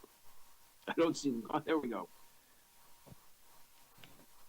Madam Clerk, if Yes, I can, Madam Chair, if I can advise as well, we'll have the attachments to Part 2 of Councillor Pasternak's motion refers to attachments and maps. So we'll have those loaded onto CMP and onto the item as well for reference. Okay, great. Thank you. Thank you. Additional speakers on this item. Councillor Layton. Yes, thank you very much, Madam Speaker. I have three motions. The first one. Yep. So, Madam Speaker, we have I'm sorry. Madam Chair, we have two motions from Councillor Layton. They have several parts to them. One is on item I-26.9, the other is on 26.10. So we'll display each of those in turn here while Councillor Layton speaks. Thank you very much. The first one on item 9. I'm sorry, I can't see it on my there. Just waiting for it to come on the screen. Perfect. That City Council direct the General Manager of Transportation Services to consider the feasibility of constructing a grade-separated crossing of the Richmond Hill Rail Corridor in consultation with Metrolinx to connect the Finch Hydro Corridor Trail and the from Pineview Boulevard East to Old Comer Go Station as part of the Finch Hydro Corridor Trail Study. That's from Councillor Carroll. And if the next one can be displayed. And this has two parts: that City Council direct the General Manager of Transportation to, as part of the Palmerston Tecumseth project, to work in consultation with local councillors and stakeholders such as the Palmerston Area Residents Association to host an additional community meeting on the project in advance of the installation to communicate and hear feedback on the approved design.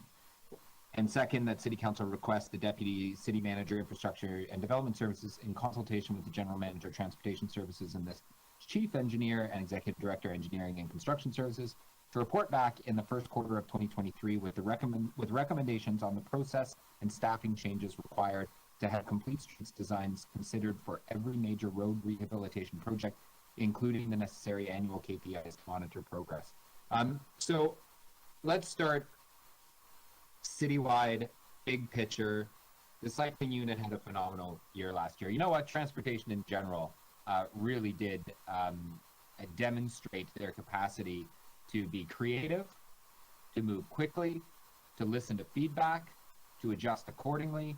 Like, I don't know if there's many other divisions that we've seen pivot as transportation did during COVID and come up big, like bigger than I think most of us ever expected. Having been involved in the Bloor Street bike project for a lot of years, that first couple kilometers took about 30 years and a lot of organizing at the last little bit. The rest seemed to roll out comparatively quickly, and with, I think, equally as positive results all along the corridor. And we have our team in the cycling unit and transportation to thank for that. So huge kudos to all of you for your hard work. You know, when we're building out the system of the cycling network, it's going to be critical to our climate plan. You see, we need to get 75% of trips under 5 kilometers out of cars.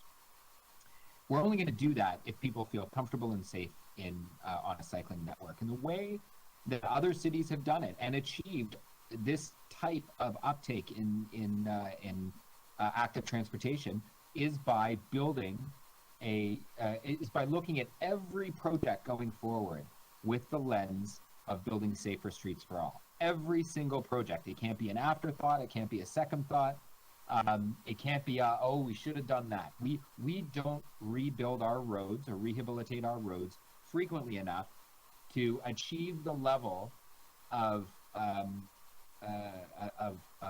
increase in cycling and pedestrian infrastructure. We don't do it enough to wait any longer. We need every single project to consider this moving forward. And that's going to take staff involvement in the departments that are responsible for road reconstruction and rehabilitation, and primarily ECS. And I know that it may change the way that they approach projects, but it is vital to us achieving our climate targets. So that's why the motion is put in front of you here today.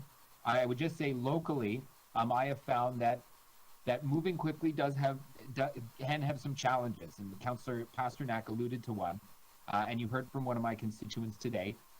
We haven't necessarily had the time to have the local community discussion around exactly how the Palmerston Tecumseh lane is going to be implemented. Staff put together amazing presentations and great bold ideas, which I asked them to, involving amazing streets to limit vehicle traffic and on residential streets. But what happened in the end is we ran out of time to have that follow-up meeting where we explain why decisions were made. And it's so critical that people know that they were listened to during the consultation process and they helped guide it. I often say they got their fingerprints on it. People want to see their fingerprints on it and why decisions were made. And I would have been great if we had 2 or 3 more months. We would have done this and not needed this type of motion. But I've done this before on Shaw Street when we implemented a pretty significant improvement to that lane. So I'm confident with moving forward with this as a strategy. And I'm super confident in our folks from the cycling unit and transportation in this regard. So kudos to you. I moved the motion on behalf of Councillor Carroll. Please don't ask me any questions about it. Thank you. Questions from the mover? Okay, seeing none. Additional speakers on this item. Councillor Cole.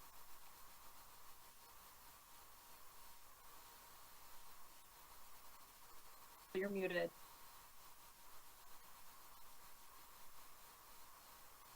Still can't hear you.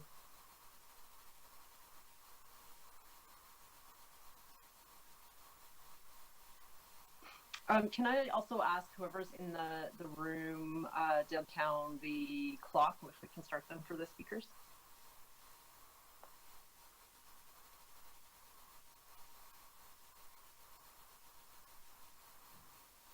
Yes, Madam Chair, we'll start to run a clock for the speakers from here. And to Councillor Cole, I think I can unmute you from here. Can I just get a nod of your head that you're okay with that? Thank you. Go ahead. Okay, yeah, by the way, Councillor Peruzza is also trying to get on. Thank you. We have promoted him to panelist now. Okay. Are you getting an echo? We are not getting an echo. Okay. Anyways, just... yeah, thank you so much, folks. Thank you, Mike. They just upgraded me. Perfect. Thank you so much. It's good. It's good you're at the meeting, Anthony. Great. It's good stuff. Good stuff. Not easy to keep Italians muted. Okay. Your camera's not on, Councillor Peruzza, and maybe we can start Councillor Cole's time over for him. Okay. I just wanted to say that, we're in a transitional period here with COVID and with Councillor Layton reaffirming the incredible work that our cycling team has done at transportation and the amazing speed that they came up with, the 22 kilometers over the COVID crisis. And it hasn't been easy. This transformation into a more pedestrian safe, cycling safe community is not an easy one. And there's always pushback. That's always been the case with cycling. And it's going to continue to be back. And, we're sort of caught in the middle. You've heard the deputations today saying, well, you're not doing enough. This is not as good as other cities. You're not matching Copenhagen. I don't think that we're never going to be like Copenhagen, okay? But maybe we could be like Scarborough. I mean, that's not a bad goal. So I just want to say that no matter what happens, we're going to need more cycling, transportation, lanes, and track. We're going to need it because car usage is already bouncing back and increasing in an exponential mode. People are buying cars. You can't get a car in Toronto now. people are so anxious to buy cars, they're backlogged. So because people now are very cautious about using public transit. Still, we're only about 40-50%. So, and this COVID thing is obviously going to be with us for a long time. So we better get used to the fact is that people want to travel maybe in their cars more, and people are going to walk more, and they're going to cycle more. So I think cyclists are the car drivers' best friends. Because as I tell people, every time you see a cyclist, that's one less car in front of you. And they are essentially not contributing to, air quality problems. And they're not taking up just parking spaces everywhere. So, but again, I mean, we're never going to convince the hardcore people, but we've got to try and educate and emphasize people all over the city about the need to do this safely and properly. And I think this plan here is a comprehensive one that tries to deal with the reality of cycling in a very diverse city.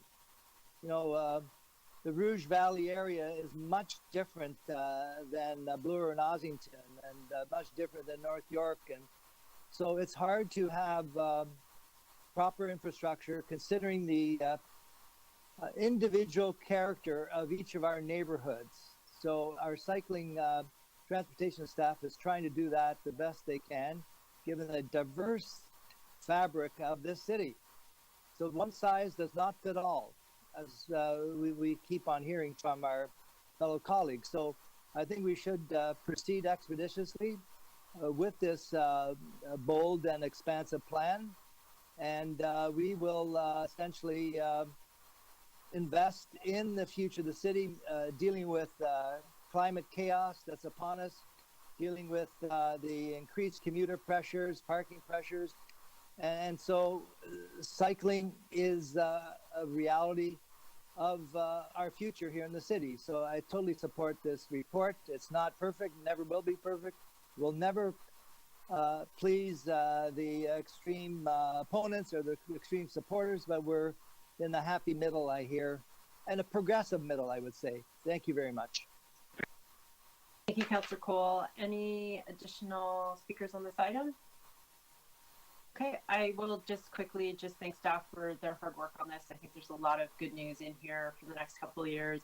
I will give them a particular shout out and thank you for the great work they've been doing on Port Union Road in our community here. It's going to have beautiful raised separated bike lanes next year, and I'm hoping it's really going to be the showpiece for Scarborough to show Scarborough residents how bike lanes can be beautiful and integrated and look like they belong and part of the neighborhood and enjoyed and loved by everybody. So thank you for all your hard work on that. So with that, we'll move to votes on all of the amendments, and I assume we'll do item 26.9 first, followed by item 26.11. So Matthew, I'll push it over to you to walk us through that.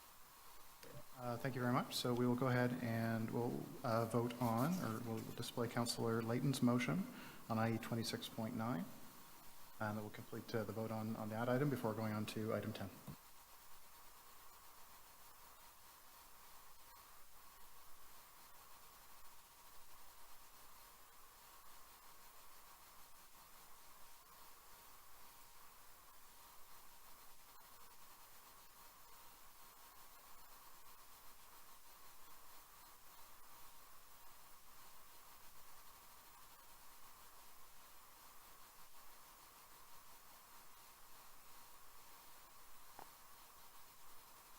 Okay, when that changes back, we'll vote.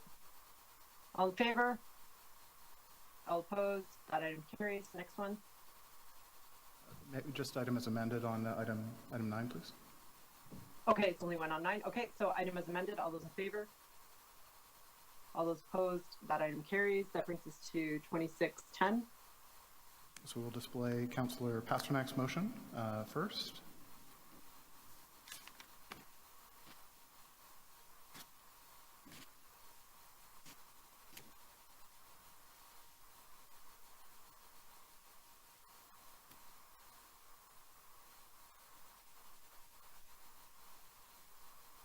Okay.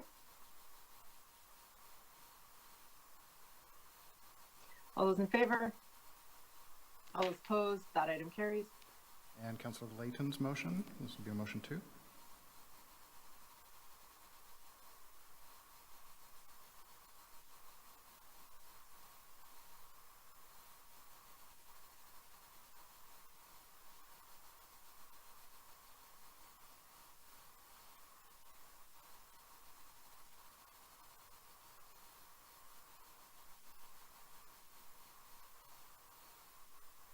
Okay. All those in favor? All those opposed? That item, the amendment carries. All those in favor of the item as amended? All those opposed? That item carries. Okay, that concludes the 2 cycling items. That brings us to IE 2612, Automated Micro Utility Devices Accessibility Feedback. We have one speaker on the line, Shane O'Hurleby. Sorry, Madam Chair, on the last item, that wasn't recorded because I voted in the negative. I'm not asking for it to be recorded. Okay. Thank you. Our first speaker on this, our first and only speaker on this item is Shane O'Hurleby. Hopefully I said that right, O'Hurleby. Shane, are you on the line? Yes, can you hear me? We can hear you. Thank you. You have 3 minutes. Great. Thank you, committee. My name is Shane O'Hurleby, and I am a resident of downtown Toronto. I was invited by the committee to share my experience with one of Tiny Miles delivery robots. It's a private company operating in the city of Toronto the last couple of years that issues delivery robots on the streets.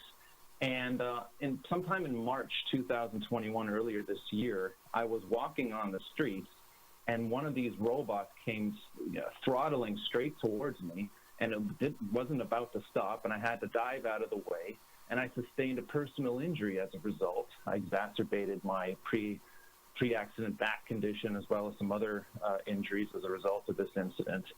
And it's very concerning for me, obviously, and since then I've seen these delivery robots operating throughout the streets of Toronto in the busiest of intersections at the busiest of times, at Yonge and Dundas, on other important thoroughfares on Bay Street, weaving their ways through cars and whatnot. And with respect to my accident, it's up in the air, legally speaking, how these delivery robots are being treated. I reached out to the company, seeing if they had any insurance or if I should make it an application pursuant to the statutory accident benefit schedule to see if this is a motor vehicle accident. They haven't responded to me in months. They're hiding behind their lawyers.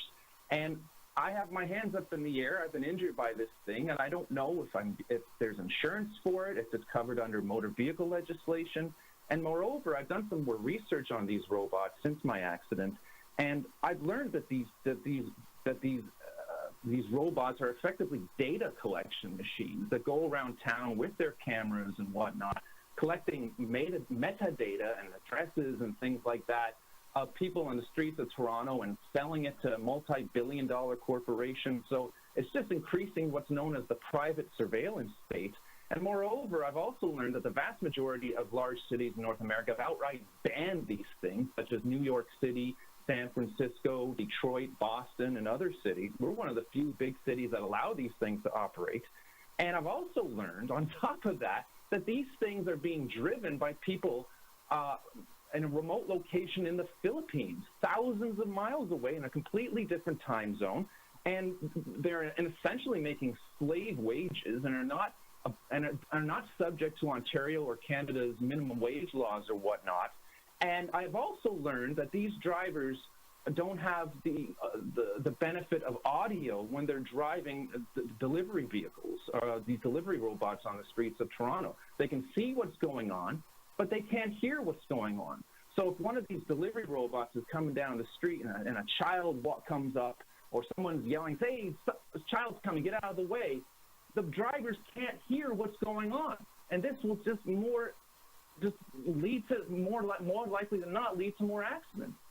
So based on my experience, and I know there's others who've had similar experiences to mine, I I support the idea that these things should be outright banned. I know there's other committees that have addressed this issue about banning these vehicles. I know there's a pilot project underway by the province of Ontario suggesting that they be introduced, but thank goodness there's some voices in the city of Toronto, including disability advocates, that are saying these things should not operate in our city, and they have no basis in our city. Our city is too crowded as it is.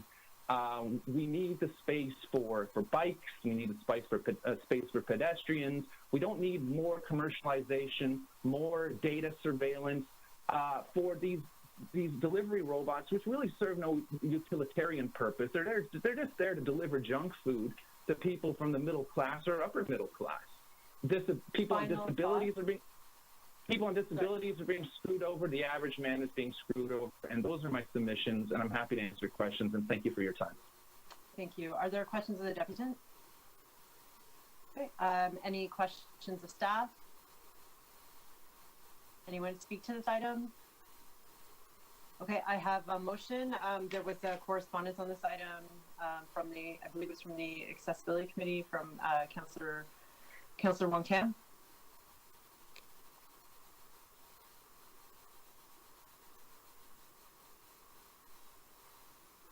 Yes, Madam Chair, these are the recommendations in the letter from the chair of the Toronto Accessibility Advisory Committee. We'll just be placing that up on the screen. Okay, this was also in the agenda. Okay, when we change back, we can vote on the amendment. Okay, all those in favor of the amendment? Those opposed? The amendment carries. All those on the item in favor of the item as amended. All those in favor of the item as amended. That's better. All those opposed? That item carries. Okay, thank you. That brings us to our next item, which is IE 2615 update on pedestrian scale lighting. We have two speakers on this item. The first one is Tony Fairbrother, followed by Jamie Smith. So go ahead, Tony, you have 3 minutes. Thank you. Thank you for the opportunity to speak to the committee. My name is Tony Fairbrother, Chair of the Toronto Island Community Association. I just wanted to say a few words, and then Jamie Smith will speak to the motion before the committee. After several years of delay in getting our legacy streetlights serviced, Toronto Hydro proposed changing our lighting over to LED lights. Because of the importance of streetlights and its impact on our unique community, we set up a streetlights committee to work with the community and Toronto Hydro on the implementation. We learned much through this process, such as the lack of support for maintaining heritage lighting, the limited number of streetlight styles made available in the palette of options that Hydro makes available, and the lack of flexibility in the streetlight standards that Toronto Hydro must maintain under the contract with the city. We feel that our recent experience and learning that we had much to share, and we would have much to share in the third-party consultation initiative, and we felt that we should make some contribution in support of this motion today. Lastly, I just wanted to make a note that part of the reason for the long delay in maintaining our street lights was a lack of budget that Hydro claims that the city provides for maintenance. So it took many years before we were moved up to actually have maintenance done. So I'm not sure whether there's sufficient, that's really important, that there has to be the maintenance budget for the street lights going forward. That's all I had to say, and Jamie Smith is going to speak a bit more specifically to the motion. Okay, thank you, Tony. Jamie, any questions of the deputant? Okay, seeing none, Jamie, you're up next.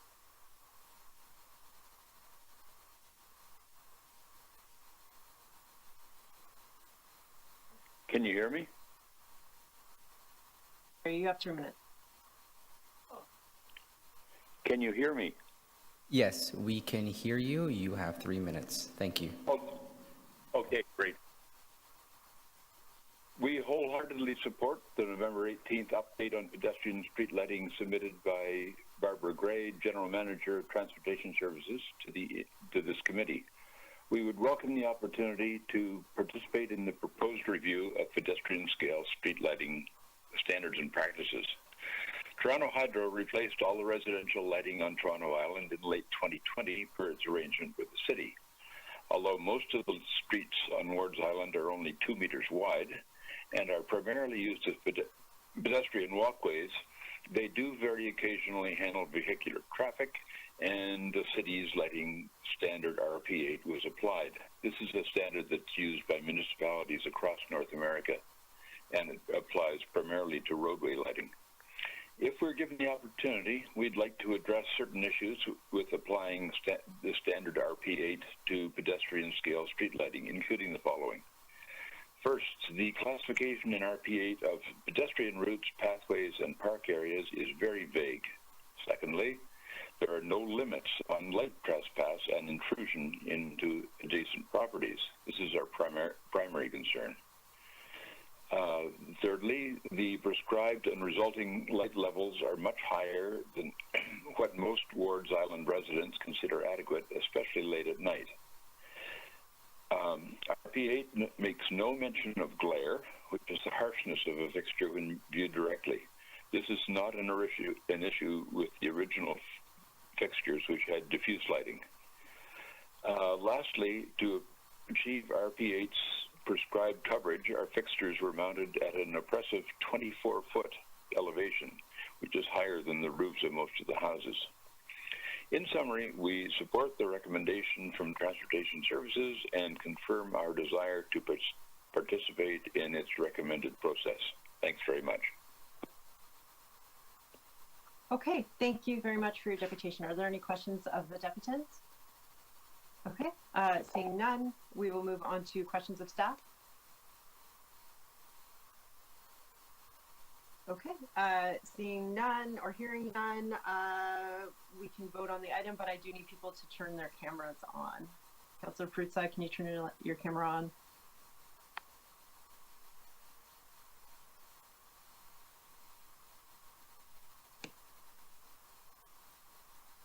Oh, we have another camera. Okay, great. We have enough. All those in favor? All those opposed? That item carries. That brings us to IE 26.16, Transform TO, Critical Steps for Net Zero. We have 78 deputants, so lots of interest in this important topic here today. Before we do that, though, we have a 10 to 15-minute presentation from city staff. We'll then move to deputants, and then we'll come back to questions of staff, followed by motions. So do we have staff ready for the presentation? Yes, good afternoon. I'm here, Cecilia Fernandez. I'm just going Thank you, Cecilia. Could I share my screen?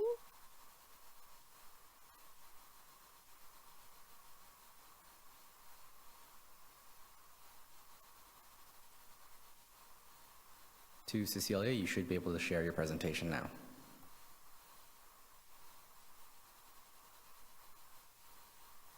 Okay, can everyone see my presentation? Yes, you may want to switch to presenter mode, though.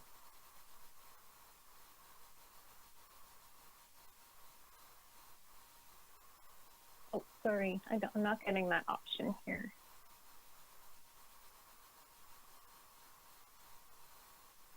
Be at the bottom, under the bottom right sometimes. There's an option. Right at the bottom, Cecilia, sorry. Councillor Penalty, Chair. Yeah. I'm sorry, I'm having trouble with it. To Cecilia, if you could please, there you go. Okay, great. Thank you. Good afternoon. My name is Cecilia Fernandez, and I'm the interim manager for the Policy and Research Unit in the Environment and Energy Division. And I'm pleased to present to you today the results of our work that was requested by Toronto City Council in late 2019 when they declared a climate emergency. In their direction, Council asked us to report back on the feasibility of the city achieving net zero greenhouse gas emissions by 2050 or sooner. The Transform TO Net Zero strategy proposes a target of net zero greenhouse gas emissions by 2040. If adopted by City Council, Toronto will be one of only 3 big cities in North America with a net zero by 2040 target. Our existing 2030 target of 65% reduction is already among the most ambitious interim targets in North America. Toronto stands on solid ground. Implementation of Transform TO is well underway, and the full funding of Transform TO's short-term strategy that covered the years 2017 to 2020 focused on our efforts on our biggest emissions in the city and engaged local residents and businesses in working together with the city to fight climate change. We maintain that Toronto's current actions are the right ones, but we must act more quickly to meet the scale required to address the climate emergency. We also know that climate investments will mean better outcomes that will last longer, reduce exposure to climate risks in the future, and will be cheaper now than later. So where are we at? So we're at 15.6 megatons. And the way that our emissions are currently apportioned are 57% in buildings, mostly that is natural gas for heating, 36% in transportation emissions, that is mostly from gasoline from single occupancy vehicle cars, and 7% from waste, which is mainly methane from landfill. On the right-hand side, what you'll see is a bar chart. What we can see from this bar chart, or sorry, what's not there is that we are about 38% reduction in greenhouse gas emissions, which is ahead of our 2020 goal of 30% reduction of greenhouse gas emissions. So we are already exceeding our goal ahead of time. But the right bar chart shows you that our emissions have not significantly decreased over time. We are keeping pace with our increased population growth in the city, but acting incrementally will not be enough to put us on the net zero trajectory. Another important factor for our recommendation for 2040 is that Toronto residents have told us so. This timeline shows the different opportunities where we have been able to seek the public's input on their climate change priorities. Since 2019, the city has engaged over 5,000 residents, businesses, and other stakeholders, including youth, academia, environmental organizations, and stakeholders from other sectors, including energy providers and the building industry. We've had several opportunities to engage residents, and they have always prioritized aggressive GHG reduction targets and implementation strategies that encourage immediate action on climate change. There is also a considerable influence and emphasis on ensuring that climate actions are equitable and affordable, particularly for renters, equity-deserving communities, and seniors. Since 2021, many have raised the issue of responding to the climate emergency with urgency. In addition to what we've heard from the consultation process, another factor that helped us determine where to set the targets came from our technical modeling. And what I'd like to do here is just bring your attention to the 2 blue lines in the middle of the graph. So the light blue line is the 20 by 50 pathway, which is the currently adopted council target. The darker blue line underneath is the modeled 2040 pathway. And that is what council has asked us to come back and determine the feasibility of. And what's in the middle of those two lines is the 20 by 30 target, which is a 65% emissions reduction from 1990 levels. And this is an already council adopted target. So one of the reasons why we're recommending the 2040 target is because that pathway actually provides a response to the climate emergency that is robust enough for us to meet or exceed our 2030 target. That 2050 line does not cross our 2030 target. Aligned with the consultation and modeling, we are proposing the following targets. Net zero greenhouse gas emissions by 2040, which is 10 years ahead of the current council adopted target. Sector-based targets for 2030 to address those high emissions areas, which are buildings, transportation, energy, and waste. Council has also asked us to propose an interim target. We're proposing that 2025 be the year that we will see a 45% reduction in community-wide greenhouse gas emissions from 1990 levels. And we're asking Council to also endorse a detailed net zero strategy, which match each sector-based target with a set of immediate actions for 2022 to 2025.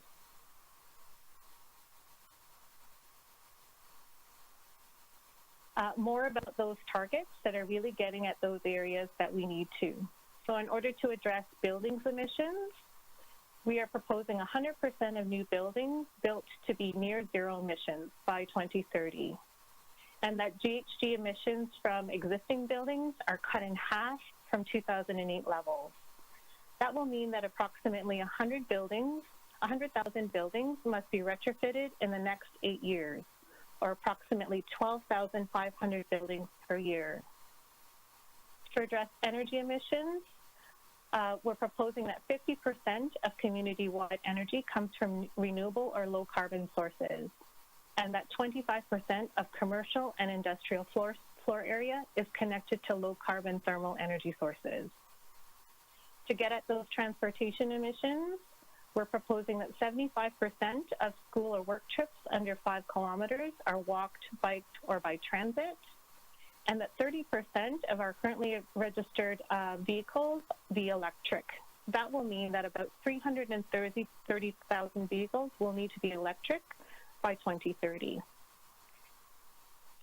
To address emissions from waste, we are proposing to identify pathways to a more sustainable consumption in city operations and in Toronto's economy, and that 70% of residential waste diversion will come from the city's integrated waste management system. To address green infrastructure, we want to continue to develop and implement strategies to improve green space, because that is important infrastructure that helps to build climate resilience. And throughout the plan, we want to make sure that we are including equity, that equity is core to the work that we are undertaking, and that we continue to engage with the community. And we can't ask the community to do something we're not willing to do ourselves.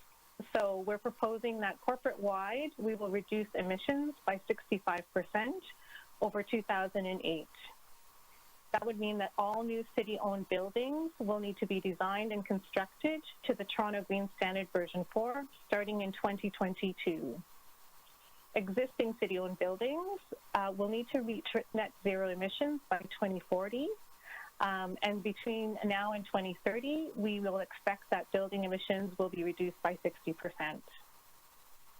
50% of the city-owned fleet will be transitioned to zero emissions vehicles, as will our bus fleet, at 50% of the TTC bus fleet being zero emissions. All city-owned facilities will achieve net zero waste, and we will have a number of renewable energy projects which will generate and utilize 1.5 million gigajoules of energy from biogas. We are also including a target to address some of our consumption-based emissions, specifically from food. So we're proposing that for the food that the city procures, we are going to try to reduce our upstream emissions by 25%.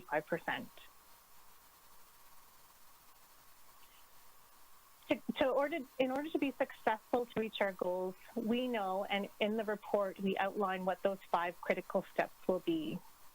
The first one is to demonstrate carbon accountability, both locally and globally, by establishing a carbon budget.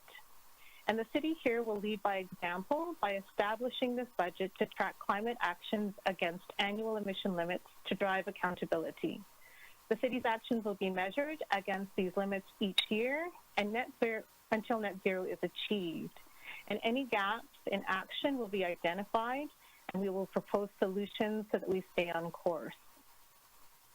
The second critical step is to accelerate rapid and significant reduction in natural gas. So we're trying to get at that heat. Toronto will take further action to limit the use of natural gas. And we've got a good start on this one. So we have been reducing our consumption in buildings. We're going to be looking at replacing conventional heating systems with more efficient electric heat pumps. and explore limiting the expansion of natural gas systems and reversing system growth where feasible. We're also engaged in deploying more renewable thermal energy projects with city-owned assets. We also know that we need to establish performance targets for existing buildings. To do this, we need to accelerate Council's already adopted existing buildings plan by setting requirements to address building performance so that there is a clear path to net zero. We also need to provide support and resources to make retrofits easier and more affordable and lay the groundwork for market transformation. These performance targets have already been approved by City Council, the existing buildings plan has been approved by City Council in July, and some performance targets will start in a voluntary manner next year, becoming mandatory in 2025. We want to continue some of that good work that's happening in terms of increasing the access to low carbon transportation options, including walking, biking, public transit, and electric vehicles. Toronto will continue to increase the use of active and public transportation so as to reduce greenhouse gases and reduce congestion, while at the same time promoting health and equity benefits. The city will also investigate options to incentivize electric vehicle adoption and disincentivize the use of carbon-polluting gasoline and diesel vehicles through supporting the transition to electric vehicles. We also need to increase our local renewable energy to contribute to a resilient carbon-free grid. Toronto will work in step with Toronto Hydro to successfully support the growth and prosperity of the city through reliable, uninterrupted electric service provision. By increasing opportunities for local renewable generation to be located within the city boundary, Toronto will be more resilient and will contribute to a decarbonized provincial electricity grid. Our plan indeed is predicated on electrifying heating and transportation, so it's critical for our electricity system needs to be carbon-free. A carbon-free future is really full of opportunities, and this slide just shows you some of the co-benefits and some of the other activities that can stem from a carbon-free city. So in terms of co-benefits, we know that with reduced greenhouse gas emissions, we improve air quality, health, and we can increase new business and job opportunities. Many of the proposed actions not only achieve greenhouse gas emissions reductions, they also support other city objectives, such as improved economic development, health, and equity outcomes. We know that we have the existing technologies to get to where we need to go, but we do need to ramp the use of those technologies up. In terms of the labor market, Toronto's green industries are one of the fastest growing sectors of Toronto's economy. The sector's employment continues to grow twice as fast as the overall employment rate in Toronto. In terms of financial savings, swift action is likely to result in overall savings to the City of Toronto, as well as individuals and businesses who will see reduced cost while increasing comfort and other benefits. And last but not least, we'll have to engage with the residents of Toronto to make this plan successful. Currently, thousands of Torontonians are already engaged in climate action in partnership with the city. And that concludes my presentation. I really appreciate your attention.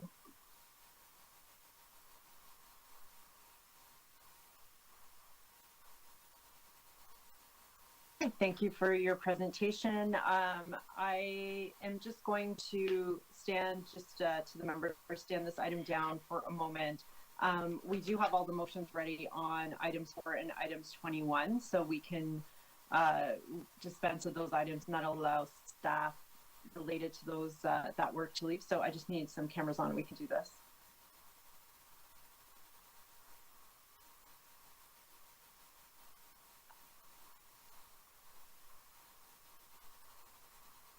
So Madam Madam Chair, sorry, we will display your motion on item IE 26.4. Just give us 1 sec to pull that up. Okay.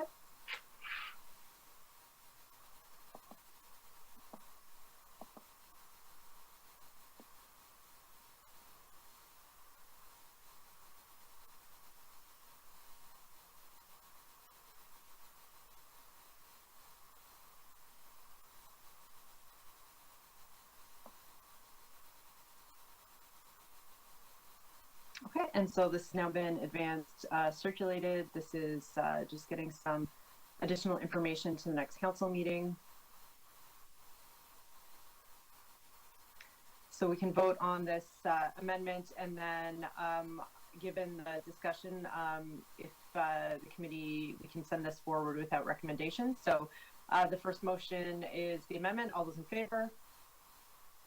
All those opposed? That item carries. Advancing this to council without recommendation here. All those in favor? All those opposed? That carries. That brings us to IE 26.21, access to Guild Park and Gardens washroom facilities. Councillor Layton prepared a motion on this one. Yes, thank you very much. Just further to Councillor Pasternak's referral motion to staff, just as a report back date. First quarter of 2022. And thanks to the clerk for turning that around for me. Okay, there is the option to speak to the referral. I'll just wait till this moves back. Anyone to speak to that? Okay, great. All those in favor of the amendment? And then I don't believe we have to vote on the item because that replaces it. Is that correct? That's correct, Madam Chair. The item is referred. Okay, thank you. So that allows city staff to leave the meeting that aren't needed for these items. Okay, so that brings us back to deputations. So we'll go through the deputations and then we will come back to questions of staff. Our first deputant is Hilda Swirsky. Hilda, are you on the line? Yes. Hi, Hilda. You have 3 minutes. Thank you for joining us. Thank you for this wonderful opportunity to present to this committee today, committee members, on the opportunity to comment on this vital report to planetary and human health. My name is Hilda Swirsky, a proud, passionate registered nurse and environmental champion, living and contributing to York Center's faith group and broadly to nursing communities. In 1987, United Bold climate action happened when we fought to protect the ozone layer. We healthcare professionals have a mandated ethical obligation to do no harm. We do so by speaking and acting on what the World Health Organization has identified as the biggest threat facing humanity, the growing climate crisis that potentially would be more devastating, enduring, and catastrophic than the COVID-19 pandemic. Nurses are responding through their professional associations. The Toronto Foundation's recently published 18th report, Vital Signs, examining the quality of life in Toronto, identifies that the time for action is now. We therefore urge this municipal government to protect current citizens and future generations from the climate crisis by adopting recommendations for bold, clear, strong, measurable, yearly accounting and reporting of carbon and greenhouse gas emissions. Data is essential in role modeling and protecting the health of our citizens. Julia Howard, Chief Program Officer of the Toronto Foundation, agrees that the only way we will really productively move an agenda forward is if we have the data. The more data we have, then the better the data is, the more likely we will have an advanced, good, effective policy. Measuring, planning, acting, and providing full funding for incentives encouraging respectful, healthy, active modes of transportation is cheaper now than waiting for costs to escalate in additional health care costs required. We must invest in an electric fleet. We must be creative and inventive in imagining future possibilities. We do so with an innovative partnership. I find smart commute, 3 R's, useful. Remoting trips and travel planning to reduce response time and reroute. These excellent road safety programs are valuable. We know that air pollution is caused by the burning of fossil fuels, including by traffic. In Toronto, this results in 1,300 premature deaths and 3,550 hospitalizations annually. Additionally, in August, we experienced very poor air quality for many days. Air pollution also leads to an increase in lung disease, heart disease, poor diabetes control, and adverse birth outcomes. We urge this committee to adopt this report with modifications. Thank you. Great. Thank you for your presentation. Are there additional speakers or questions of Speaker? Councilor Pastor? Yes, just very quickly. I know there's a lot of deputies. Hilda, I just wanted to thank you very much for sharing your thoughts today and for your unwavering dedication to various climate change issues, and commend you for hosting and chairing the Greening Committee at Beth Emmet. And I certainly enjoy coming to your events and supporting your causes. So thank you. Thank you once again for coming here today. Okay, any additional questions of the deputants? Okay, thank you, Hilda. Our next speaker is Andrea Babington. Andrea, are you on the line?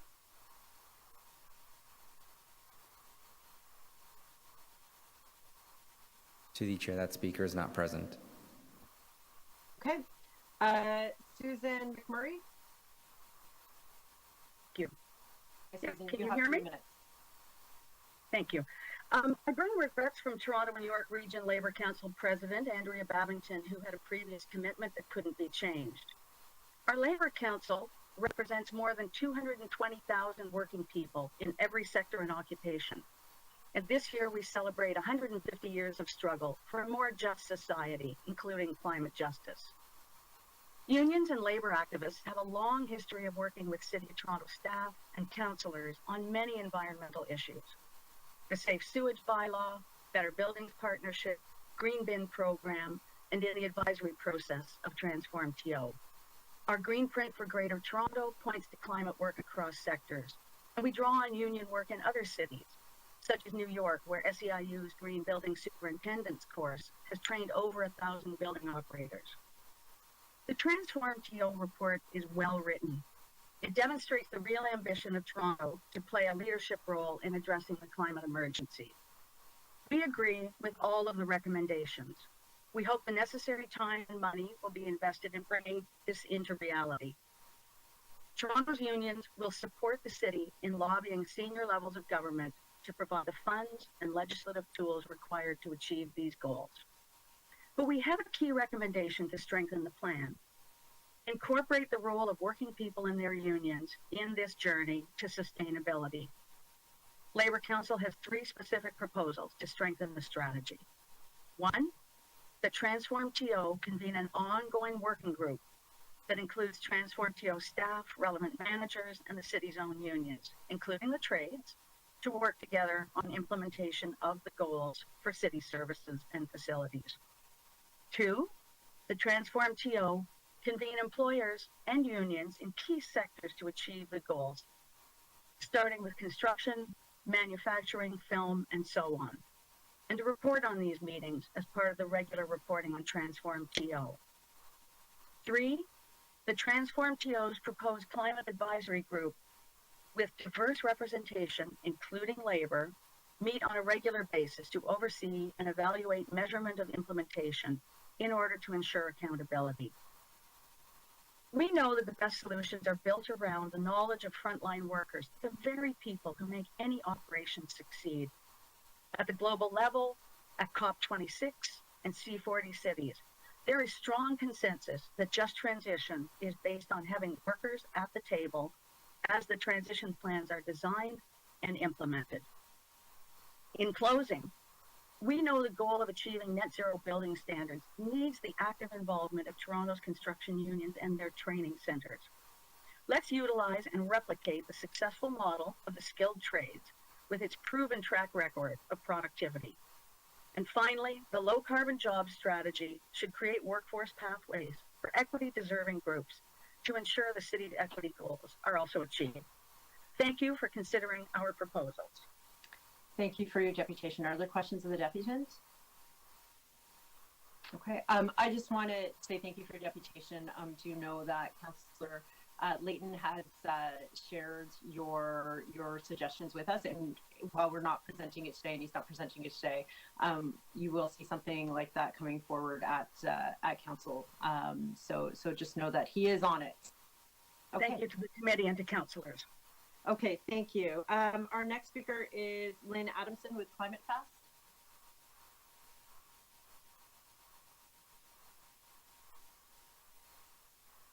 To the chair, that speaker is present and they've been provided with access to the audio panels. To Lynn, looks like they've hit connect audio. I'm now unmuting their mic. Thank you, Chair and Councillors, for the opportunity to speak to you today. I am co-chair of the Citizens Climate Advocacy Group Climate Fast and a resident of Ward 12. We are incredibly proud of Toronto at this moment and thankful to staff for following through on the Climate Emergency Declaration commitment of 2019, despite all the difficulties we have been through. The plan before you today to achieve net zero by 2040 is a visionary plan, but a plan is only as good as its implementation. We must be sure the plan is achievable, that it is a green plan, and that it's not just a green wish. So in our view, Toronto City Council will need faster timelines, more detail, and a commitment to implement and fully fund the updated plan in order to bring the city to net zero by 2040. Green buildings are key.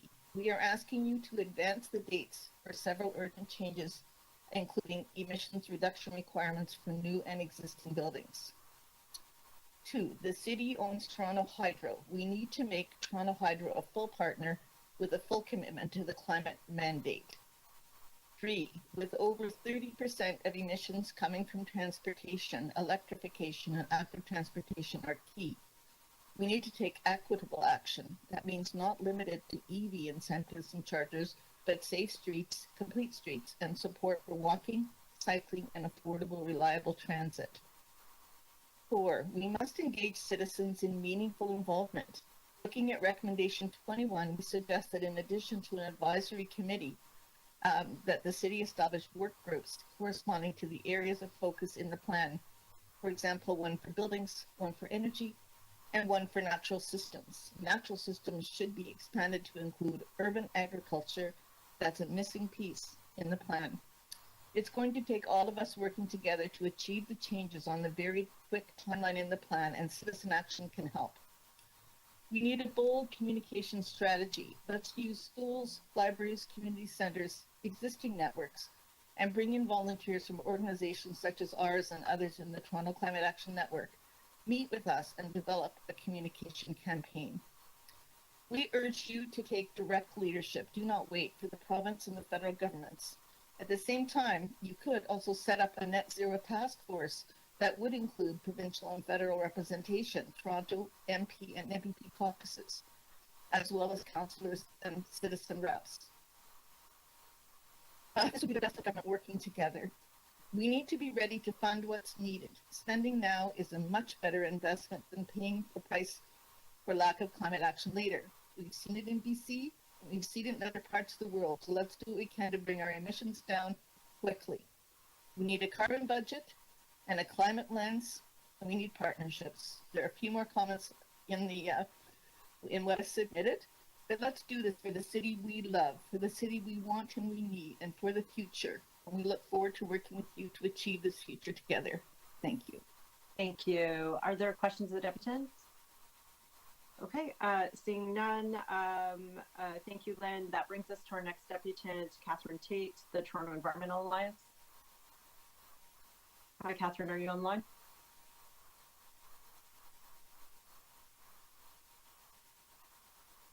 To the chair, the speaker has just been provided with the audio panel. To Catherine, if you could, yes, they've clicked on Connect Audio. I'm now unmuting their mic. Thank you. Thank you, Catherine. Good afternoon. Thanks. Good afternoon, Chair and Councillors. My name is Catherine Tate, and I'm Climate Specialist at the Toronto Environmental Alliance, T. And our supporters across the city understand that ambitious targets, community engagement in decision-making, and sustained funding are needed to address climate change. Before I share our analysis and recommendations on the report, T would like to acknowledge the many years of city staff work on the climate strategy, including through challenging times during the pandemic, and of course, the contributions of many residents and organizations who have contributed feedback. We urge this committee to adopt the new net zero by 2040 target, a significant step up in Toronto's climate ambition. In our analysis of the plan, we've identified some key areas that we are calling on to be strengthened. On the highest impact emission areas, buildings and transportation, we're calling on the city to accelerate emission reductions by advancing timelines on new building standards.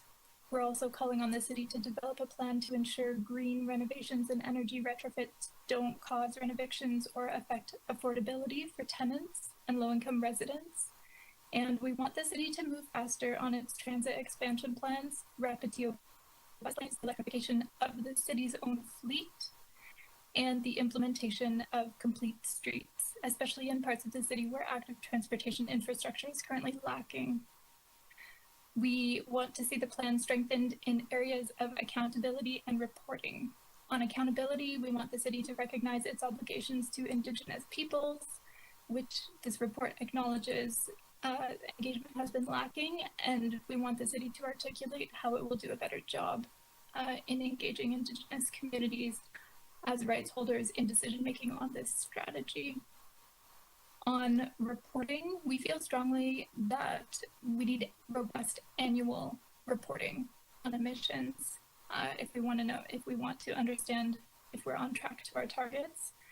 And we want faster timelines on the consumption-based emissions inventory that is part of the plan. On meaningful engagement and equity in the plan, we want to see the creation of an advisory group that centers the voices of equity deserving groups, and we want to see resident participation that is community-led and place-based, so that those recommendations and feedback can go into the plan. We hope the city will support community hubs, community centers, neighborhood pods, and other local support networks as key social and physical infrastructure for strengthening community climate engagement and resilience. And we want to see the city uphold some of the commitments that it has already made as part of the climate emergency declaration to meaningfully engage equity deserving groups and youth, and the city's commitment to engage job seekers, workers, unions, academic institutions, relevant sectors, and social service agencies in the creation of a low carbon jobs strategy.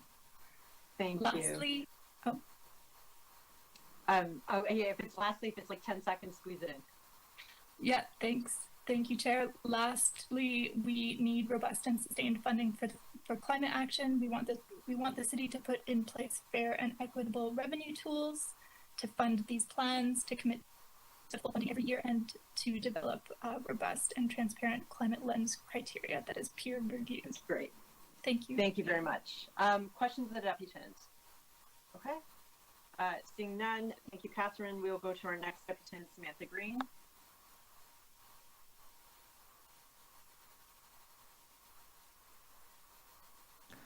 To the chair, that speaker is present. They've just been provided with the audio panel, so they need to click on Connect Audio at the bottom of their WebEx panel, and we can unmute them so that they can speak.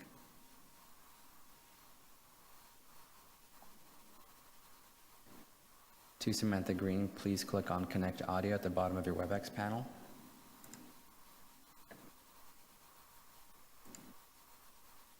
The speaker has done so now. I am unmuting their mic. Great, thank you. Hi, I'm a family physician in Regent Park and a mother of two and a member, along with thousands of others, of the Canadian Association of Physicians for the Environment. The World Health Organization and the medical journal The Lancet have both called climate change the biggest health threat of this century. And even as we continue to experience the devastating and difficult consequences of the COVID-19 pandemic, the climate crisis remains the bigger threat. Climate change has already led to deadly heat waves here in Toronto and in other parts of the country and the world. Last June's heat dome in BC killed 600 people in just 5 days, and at least 170 people died during a heat wave here in Toronto in 2017. I am already seeing the increased risk of heat-related illness in my patients in the towers of St. Jamestown, Moss Park, and Regent Park. Many of my patients lack access to green space and often can't afford air conditioning, putting them at increased risk of heat stroke and heat exhaustion, skin infections and kidney injury, as well as exacerbations of lung and heart disease and mental illness. Climate change has led to an increase in wildfires, and we saw this year that Toronto is not immune from the effects of wildfire smoke.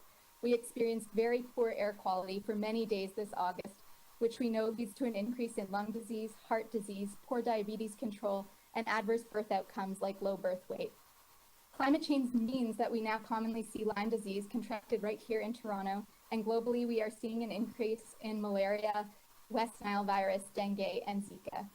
And we saw devastating drought across the prairies this summer, which led to crop failures and contributed to an increase in global food prices.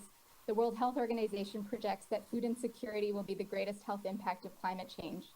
And climate change leads to habitat disruption, bringing humans closer to animal vectors, making future pandemics much more likely. And so the City of Toronto must treat the climate crisis as the health emergency that it is. We need immediate actions that parallel the actions taken to save lives during the pandemic. The target of net zero by 2040 is a good one, but we need to go beyond targets, accelerate our actions now, and create a plan for measuring outcomes and tracking progress on an annual basis. We need to speed up action on clean and green buildings. 57% of our emissions come from heating buildings, and so we need net zero buildings now before 2030.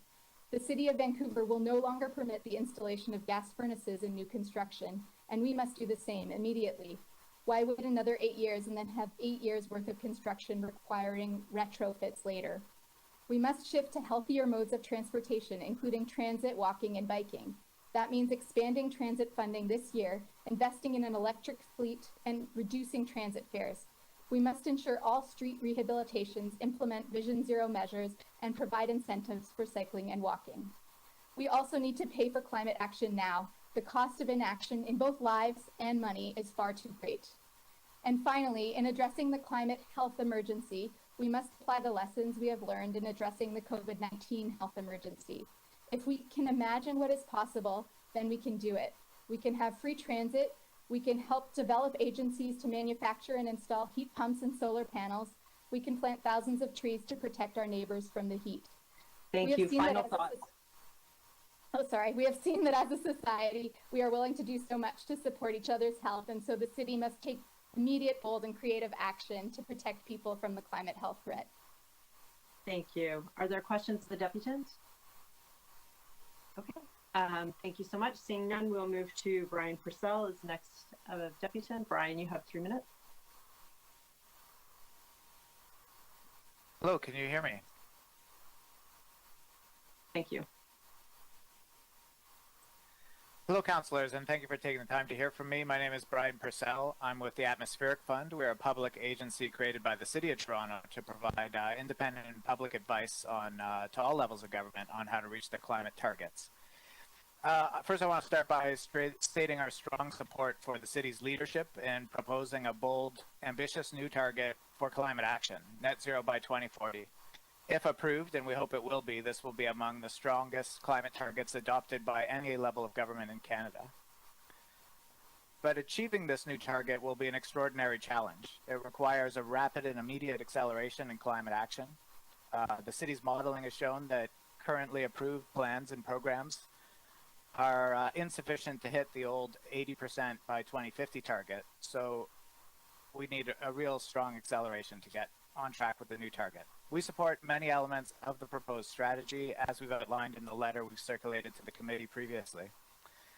However, I feel it's my professional obligation to advise you that the strategy as drafted will not get the city on track for its 2030 and 2040 targets. That's our professional opinion, having reviewed the plan.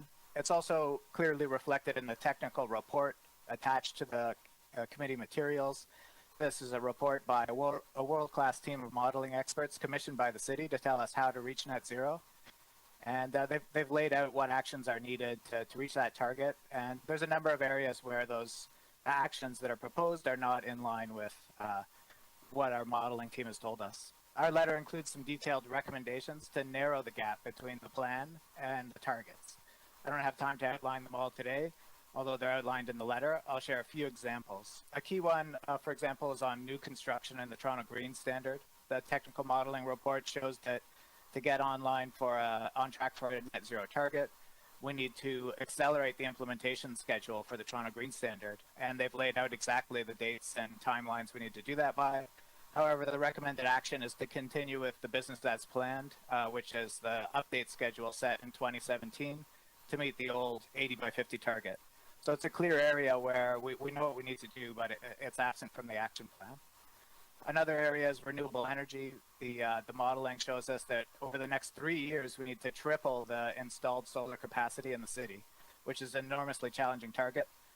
The recommended action, though, is to take 18 months to assemble a task force, review what kind of options the city could have to accelerate renewable energy, and bring those back to council mid-2023 for potential implementation in 2024, which will not allow us to triple solar by 2025. So it's another area where we need more ambition in the action. We need to start looking at a large-scale solar and storage program, which we can do with Toronto Hydro. They've proposed that they would do that if the city directs them in their climate plan. And we should just move forward with a program like that can realistically help us achieve those targets. In closing, I want to implore you to be as bold in actions as you are with the targets. In too many areas, the plan involves reviewing the options over the next 1.5 to 2 years and coming back with an action plan. We need to step away from this analysis paralysis and move forward with really bold accelerations of climate actions. We can't let the perfect be the enemy of the good. I'm a parent of young children, and I'm going to leave with a quote from one of my kids' favorite shows. You know, it's time to take chances, make mistakes, and get messy. We can't figure out exactly the perfect way to do everything over years and then try and implement it. We've got to start now if we're going to get on track for the 2030 target. Thank you for your time. Thank you, Brian. Are there questions of the deputant? Councillor Ainsley? Thank you. Through the chair, Brian. Mr. Purcell, you mentioned Toronto Hydro being involved. What do you think, if you had to pick top 3 lists for Toronto Hydro of things that they should be looking at doing, could you think of it off the top of your head? Sure. We're looking closely at the climate plan they've proposed. It's not perfect, but it's strong. And the first thing is that we should tell them to implement it, not to take more time to study it. They've also said that if directed by the city, they'd include in there large-scale investment in solar and storage to be provided as a turnkey program to residents and building owners.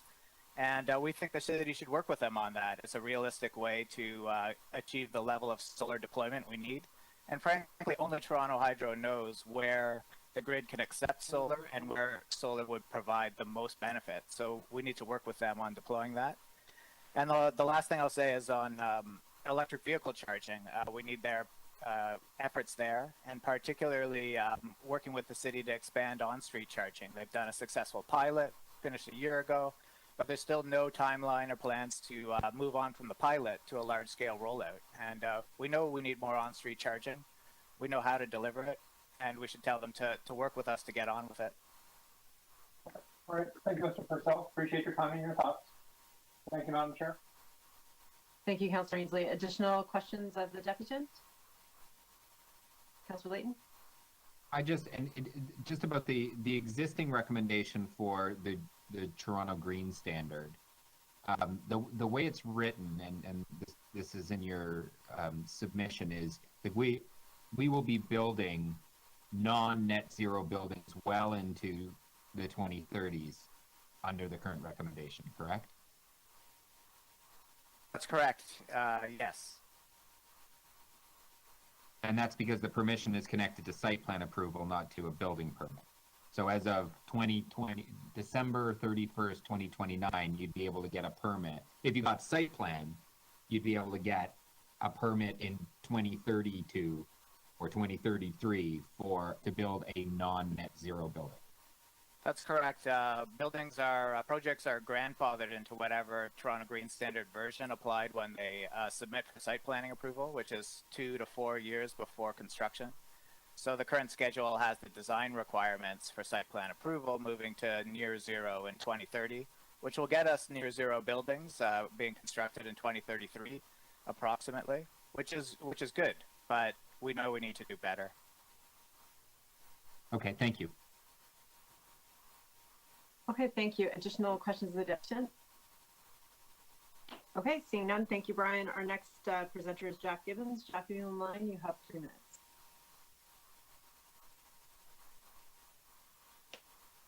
To the chair, that speaker is not present. Okay, that brings us to our next speaker, Aaron Binder. Aaron, are you online? I am. Okay, welcome, Aaron. You have 3 minutes. All right. And a hello again to everyone here. Thanks for having me for round 2 of Infrastructure Committee Speed Dating.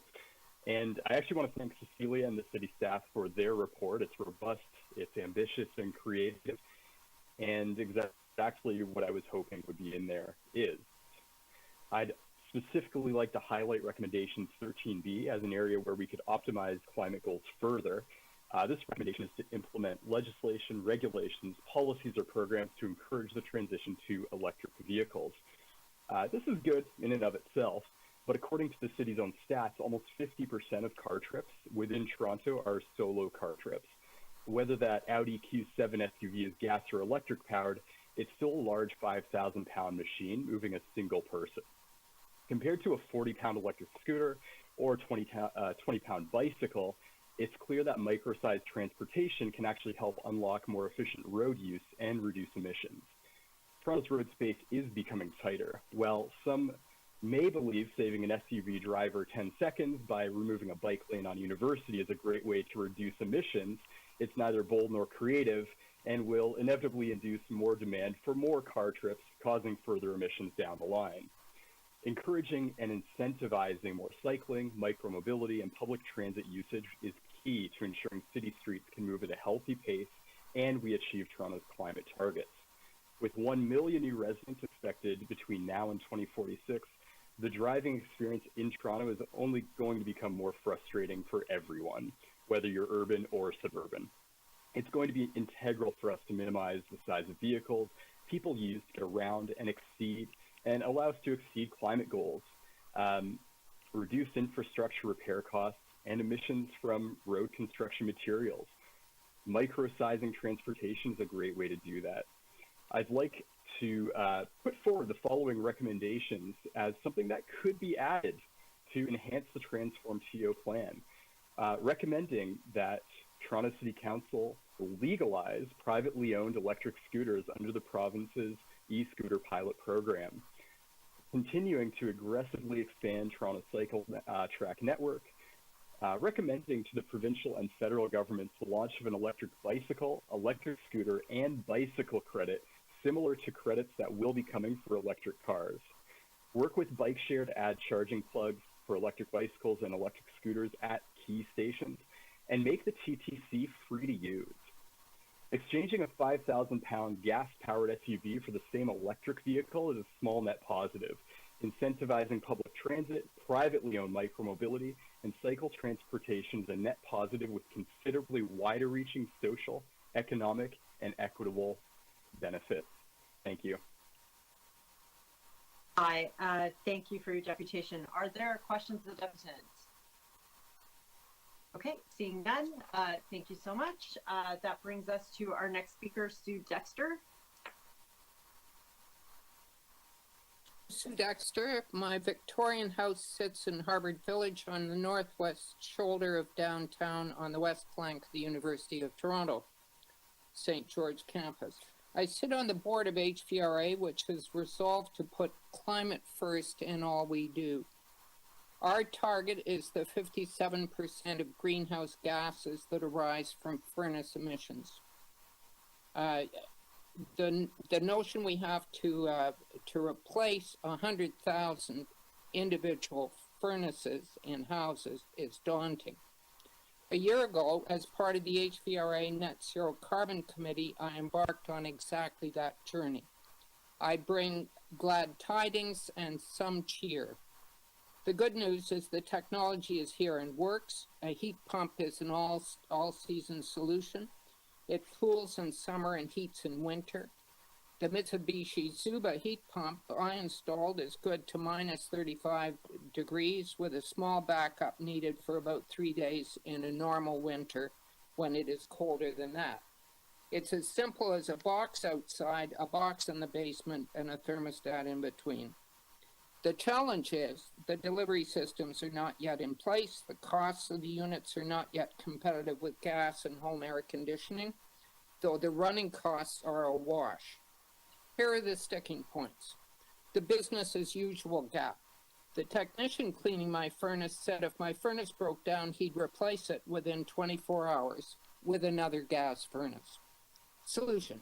You cannot replace same with same without committing that house to 15 to 20 years of gas burning. We need to make the change compulsory and immediate. Expect some hurdles. For a time, it looked like the unit I had selected could not be installed because my basement ceilings are too low. A technician who had last installed heat pumps in the 1980s came out of semi-retirement with the fix. Suspend the interior box sideways from the ceiling, and it was done. Expect the normal parts to be easy. I needed to upgrade my electrical system to 200 amp. This allows my house an EV charger and an induction stove. It was a single phone call, an inspection, an electrician, and done. A year later, here's the story. Last winter, my house was comfortably warm without the pulsing heat characteristic of gas. Last summer, my house was cheaply cooled. Net running costs were only $6.59 a month higher. I should save money in the next increase of the carbon tax. I would welcome a visit from any councillor to come have a look.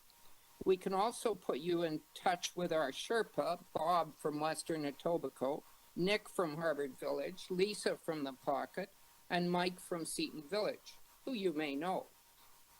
I wanted particularly to thank your committee, the city, and particularly the staff, Stuart Dutfield, Nicola Lashley, David McMillan, and particularly Mehdi Husseini, who was absolutely fabulous in helping me out with this. Also, Trish Long from Goldfinch Energy, Mitsubishi for inventing the machine, and Bellier for putting it in. That's my pitch, kiddo. I'm a little over this time. You're a little bit, but that's okay. Thank you so much. Are there questions for the deputant? Yeah, it's tough though, It's tough. Seeing no questions of the deputant, thank you, Sue. That brings us to our next deputant, Sheila Pizzi-Allen. Sheila, are you on the line?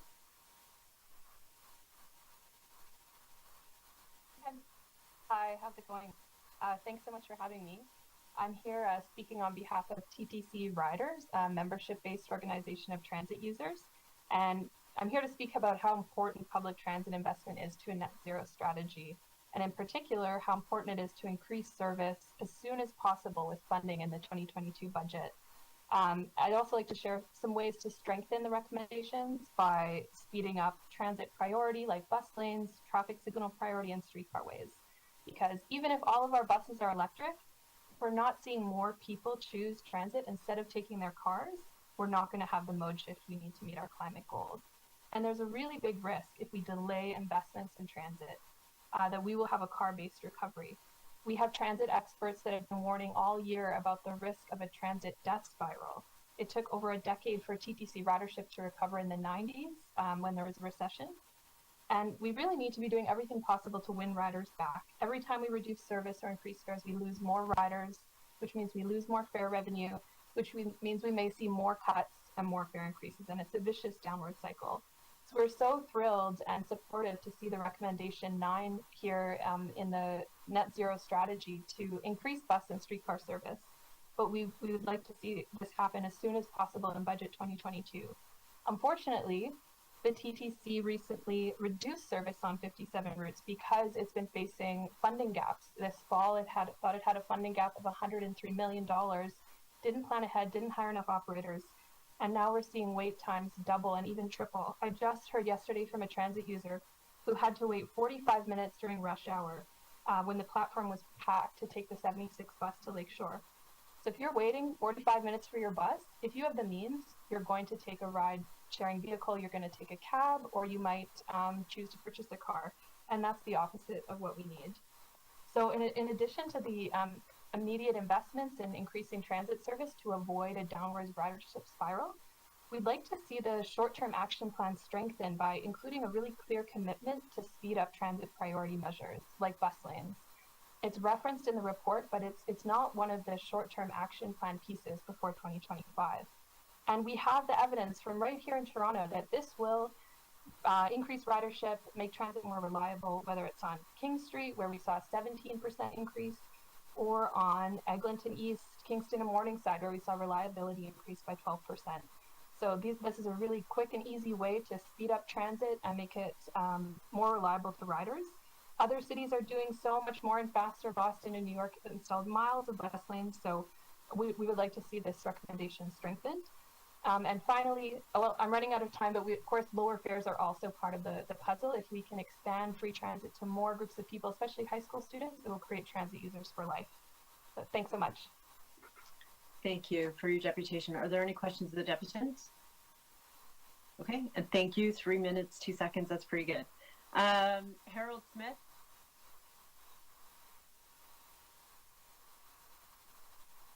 To the chair, that speaker is present and they were provided with the audio panels. So they just need to click on Connect Audio at the bottom of their WebEx panel and we can unmute them so that they can speak. So to Harold, please click on Connect Audio at the bottom of your WebEx panel.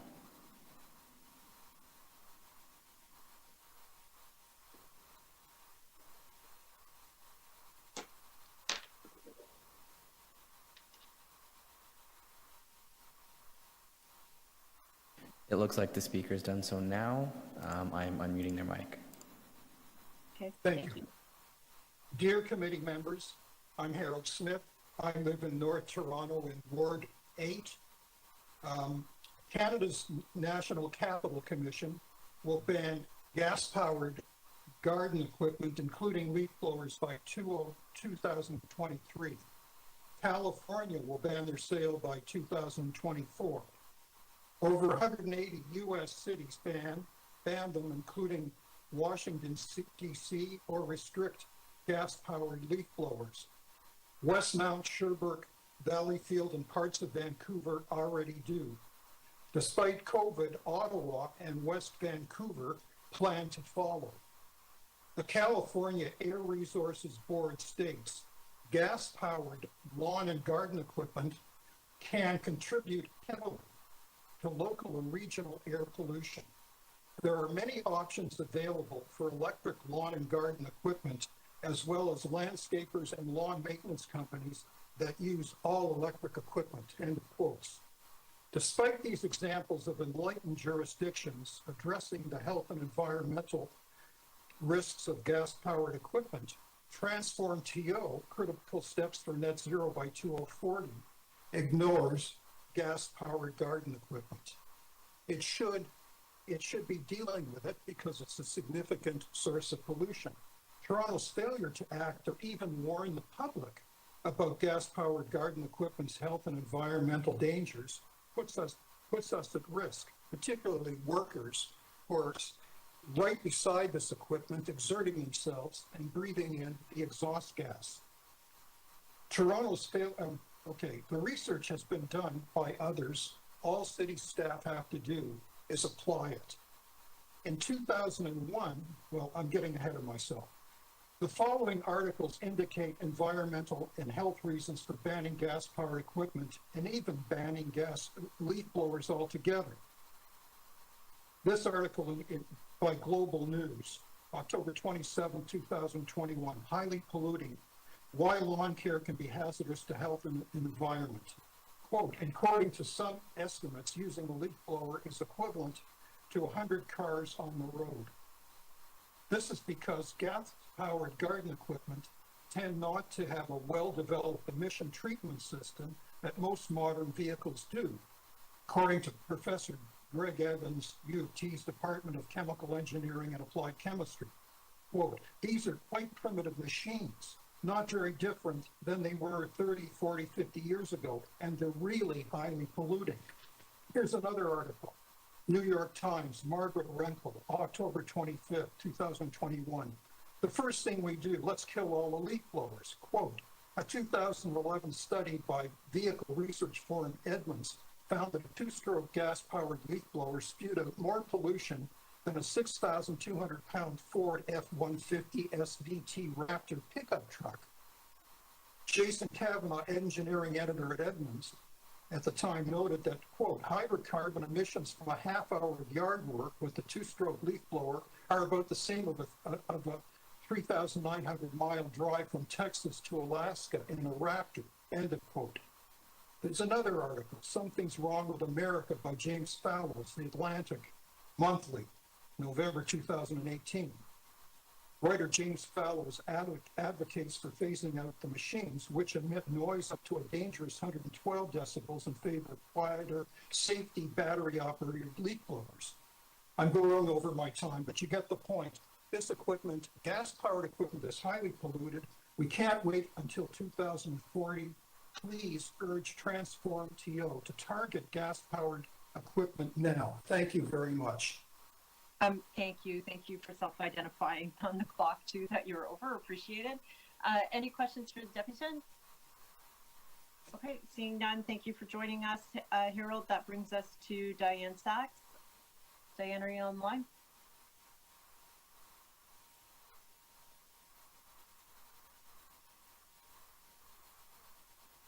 To the chair, that speaker is not present. Okay, that would bring us to Robert Stambula. Robert, are you online? To the chair, that speaker is present and they were provided with the audio options. They just need to click on Connect Audio at the bottom of their WebEx panel and we can unmute them. So to Robert, if you could please click on Connect Audio at the bottom of your WebEx panel and we can unmute you.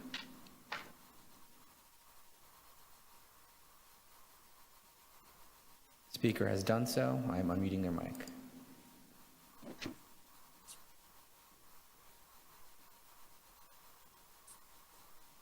Hello, committee. My name is Robert Stambula, and I'm a board member of the Harvard Village Residents Association. I'm here to send a simple message from the residents of our neighborhood. Get on with it. There's more than enough to do, and that means acting on home heating, because without removing its 57% of GHGs, achieving goals is not possible. EVs are sexy, but offer a false sense of pride for doing something, while in most cases, leaving home heating unchanged. Action on heating as a first priority gets the biggest bang for the buck. HVRA is looking at everything we do through an environmental lens. Our Net Zero Committee is researching, educating, influencing our neighbors towards carbon-free change, such as heat pumps and more. But this will matter not if heat pumps are not available. Get a Jerry Diaz, a labor manufacturing type, pair him with a modern day C.B. Howell or Adam Beck, and say, make and distribute 1 million heat pumps and more at cost. Press for federal action to trigger emergency measures to make it happen if needed. There's no time for delay.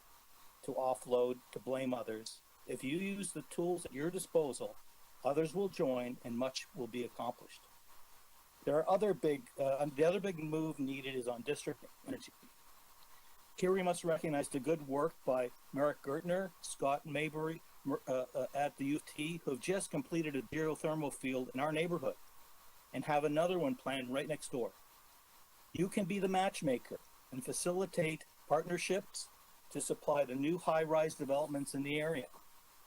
You can also find or create the investment for a mega fund and engineer district heating, prove its viability, then duplicate it and build it. It's doable. And let us not remember that we must do this equitably, leaving no one behind and helping those needing assistance. There are moments in history where more volunteerism is needed and prescription solutions, whereas prescription solutions are called for. Now is such a time. For example, there is no reason that you can't require every major renovation approved at the Committee of Adjustment to be carbon-free. Require every upcoming high-rise development to use geothermal or other carbon-free options. Schedule the end of gas furnace installations as quickly as the supply of heat pumps will permit. And as a transitory measure, in our neighborhood, we need 1,000 trees to replace 25% of our lost canopy. We have a project for that, carbon capture project for that in our Victorian, to help our Victorian neighborhood change again. Our neighborhood is almost 150 years old. Our homes were heated with wood and coal, and then oil, and then gas. Change is nothing new to us. Now is your moment to deliver the next level of change. Thank you very much. Thank you. Are there questions of the deputant? Okay, seeing none, thank you very much. That brings us to Sharon Bitter.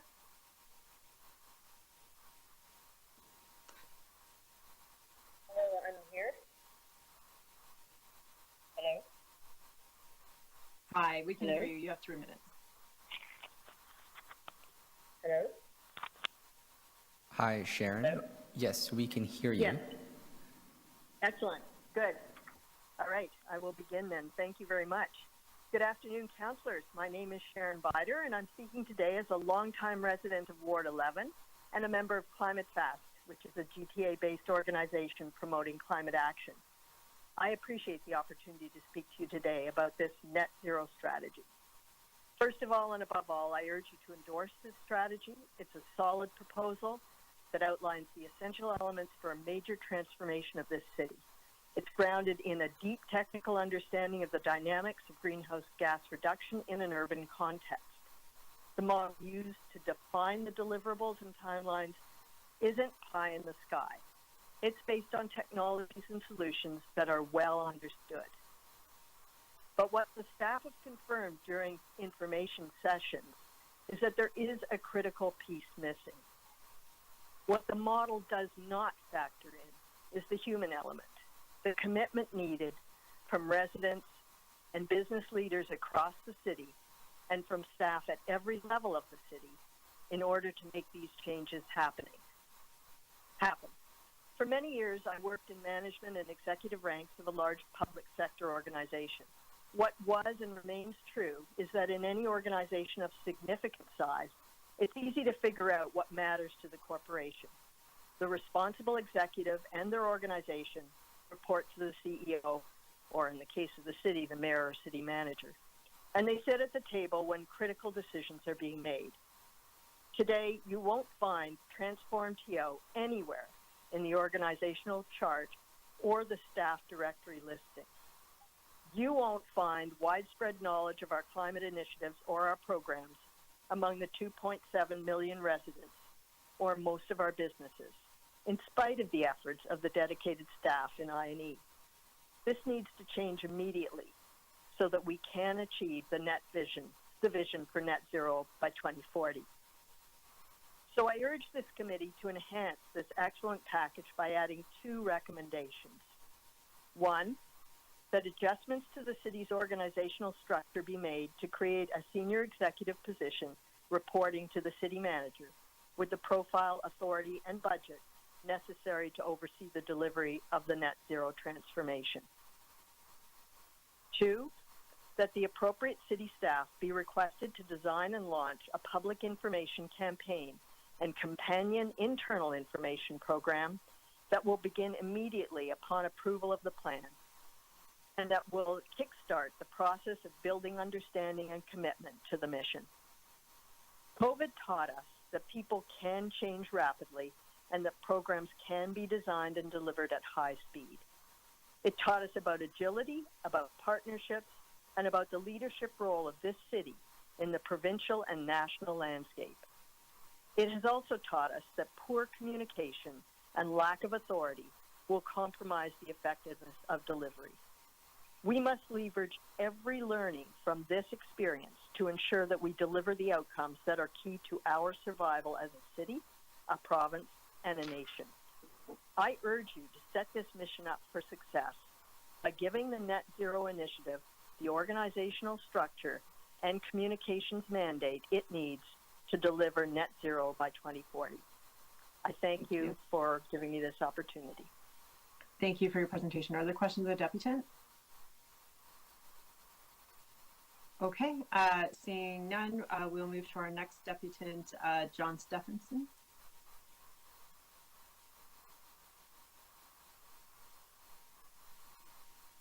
Hello? Hi, John. You have 3 minutes. All right. Hello, I'm John Stevenson. We need net zero as soon as possible and as affordable as possible. And both can be done for buildings by 2040. I know because between 93 and 95, I enjoyed the privilege of working with Metroworks and TAMNet on a major engineering study based on solid building data from 400 traffic zones, showing that most buildings, or many anyway, in what is now Toronto, could be served with district heating for no higher cost to the customers. The project included the existing district heating system and reduced greenhouse gas emissions by 8.5 megatons per year. An interesting number. It saved $650 million per year in fossil fuels costs and earned an internal rate of return of 9%. Well, only the cooling part of that proceeded. But over the next 20 years, before I retired, I helped start 24 new district heating systems across Canada, including one in Regent Park. And I saw the technology continually improve, going to lower temperatures, bringing lower costs, penetration of low-density areas, and more use of renewable energy. We design systems that recycle heat from district cooling into district heating, type of circular economy, if you will. We designed, my former colleagues are still designing, conversions of old steam systems into modern low-temperature systems. We designed thermal energy storage that can replace gas-fired peakers, and a system in Vancouver for the 2010 Olympics, supplied mainly with heat recovered from trunk sewers. We looked at seasonal thermal energy storage to maximize solar thermal. This is really taking off. You know, even China is way ahead of us on this. And it's less than 1/100th of the cost of electrical energy storage. One barrier is lack of infrastructure. But that's what the Canada Infrastructure Bank is for. The CIBC see district energy as an exciting opportunity for them. They have $30 billion to lend and a target of 10 megatons per year of emission reduction. Well, I think we can help with that. So, in conclusion, approve the next steps because it must get going across a broad front. But be sure the Renewable Energy Task Force will be hearing from me about moving on renewable thermal energy. It's not just electrical energy we have to think about. Thermal energy is very important. And that can be leveraged with the existing systems and major CIB funding. Back to the moderator. Thank you. Thank you for your deputation. Are there any questions of the deputant? Okay, seeing none. Thank you, John. Our next presenter is Omar Cleanville. Omar, are you in line?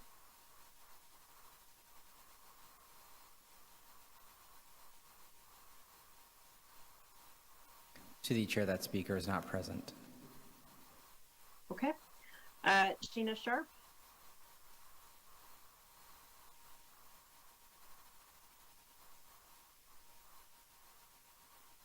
Hello? Hi, Sheena. You have 3 minutes. Thank you. My name is Sheena Sharp. I'm here from the Toronto 2030 district, and our membership is owners and managers of many of the large buildings in downtown Toronto. We have sort of like an analysis test bed that includes, you know, single family homes like the Annex and Harvard Village, but also the downtown and hospitals, 2 universities, et cetera, et cetera. And so we conducted a study to build a data platform based on utility data, which we finished a couple years ago. And then we did an analysis that shows property owners what the cost per square foot would be for fuel switching alone, because we know we have to fuel switch. That's the only thing we know for sure. We have to get off gas. And so then we said, okay, here are the costs. Can we make the costs lower by energy efficiency? So we looked at the energy efficiency levels that are the same as in Transform TO. And by the way, we have very similar goals. You were totally online with your targets. And so we looked at the technical data, and to achieve something like 50% energy reduction is really hard and expensive. Like, you have to start to change the windows and things like that. And so then we looked at the costs. We used a typology-based method. In other words, we take typical buildings and we do an actual cost analysis of what it will take to upgrade them. And we found that it didn't actually lower the cost of hitting net zero. In other words, it's not, if it did lower the cost, then we could do energy efficiency first or fuel switching first. If it doesn't, then why would we do energy efficiency? Fuel switch will get us the whole way. This is not to say that energy efficiency isn't useful. It lowers the total load, but it does mean that building owners can do it in the rhythm of their building ownership. So when they buy it, or when they know it needs another facelift, and they can do a huge renovation, but they don't have to do it, for example, in the next 8 years. All they have to do is switch out their furnaces. And so, and by doing that, we will meet the Transform TO targets, and we will meet the UN targets. And it's way easier. Consider if you're trying to get 60% energy efficiency out of your buildings, and 60% is the UN target. You have to do like 100% of the buildings in Toronto. That's nuts. But if we can fuel switch, we only have to change the furnaces of 60% of the buildings. We can do that. So, so that's what we think in the end. If you look into, on page 55, for example, of the Net Zero Strategy Survey, one of the key insights is fuel switching and a clean electricity grids are the 2 most significant technical requirements for achieving net zero emissions. We think that you should focus on that, and you could achieve this goal a lot more easily. Thank you very much. Thank you. Are there questions of the deputant? Okay, seeing none, thank you for your deputation. I think the next one is a repeat. I believe we already heard from Lynn Adamson, but I will ask in case there's a second one.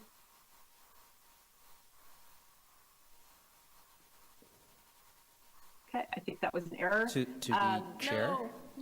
There's 2? No. Yeah? Sorry, to the chair, this is the host. I apologize. The speaker you may be referring to may be Lynn Adamson. This is Liz Addison. Oh, so there's a typo on the thing. Okay, great. So go ahead then. You are a different speaker, and we should update that. I am definitely a different speaker. Thank you so much. Okay, and hopefully we can get that updated in the list as well. It already is. Yeah, I've made my complaints. Oh, okay, good. Okay, you fixed it, so I have an earlier version. Perfect. Thank you. Good. Thanks for being on top of that. Okay, thank you. My name is Liz Addison, and I'm speaking today as a longtime resident of Ward 11. Also, I'm a member of Climate Fast, like Lynn Adamson, hence the confusion, among other climate groups. And I've recently become one of the city's neighborhood climate action champions. First, I want to congratulate all the contributors to the net zero strategy for producing this excellent plan. I was especially glad to see accelerated emissions reduction targets, which will vastly reduce the city's accumulated carbon emissions. I'm also encouraged by the strategy's call for carbon budgets, which will make it possible to track climate actions against emission targets. It's been proven time and again that you can only control what you measure. I also hope the committee is willing to endorse recommendations with significant financial ramifications, recognizing that failure to make these investments today will be far more costly tomorrow as the impacts of climate change inevitably make themselves felt. I also hope the city will explore all potential revenue tools to ensure required funds are available. While I applaud the strategy's ambitious and far-sighted approach, I think 3 improvements related to the speed of implementation could be made. With respect to new construction, the proposed policy will not require near zero construction until 2032 or 33.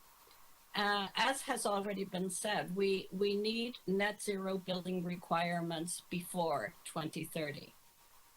With respect to the city's second largest source of greenhouse gases, the strategy does not include on-street charging stations in the short-term implementation plan.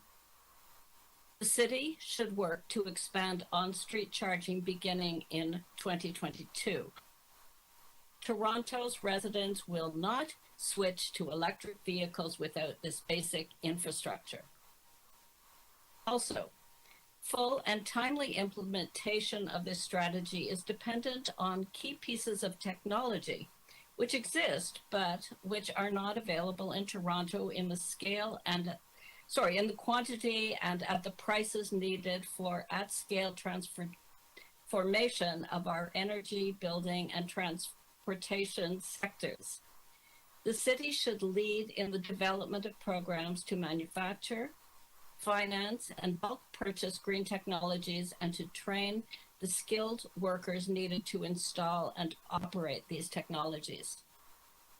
And finally, my hope is that the city will put in place an organizational structure with the authority and capability to ensure that decisions are made, personnel put in place, bylaws passed, public agencies aligned, and communities and the private sector engaged to turn targets into action and ambition into real change. This is an excellent strategy, one that I hope will win the committee's full support. Thank you. Thank you for your deputation. Are there any questions of deputants? Okay, and thank you for being thorough and getting that updated for us in the records. Thank you. Our next speaker is Lao Lo. To the chair, that speaker is present. They just need to click on Connect Audio at the bottom of their WebEx panel, and we can unmute them so that they can speak. And it looks like they've done that, so I am unmuting their mic. Okay, great. Thank you. Thanks, City Committee staff. Lowell Low, OAA, sole proprietor architect in the GTA for 17 years. Again, my 2-part message. Number 1, potent methane natural gas leak issue when unburnt. According to scientists, unburnt methane gas is at least 80 times more potent as a greenhouse gas than CO2. And the city of Boston is finding that their aging city grid is leaking at least around 10% of their total yearly GHG emissions, unaccounted for up until now, according to PBS Nova. Also, an even greater gas leak issue may be right at the source sites of the drillings. According to the Narwhal journalists, much of the gas drilling methods in Canada is now by horizontal fracking. Why are these topics so underreported in the mainstream media in Canada? And is the methane leakage not happening 24/7, 365 days? Are any of our Canadian cities measuring our leaks? According to the UNIPCC report, methane control is the single most effective means to avert from further extreme climate events, as this GHG gas does not stay in our atmosphere anywhere as long as CO2 does, and immediately lowering emission results will be felt. Message 2. Time to flip Canada's current narrative on fossil fuels use. According to an online CBC article, several years old, Canada is number 2, only to Australia, with the highest yearly GHG emissions per capita by country in the world, where Australia has been the main fossil fuels mining nation supplying the developing countries in Asia. And this stat, I believe, didn't account for the unburnt methane, as this issue was reported only more recently. A simple search, Google search, also found that Canada is the highest in consumption of natural gas per capita as well. And in addition, the statistic that now both Alberta and BC are where much of the gas drilling sites are found. How much? It's our country with so many air-leaky monster detached homes contributing to the global climate emergency crisis and affecting the melting of Arctic glaciers and accelerating the recent environmental disasters as the summer heat wave, record wildfires along the west coast, and now flooding in the U.S. Just 2 more pandemics. Now we need more science. Do we need more science of climate catastrophes? To finally come up with collective, all hands on deck climate action solutions to make a sharp turn from further climate breakdown. What will Canada's new narrative be? Time is now to realize and to own up to our first world standard way of living. That is the way we built mainly for profit. It's too decadent for a cold climate environment, and indeed does have a huge impact on the other sides of the world. Concluding solution statement. The solution is to employ non-mechanized, passive solar, low-tech strategies that employs human labor again, mobilizes local grassroots communities en masse. That's French, right? Which now has to turn us away from the continuing expansion of our heavy-handed fossil fuels energy infrastructure. Again, the solution to climate crisis is not more big machines, not more high-tech innovations. That in itself has tremendous impact on the environment and cost to make. It is, in fact, what created the climate change problem to begin with. Thank you, sirs and madams. Thank you for your deputation. Are there any questions of the deputants? Okay, seeing none, thank you, Lowell. That brings us to our next deputant, and I'd just like to maybe ask if somebody in the clerk's office can start the timers on these. Julius Lindsay. Through you, Madam Chair, thanks to all of the committee for having me today. My name is Julius Lindsay. I am the Director of Sustainable Communities at the David Suzuki Foundation. I think this is probably the first all of you have been able to hear me. So just a little bit of background about me. I've only been with this foundation for 2 months, but the previous 10 years before that I spent in municipalities. I led the development of both Mississauga and Richmond Hills climate change plans. So I have a little bit of a background and insight into what all of you are going through and what staff has gone through to develop this plan.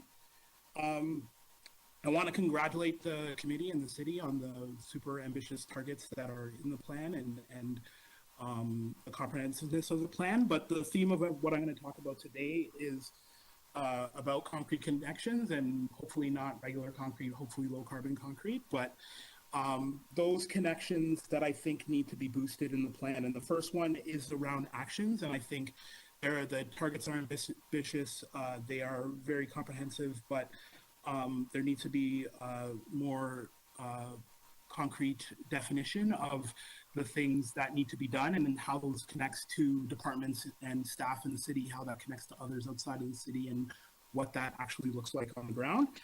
The second connection, I think, is to the carbon budget, and while I'm happy to see it in there, I think that implementation really needs to start in the 2023-year budget cycle. I know that next year's cycle is probably out of the question, but 2023 should be the target in terms of getting it in place and implementing it. and really putting the money where the mouth is in terms of actions on climate and tying those capital flows to reducing GHGs. And the last one is the connection to equity. There is a section in the plan around equity, but I think really drawing those connections really strongly to how all of the actions in the plan address equity and it not be a hived off section of the plan, I think is really important and really needs to be beefed up in terms of how this transition is going to serve all the residents of Toronto. And that's it for me. Thanks for having me speak. Thank you. Thank you for that nice brief deputation. Any questions of the deputants? Okay, thank you for joining us. That brings us to our next presenter, Gabriela Calapos with Clean Air Partnership. Gabriela, are you online?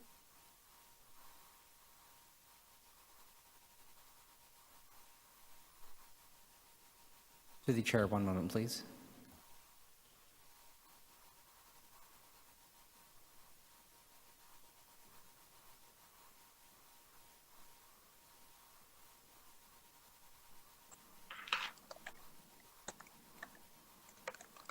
To the chair, that speaker is not present. Okay. So our next speaker is Carol Essex.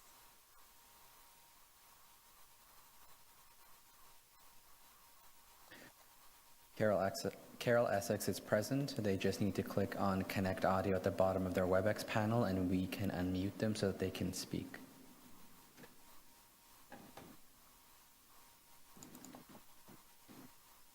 Speaker has done so. I am unmuting their mic. Can you hear me? We can hear you. Go ahead, 3 minutes. Okay, that's great. Okay, thank you.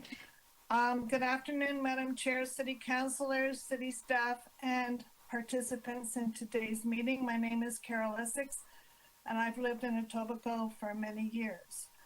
I congratulate Toronto City Council for enacting Transferring TO in 2017 and for supporting the Climate Emergency Declaration in 2019, and now for developing the marvelous net zero strategy targeting the elimination of fossil fuels by 2040. This is all good. We must act boldly to create the needed transformation to save ourselves from the impending climate disaster that we will surely face if we do nothing. We must act, though, with the other levels of government on side if we hope to meet these goals. Toronto's limited tax base cannot possibly meet the gigantic needs of this moment in time. As governments came together to save ourselves from the pandemic, we must now together save ourselves from this climate emergency, using a climate lens and a carbon budget for every decision. As a resident and homeowner in Etobicoke, I want to know what steps are needed to successfully retrofit my home. I want to know how to find contractors and tradespeople with the training and know-how to meet the zero emissions standard. I want to know how much all this will cost me and how I will manage to pay for it. And I want to know that my home, once retrofitted, meets or exceeds the new zero or net zero standard. And to that end, I am making some suggestions. Starting now, we need a federal or federal-provincial mandate developed in concert with the City of Toronto for chosen experts to develop 1. New federal building code reflecting the different climate zones, which could be an evolution of the existing R2000 standard. You could call it R2030 or R2040. 2, the protocols of the new zero emission standard would include the same protocols as R2000, which are constructed by builders trained and certified in the new standard, evaluated, inspected, and tested by an independent third-party inspector, and certified by the Government of Canada.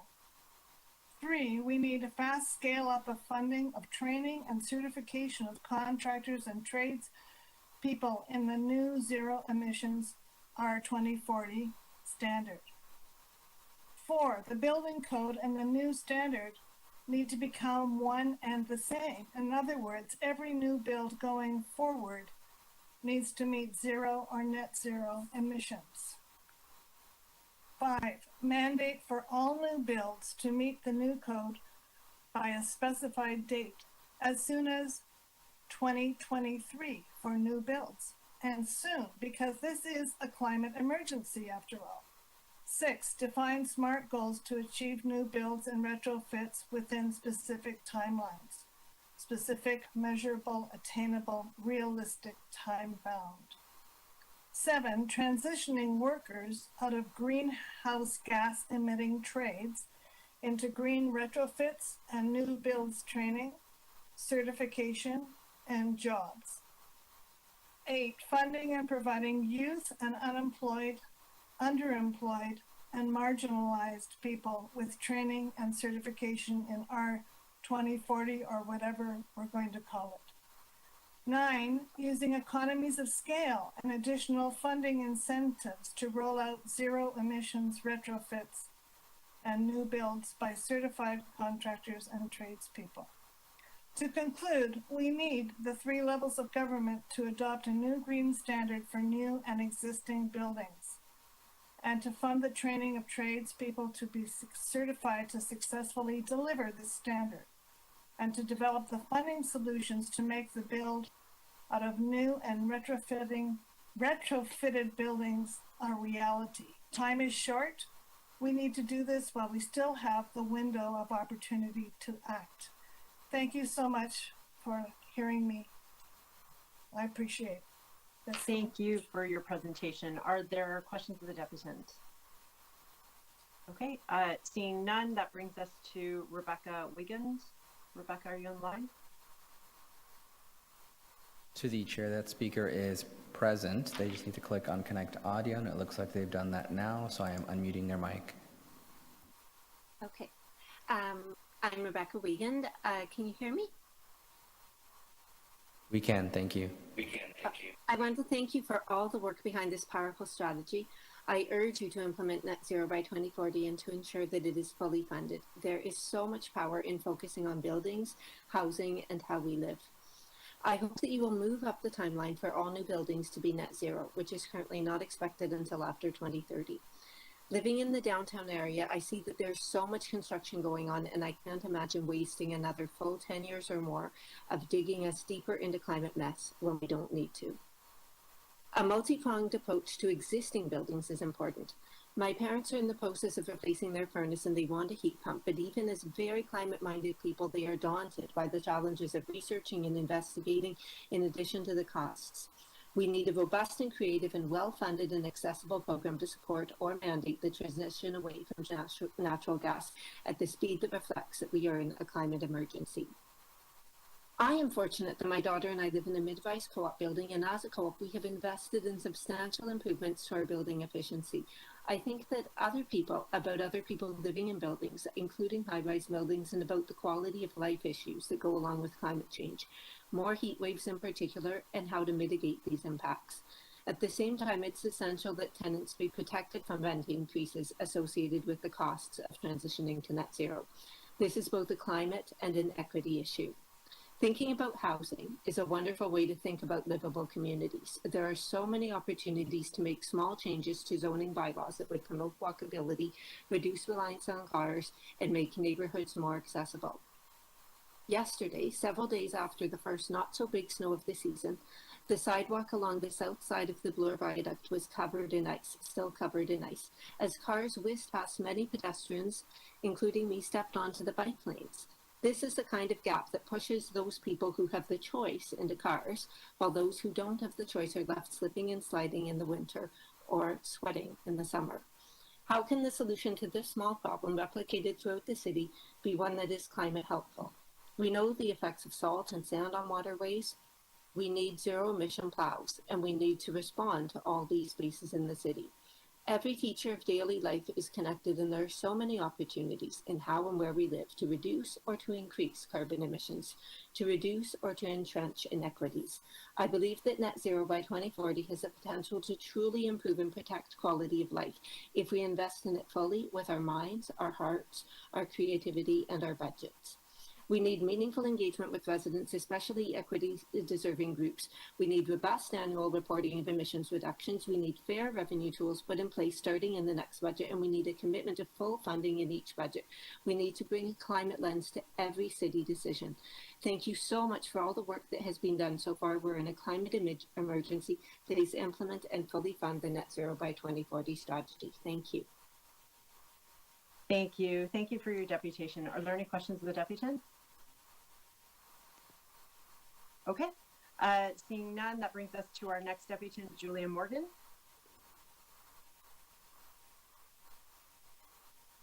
Okay. Do we have Julia online?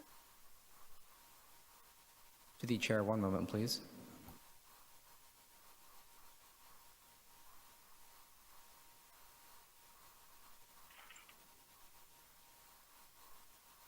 Madam Chair, it appears that Julia is not connected. However, we are understanding that Gabriella Kapelos is connected. If you want to go back to her. Great, let's do that. Thank you. Go ahead, Gabrielle.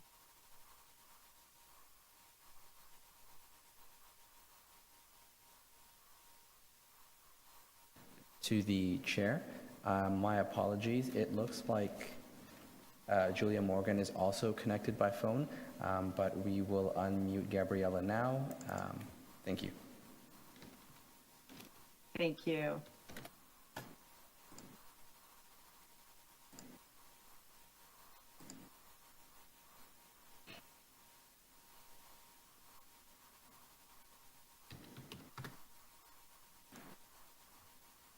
Gabriella. Can you hear me now? Gabriella, yes, can you we hear me can. now? We can. Thank you. Oh, okay, thanks so much, and I apologize for the problems with the audio. Dear Chair, committee members, and staff, thank you so much for the opportunity to speak with you today about the update to the Transform TO and to align with your climate emergency declaration and science-based targets as identified by the IPCC. I'm from the Clean Air Partnership, which is a charitable environmental organization that works with municipalities and their partners to advance the implementation and scale-up of clean air and climate change actions. And honestly, there's no doubt in my mind that this update to Transform TO is an excellent climate plan. It is clear in its targets, as past identified, clearly outlines the scale of the actions that will be required to achieve the GHG reduction target.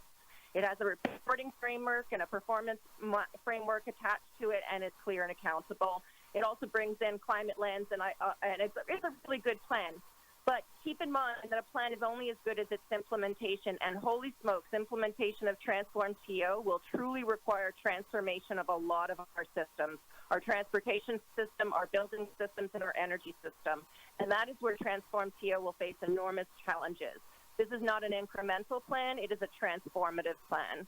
And it is also a plan that has significant codependencies.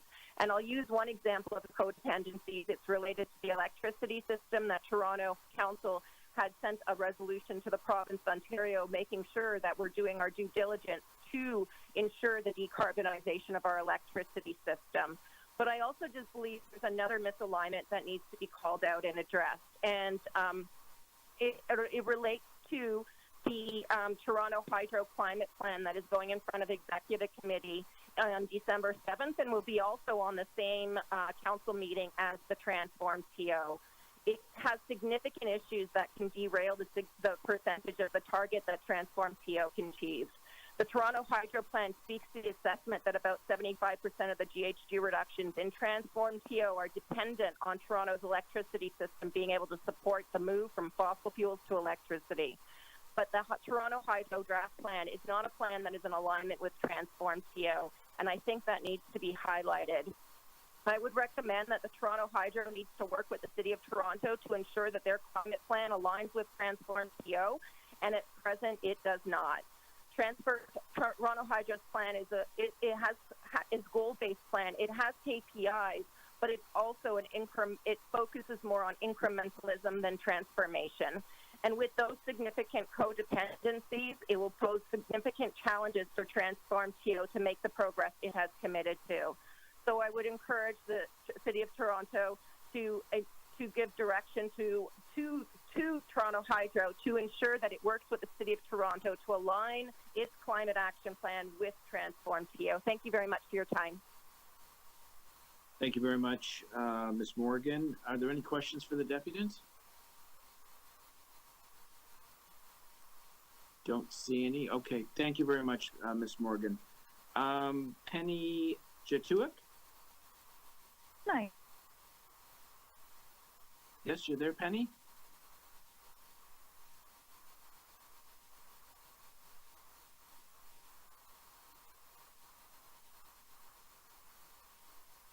Do we have Penny on the line? To the chair, one moment, please.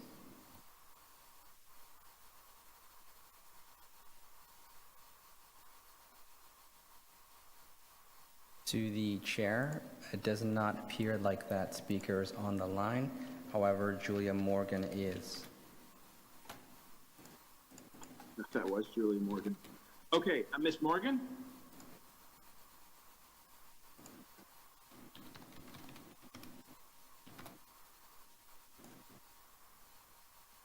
Julia Morgan, your phone line is unmuted.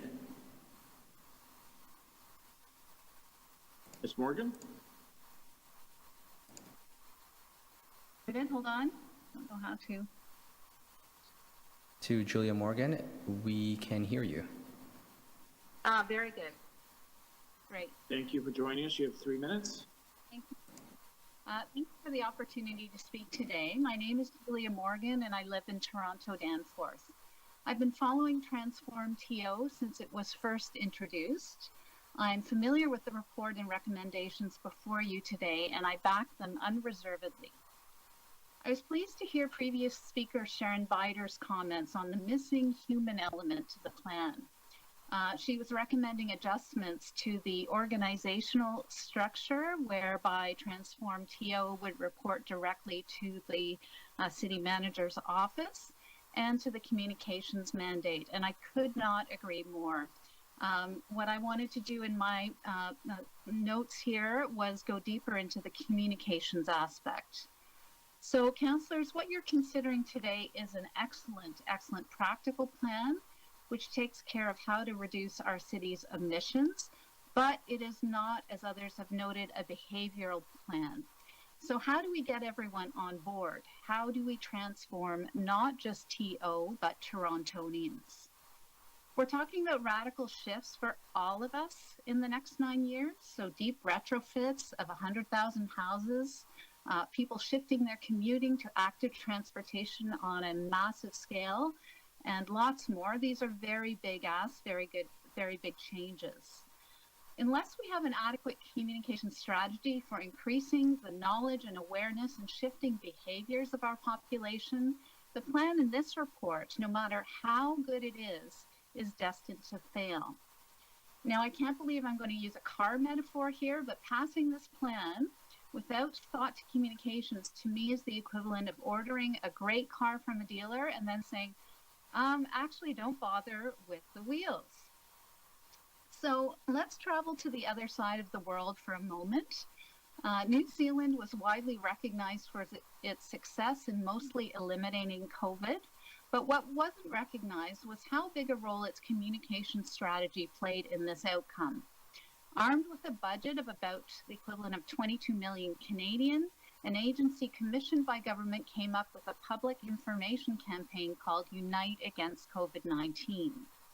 It was designed to feel positive and human, with messaging that didn't focus on the virus, but on actions people could take, as well as reasons why. The aim was to bring New Zealanders together. I don't have time to go into the strategy in more detail, but it was wildly successful, so much so that a year in, New Zealanders who typically value their freedom and individuality quite a lot really took it on as their own.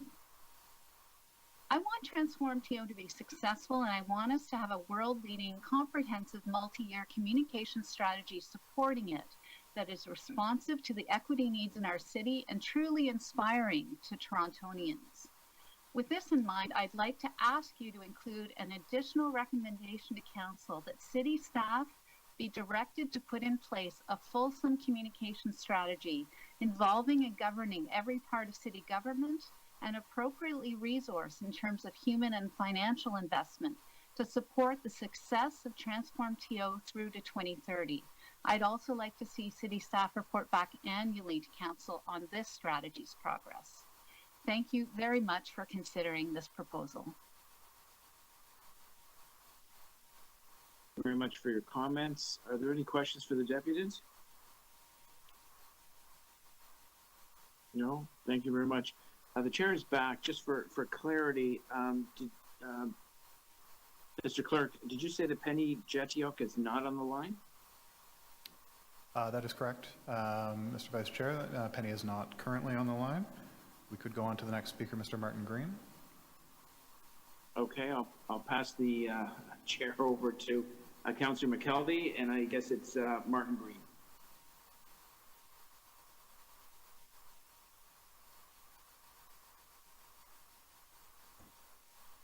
To Martin Green, you are currently unmuted.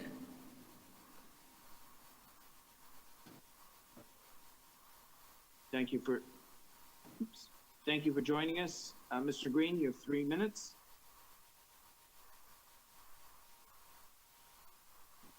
One moment. I believe Mr. Green has also called in. One moment.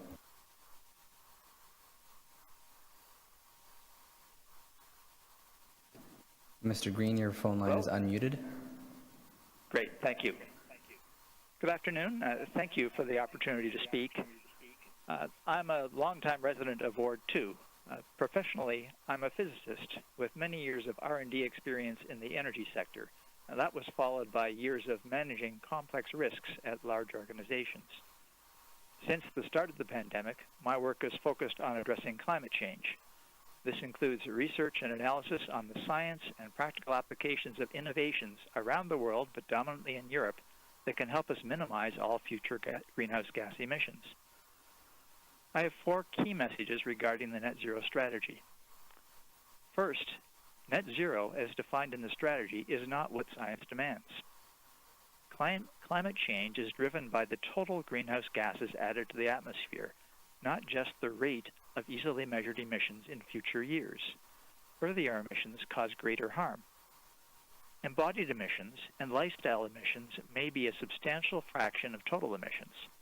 The strategy acknowledges this, but proposes no method to properly include them in the greenhouse gas emission inventory. They are completely ignored in the targets and projected emissions.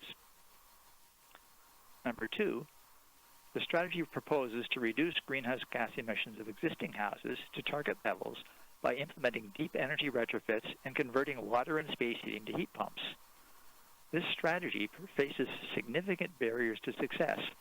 Quite simply, the strategy cannot be scaled to a sufficiently high fraction of houses. And I think Sheena Sharp has spoken somewhat to that, but there are written comments that I provided that give much more detail. There are many ways in which this strategy is very unlikely to succeed. Number 3, implementation of a citywide green district energy utility that serves all houses would be a much less costly and more viable alternative way of achieving the same greenhouse gas reductions.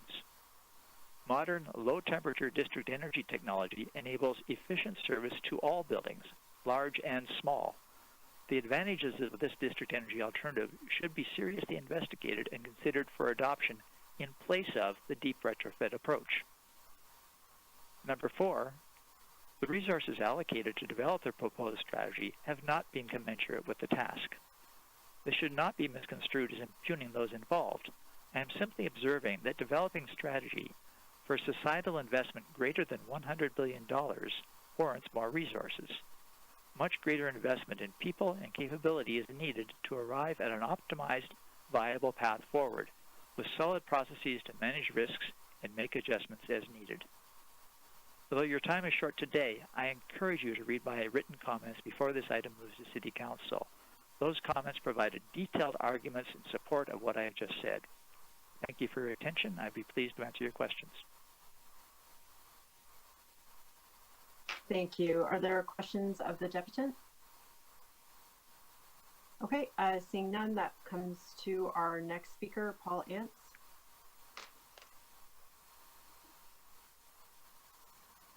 To the chair, that speaker is present and they've just connected their audio. I'm unmuting their mic.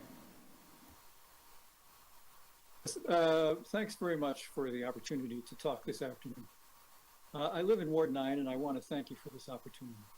As someone deeply concerned about our accelerating climate crisis and its increasingly tragic impact around the world, I want to commend city staff for the very important proposal before us here today. The Transform TO Net Zero strategy dramatically raises Toronto's level of climate ambition, effectively calling for an end to all fossil fuel emissions from our city by 2040 at latest. While this goal is among the strongest climate targets set by any level of government in Canada, it is solidly grounded in science and is in fact the minimum consistent with the Paris COP goal of limiting atmospheric warming to 1.5 degrees Celsius above 1990 levels. Over the long term, it's also cheaper and much safer than other less ambitious plans. For this reason, I strongly urge that the committee endorse this proposal and that Council adopt it as the City of Toronto's new climate target. Recent history offers far too many examples of noble climate goals proclaimed by governments, yet that somehow go unmatched by actions. One great strength of the current proposal is that it provides a clear outline of what those actions must be. Nonetheless, it is just an outline, and much will depend on what happens after it is passed and becomes official policy. Here, I'd like to highlight 2 points that could well make the difference between success and failure of this plan. The first and most obvious involves funding. The plan before us is complex and wide-ranging, and many of its elements are mutually interdependent, especially in their sequencing over time. This means that if the plan is to succeed, it cannot be the plaything of shifting budgetary pressures. It must be fully and reliably funded, ideally with resources that are locked in over the duration of the plan. Such secure funding will likely depend on new revenue tools, and these should be identified as a matter of urgency. The second critical point is the need for clear structures of accountability. Success of this complex plan will depend on careful monitoring of actions taken, measured against those needed in order to identify and remedy problems as early as possible.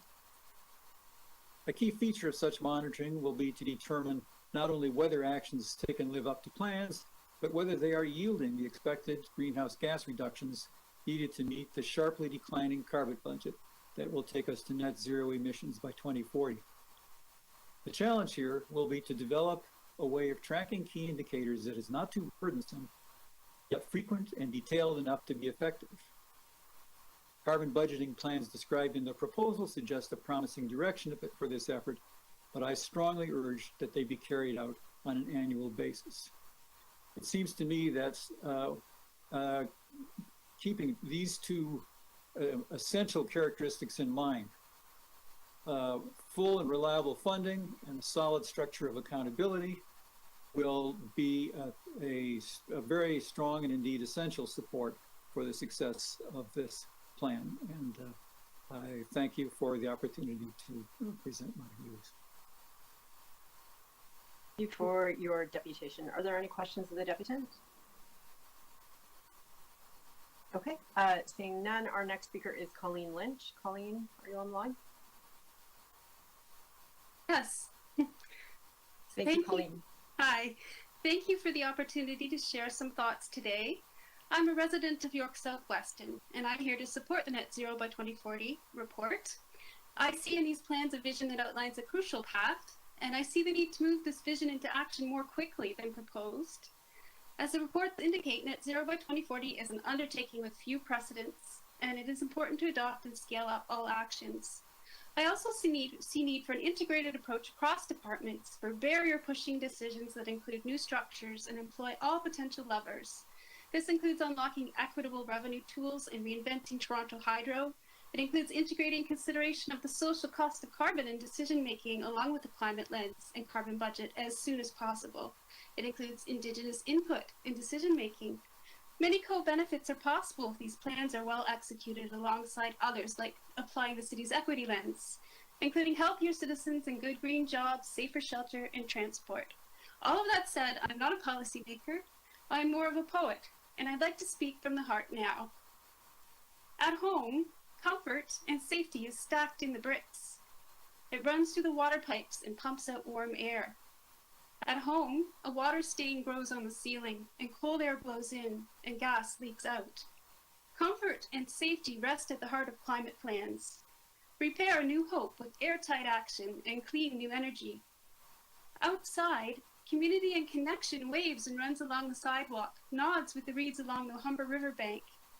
Outside, cracks in the sidewalks widen and the swollen river floods the parks. Community and connection rest at the heart of climate plans, radiate out in strong-boned infrastructure, seed new hope, the ripe tomato from my neighbor's garden in my hand. Across borders, cooperation and empathy send a warm weather front, a gentle no-borders breeze, a freely shared solution. Across borders, storm crash through and the tidal swirl of the ocean rises.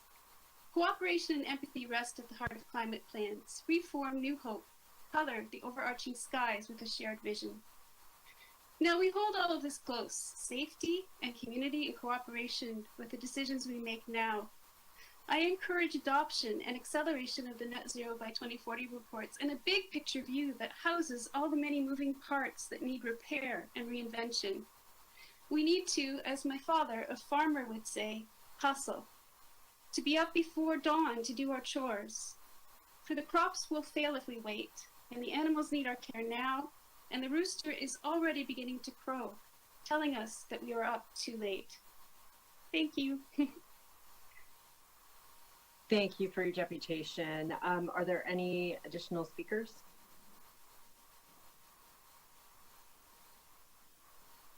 Sorry, any questions of the speakers, what I meant to ask. Okay, seeing none, we have plenty of extra speakers, but thank you very much, Colleen, for your deputation.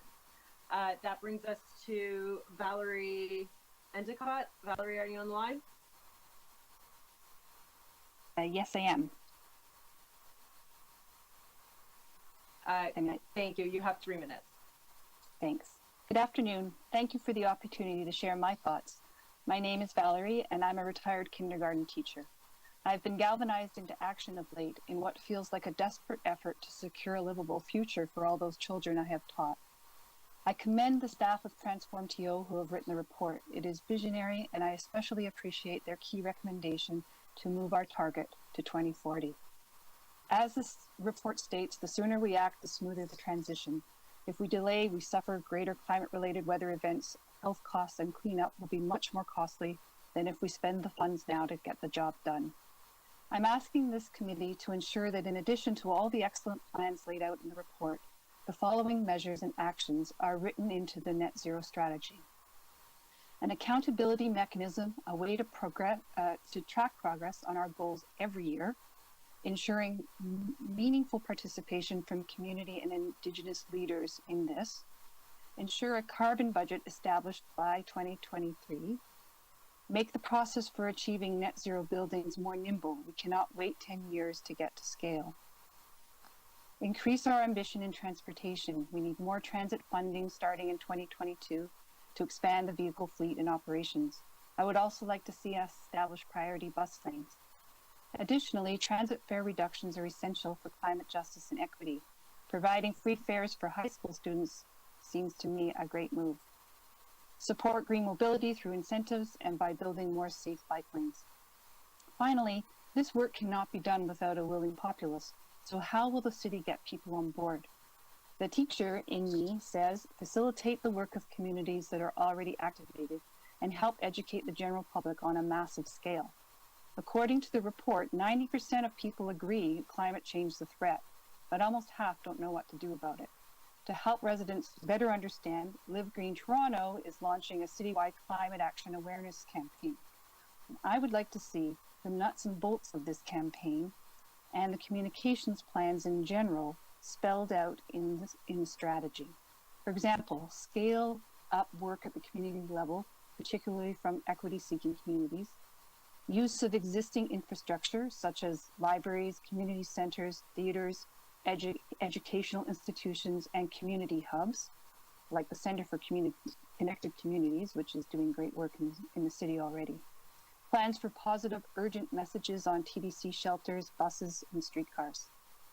I would like to see in addition that all councillors are mandated to organize advisory groups in their own wards, provide space in their newsletters for information about what's going on, what needs to be done, such as concrete opportunities through jobs creation programs, retrofit incentives, food security initiatives. The list is endless. The city needs to support the positive vision of a decarbonized future that the net zero strategy lays out. To quote the report, communication is key to creating understanding, enthusiasm, and participation in moving our city to net zero. With this committee's leadership, let's center Transform TO's hard work and take the net zero strategy from a report to an ambitious plan in action. Thank you. Thank you for your deputation. Are there any questions of the deputant? Okay, thank you. That brings us to our next speaker, Sunday Harrison. Sunday, are you online?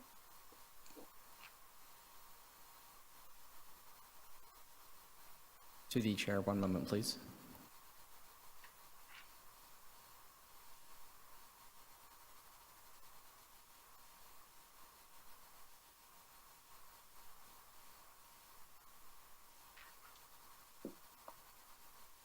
To the chair, that speaker is not present. Okay, that takes us to our next speaker, Ann Curie.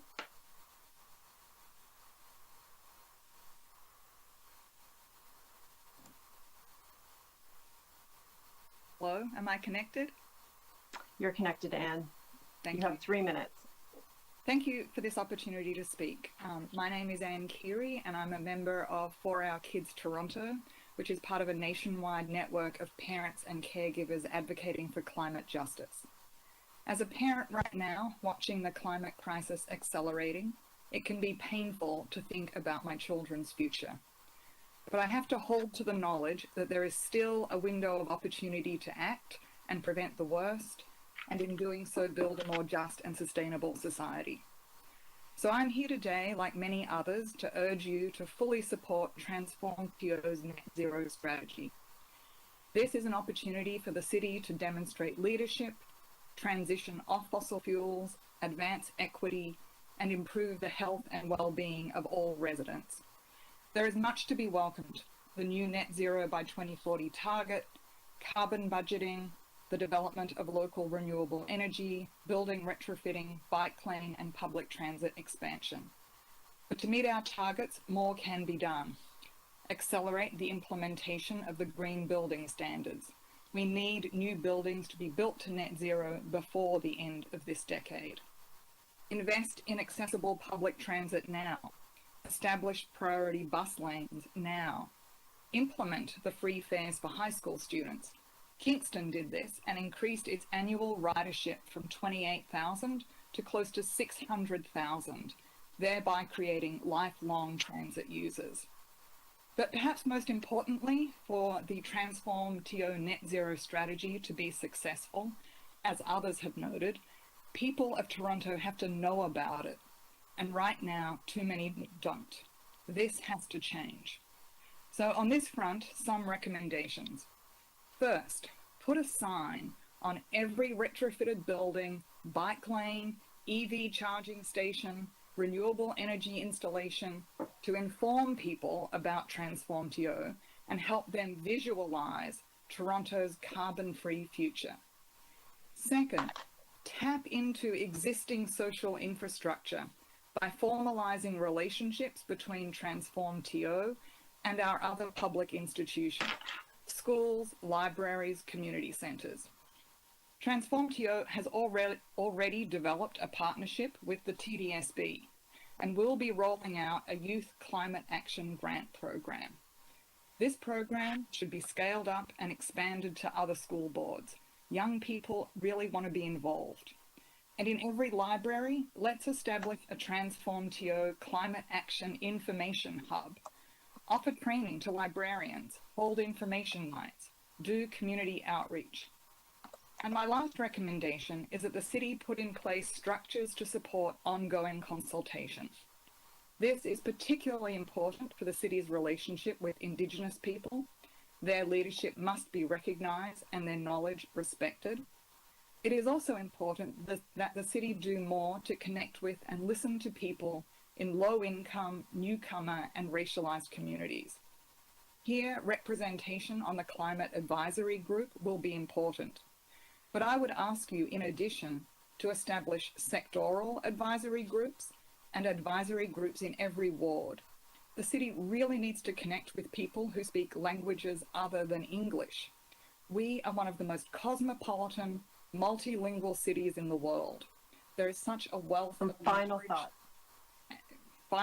such a wealth of knowledge and experience here that needs to be tapped into and engaged. In short, mobilize us. We need to get to work. Thank you.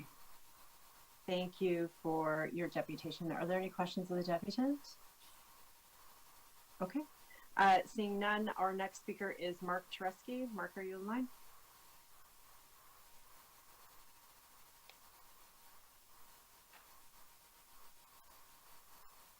To the chair, it does not appear that that speaker is present. Okay. Joyce McClelland.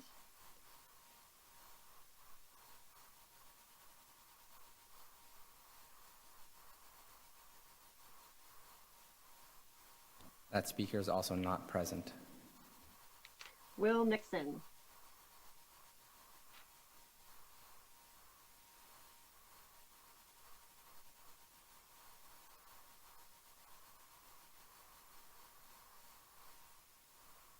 To the chair, one moment, please.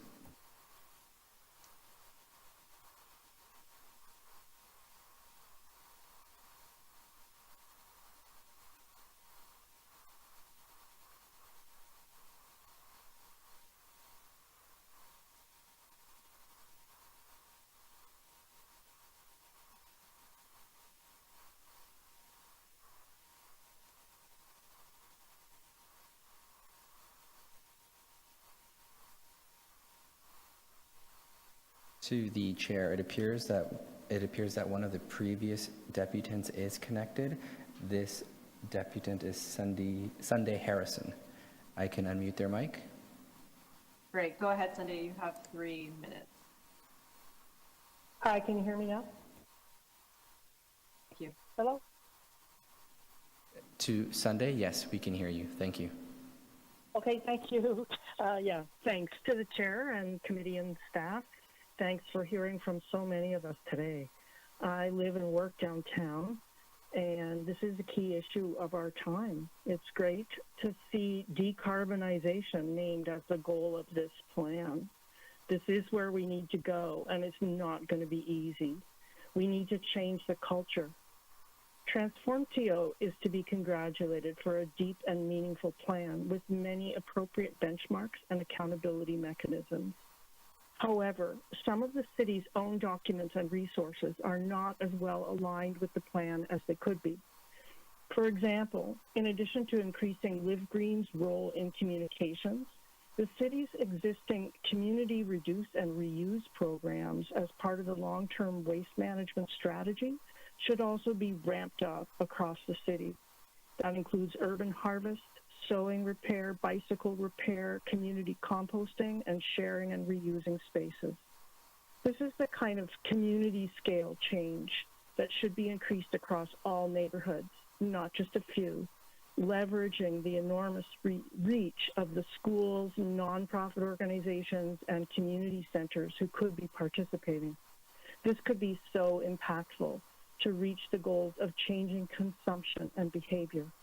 It would clarify the message of decarbonization and include a strong food component, not just food waste management, but also food production from backyards, community gardens, parks, golf courses, and rooftops.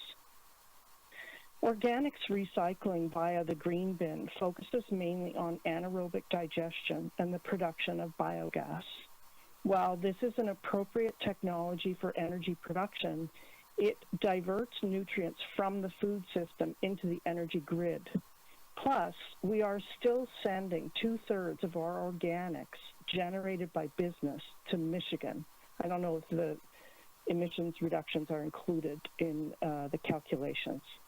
Increasing the supports for aerobic composting at the community and home scale could take pressure off the green bin program, leaving nutrients in place for urban agriculture. Research conducted at York University found that urban agriculture could meet 10% of Toronto's food needs. This was some years ago. I think now we could do even better. And this would translate to at least 10% less trucking. Producing more food inside the city will make us more resilient in case of unforeseen events. In the consultation reports, we note that many of the consultants, many of the people consulted really included food production and composting in their vision of solutions, especially Indigenous discussants who said, quote, "There should be fields of food, not just small community gardens, but bigger plots and more community control. City-run golf courses could be farms full of corn and other foods. Our rivers should be full of fish managed through neighborhood hatcheries." And the community consultation, unquote, community consultation, the vision of Toronto in 2050, people expressed, quote, "Our neighborhoods are surrounded by green space such as parks, naturalized spaces, green roofs, and green walls. Most of our food is grown and sourced locally. We produce almost no waste."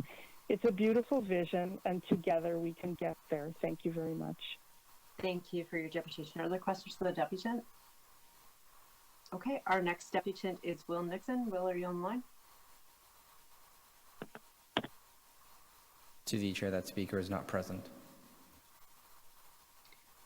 Okay, that brings us to Adria Budd Johnson. Also not present. Katerina Boracci. One moment, please.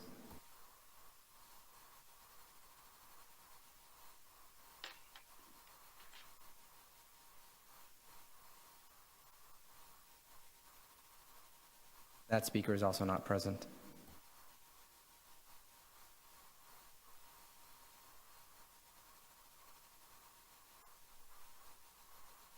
Okay, our next speaker is Mike York. That speaker is also not present.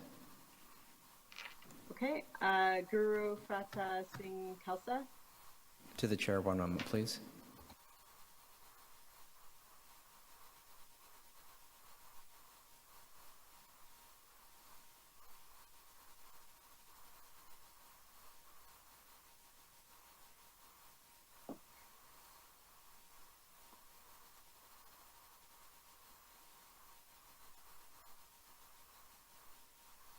That speaker is also not present.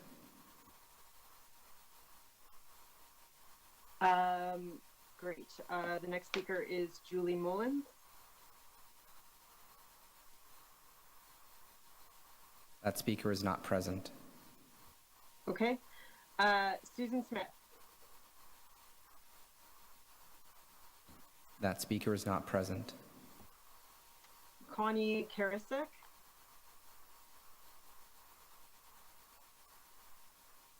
One moment, please.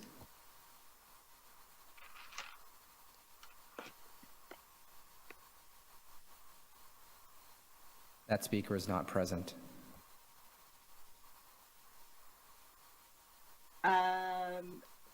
Eric Walberg.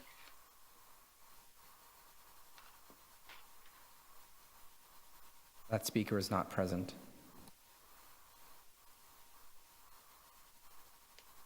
Richard Carey.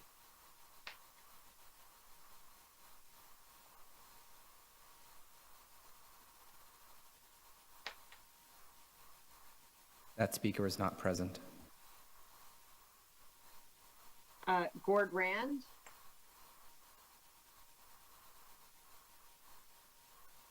That speaker is present.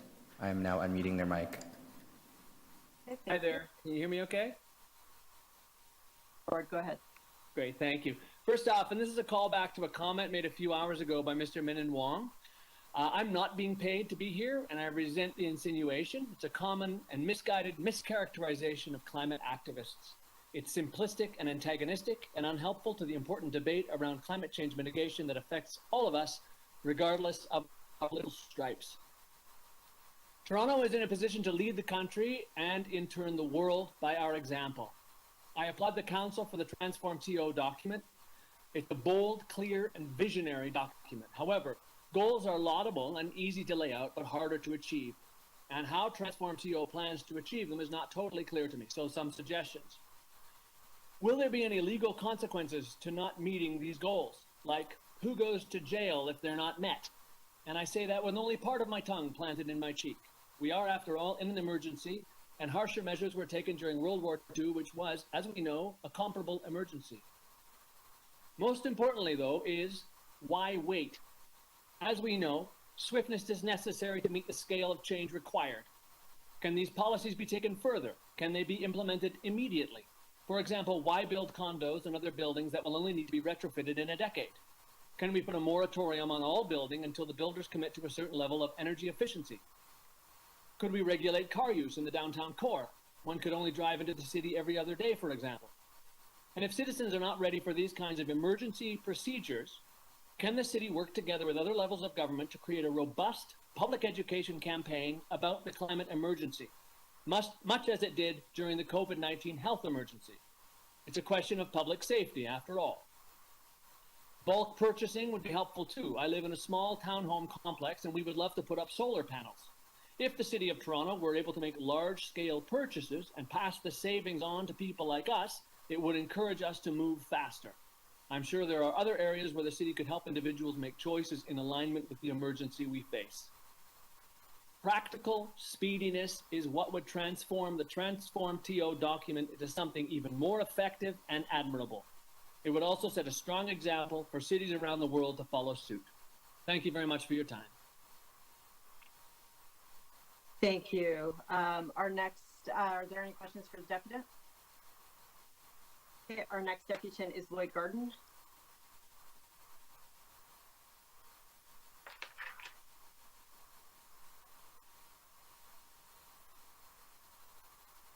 To the chair, one moment, please.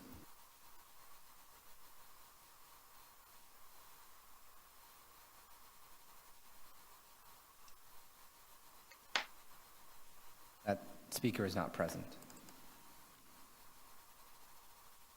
Okay, our next speaker is Mana Wong.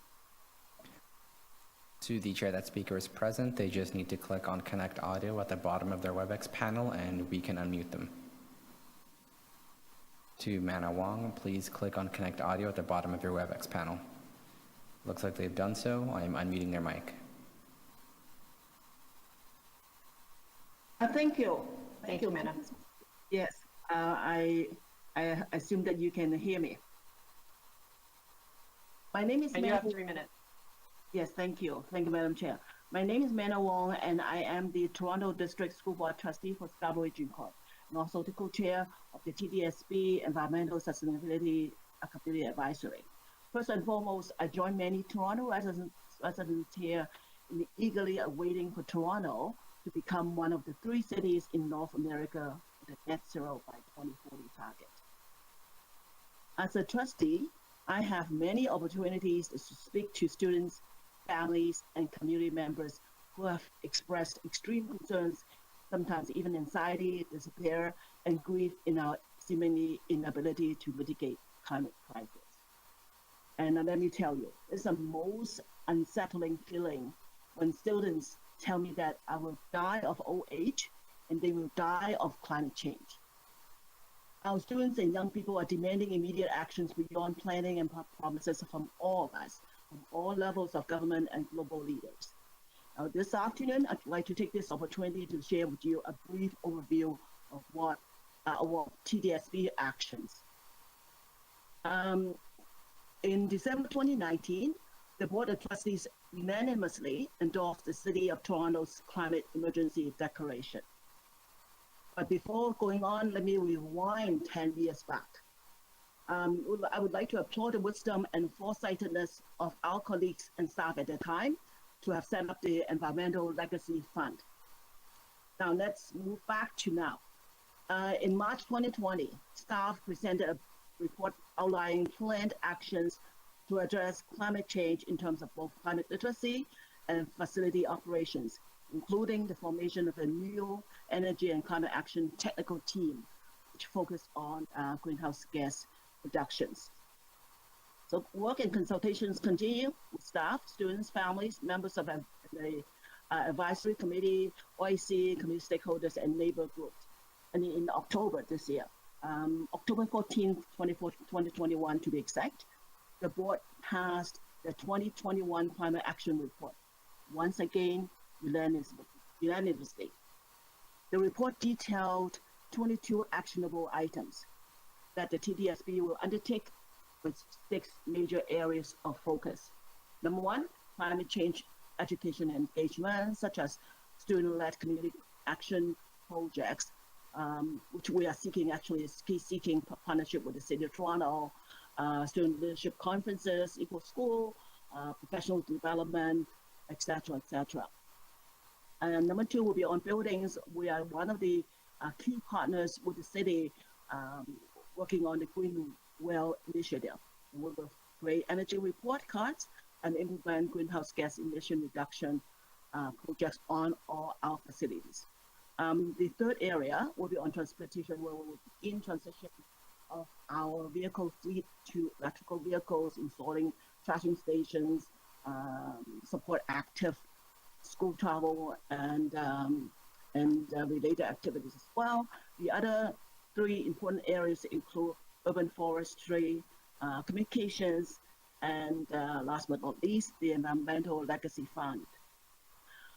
It's very important to point out that these action items will be benchmarked, reviewed, and reported back annually to provide a clear path forward as we continue to work and secure partnership opportunities and funding resources in achieving net zero.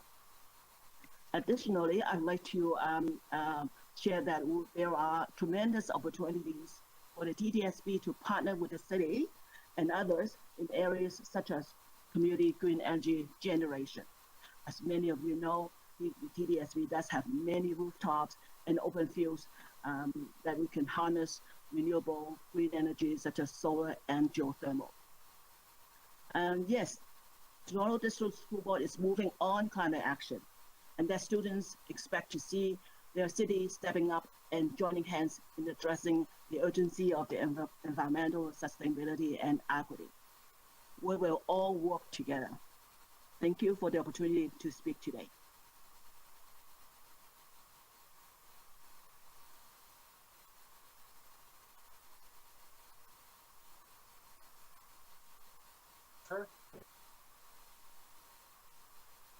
Am I done?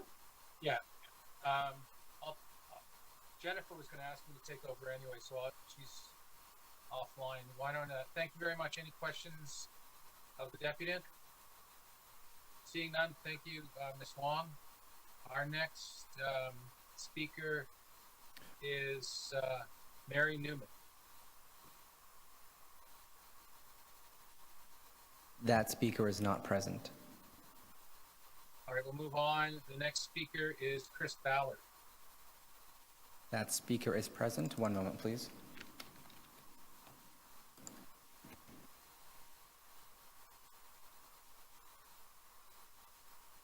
To Chris Ballard, you are currently unmuted. It looks like you've just muted yourself, so I will unmute you again. Well, thank you, committee chair and committee members. Let me start by congratulating the city for the work it's doing. Net zero by 2040 is ambitious, but our global experience shows it can be done, and we're here to help the city in any way we can. I'm Chris Ballard, CEO of Passive House Canada. Some of you on the committee may know me from a former career when I was Ontario's Minister of Environment and Climate Change and Minister for Housing and Poverty Reduction. But most importantly, I'm also a former municipal councillor, so I understand a little bit of some of the challenges that you face. Passive House Canada is a national organization of building professionals, developers, and tradespeople who are using the Passive House building standard with its Canadian roots to get buildings to zero greenhouse gas emissions. We have 30 years of science-based international data to prove efficiency first, together with fuel switching, is the best way to move forward. Even the United Nations likes what we're doing. They've recently acknowledged Passive House Canada as a center of excellence in high-performance buildings. And I'm really here to state a very simple fact that when it comes to addressing the 57% of GHG emissions related to Toronto buildings, we know what to do to drive that to zero. There's no need to study potential solutions any further. The expertise, the science, the technology is here today. So we're looking forward to getting on with it. There's two critical amendments we'd like to suggest to what's before you today. These, I'm echoing what Brian Purcell from the Atmospheric Fund said earlier. One is that the city accelerate the schedule for updating the Toronto Green Standard. The near zero design standard needs to be in place by 2028 to ensure near zero new construction by 2030. This means the schedule for implementing versions 5 and 6 of the Toronto Green Standard by 1 year each, so that version 5 applies in 2025, version 6 applies in 2028. The second thing we'd like to see is that the city accelerate development of building emission performance standards for large buildings. These standards need to take effect in 2025 to preserve a path to the 2030 target. Realistically, this requires development performance targets and policy details in 2022 to provide the building sector with 2-year notice to plan for compliance. The final point I want to make, we sent a detailed letter to you all, so I'm not going to spend a lot more time on it. I want to make one really important point, one that I haven't heard today in the presentations. The economic benefits for Toronto by legislating net zero cannot be overstated. High performance windows, doors, wall panels, modular systems, all of the things we will need to build to get us to where we need to go, they are required in the hundreds of thousands and all present an opportunity for investment, jobs, and a just recovery.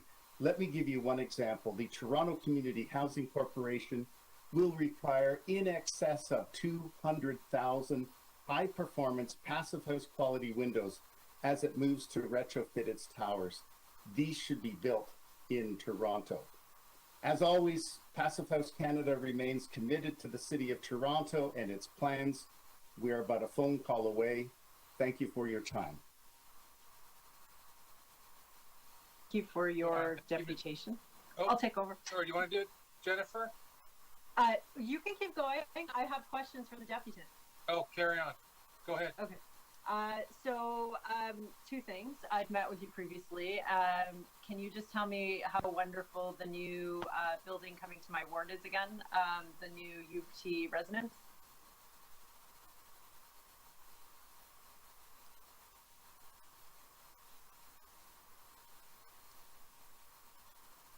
Mr. Ballard?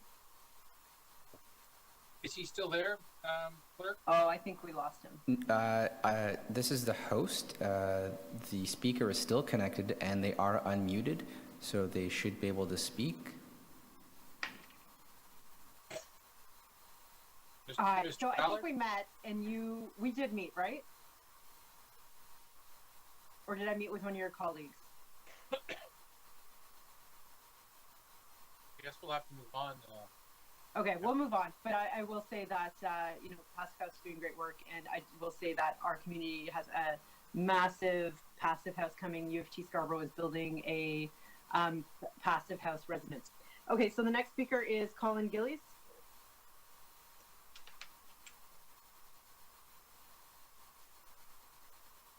To the chair, one moment, please.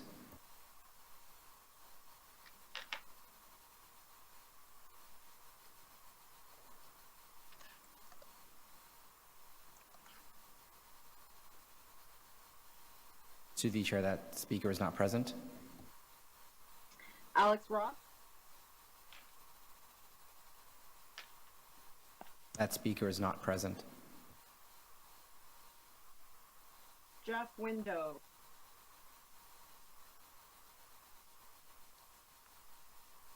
That speaker is not present.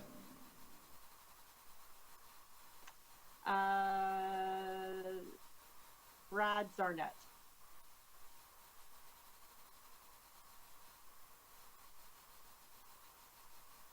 That speaker is not present. Jennifer Knock.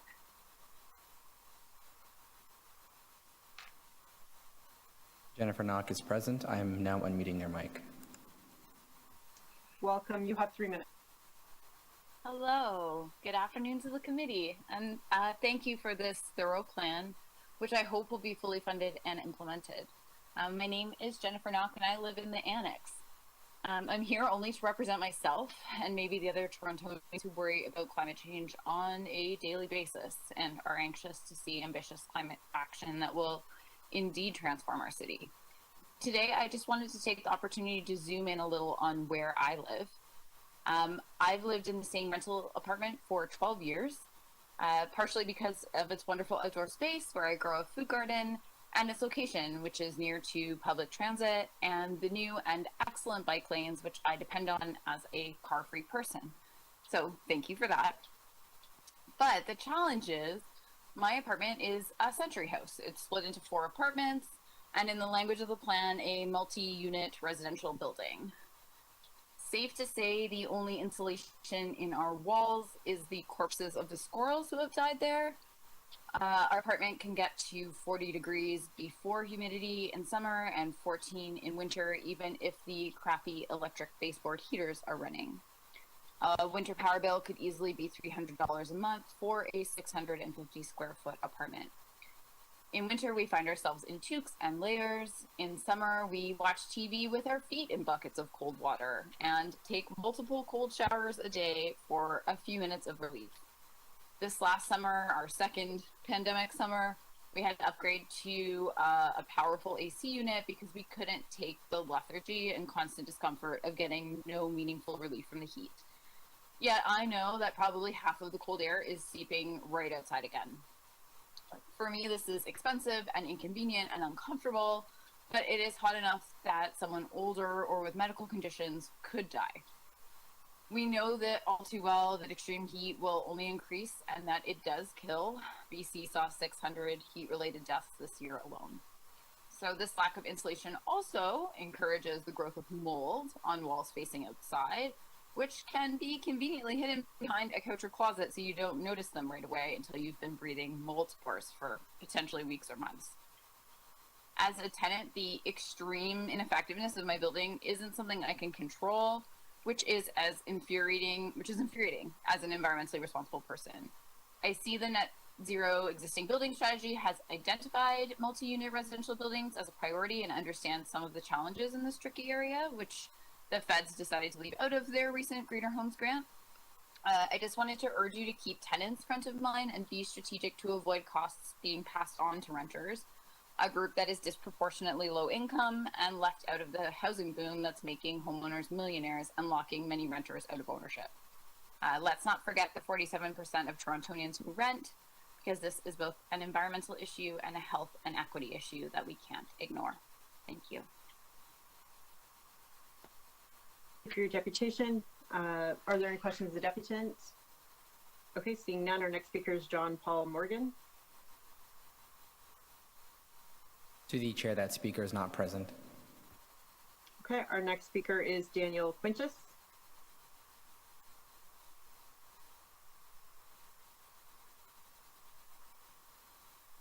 That speaker is not present. Okay, next speaker is Rebecca McKenzie.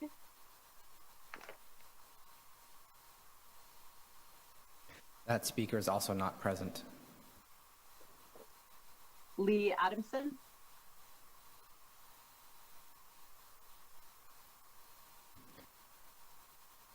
That speaker is present and now unmuted. Here. Hi, Lee, you have 3 minutes. Okay, thank you. My name is Lee Adamson in Ward 9. I was a research scientist at Mount Sinai in obstetrics for 30 years. And during my career, I watched as climate change went from distant threat to the current it's happening crisis. So I took early retirement to work full-time to do what I could. I joined my local green group. I learned more about climate change, what we can do. I joined in community projects. And I joined with many other grassroots groups across the city to form Green Neighbours Network of Toronto, where I lead the Energy Retrofits Working Group. So my comments will focus on energy in buildings and neighborhoods. And I'll just mention that I know firsthand how much these small grassroots groups are doing to help with climate action engagement.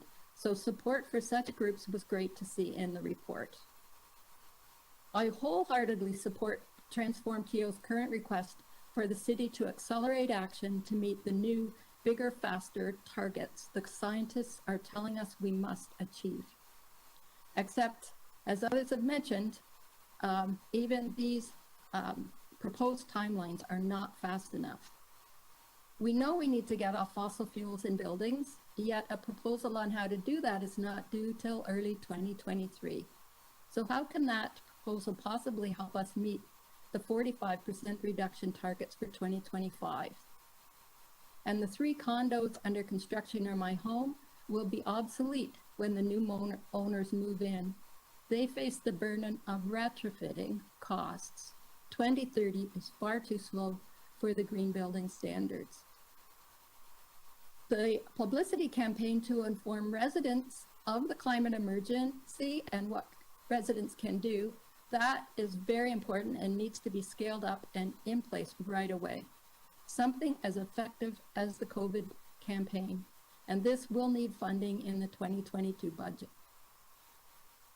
In the plan, there's a heavy burden on individual building owners who will need to invest heavily to reduce their own greenhouse gases with a big ramp up in air source heat pump furnaces that may not be available in sufficient quantity. So let's share that burden and use small district energy systems and solar installations to reduce greenhouse gases on a neighborhood scale. Upfront funds will be needed. So instead of only having green bonds with a capital B for big projects and big investors, let's create green bonds with a small b to support a rapid growth in neighborhood energy systems using the resources and passion of small investors in neighborhoods across the city. I'd like to end by thanking Transform TO for this ambitious report and for their knowledge and leadership. And I'd like to thank the committee for giving me this time today. Thank you for your deputation. Are there any questions of the deputant? Okay, since there's none, thank you, Lead. Arwin is the next speaker. Sorry, Madam Chair, I believe we have Mike York on the line, who was a previous name on the list. Okay, we can go back to Mike. Mike, go ahead, you have 3 minutes. Okay, great. Well, you know what? I'm reporting from the NTCC and the building show, so double teaming here. Look, I just wanted to say a couple of things. First of all, the carpenters are enthusiastic about the Transform TO report. We like their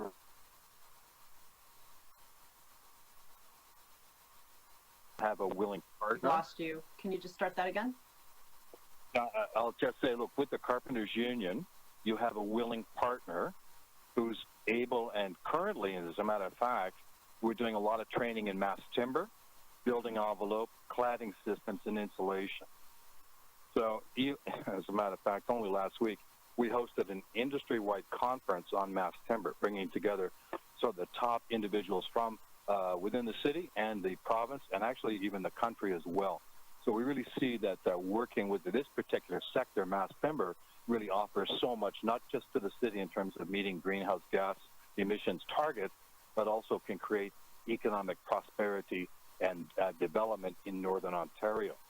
But it's not just about the skills that we provide, which are high, there's no question. Just this afternoon, I was at a session here at the show on diversity in construction. And so that's an area where we have an incredible track record. And this particular session had some of the largest employers currently working in our city on the Eglinton LRT. So with the unions and with the employers, you have willing partners to create a safer and kind of address the green challenges ahead of us through the Transform TO document. but also creating opportunities for youth, the next generation, to learn skills and to build up our city in a better way. So I think, that would be my contribution to the discussion, and I'm happy to take any questions. Thank you. Are there any questions of the deputant? Okay, thank you for joining us today. Our next speaker is Arwin Carpenter.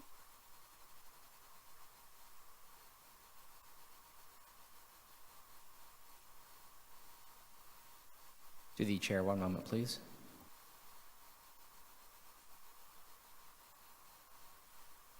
Just want to point out we have someone with the last name Carpenter after Mike York. I know. Carpenter's Union. That's good. You made the joke. I thought about it, but didn't say That's it. good. The next person is Mr. Woods, right? Mr. Woods, you're up next. And Aaron Carpenter is present. I'm now unmuting their phone line.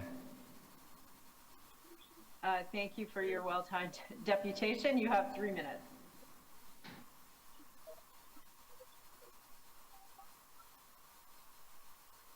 To Arwin Carpenter, your phone line is unmuted. You should be able to speak.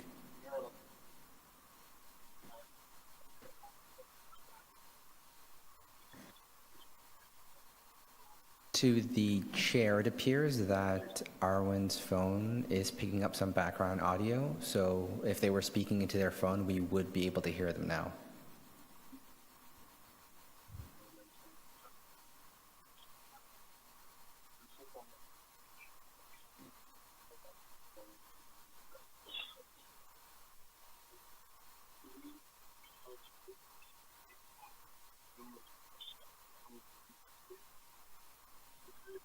Arwin Carpenter, your phone line is unmuted.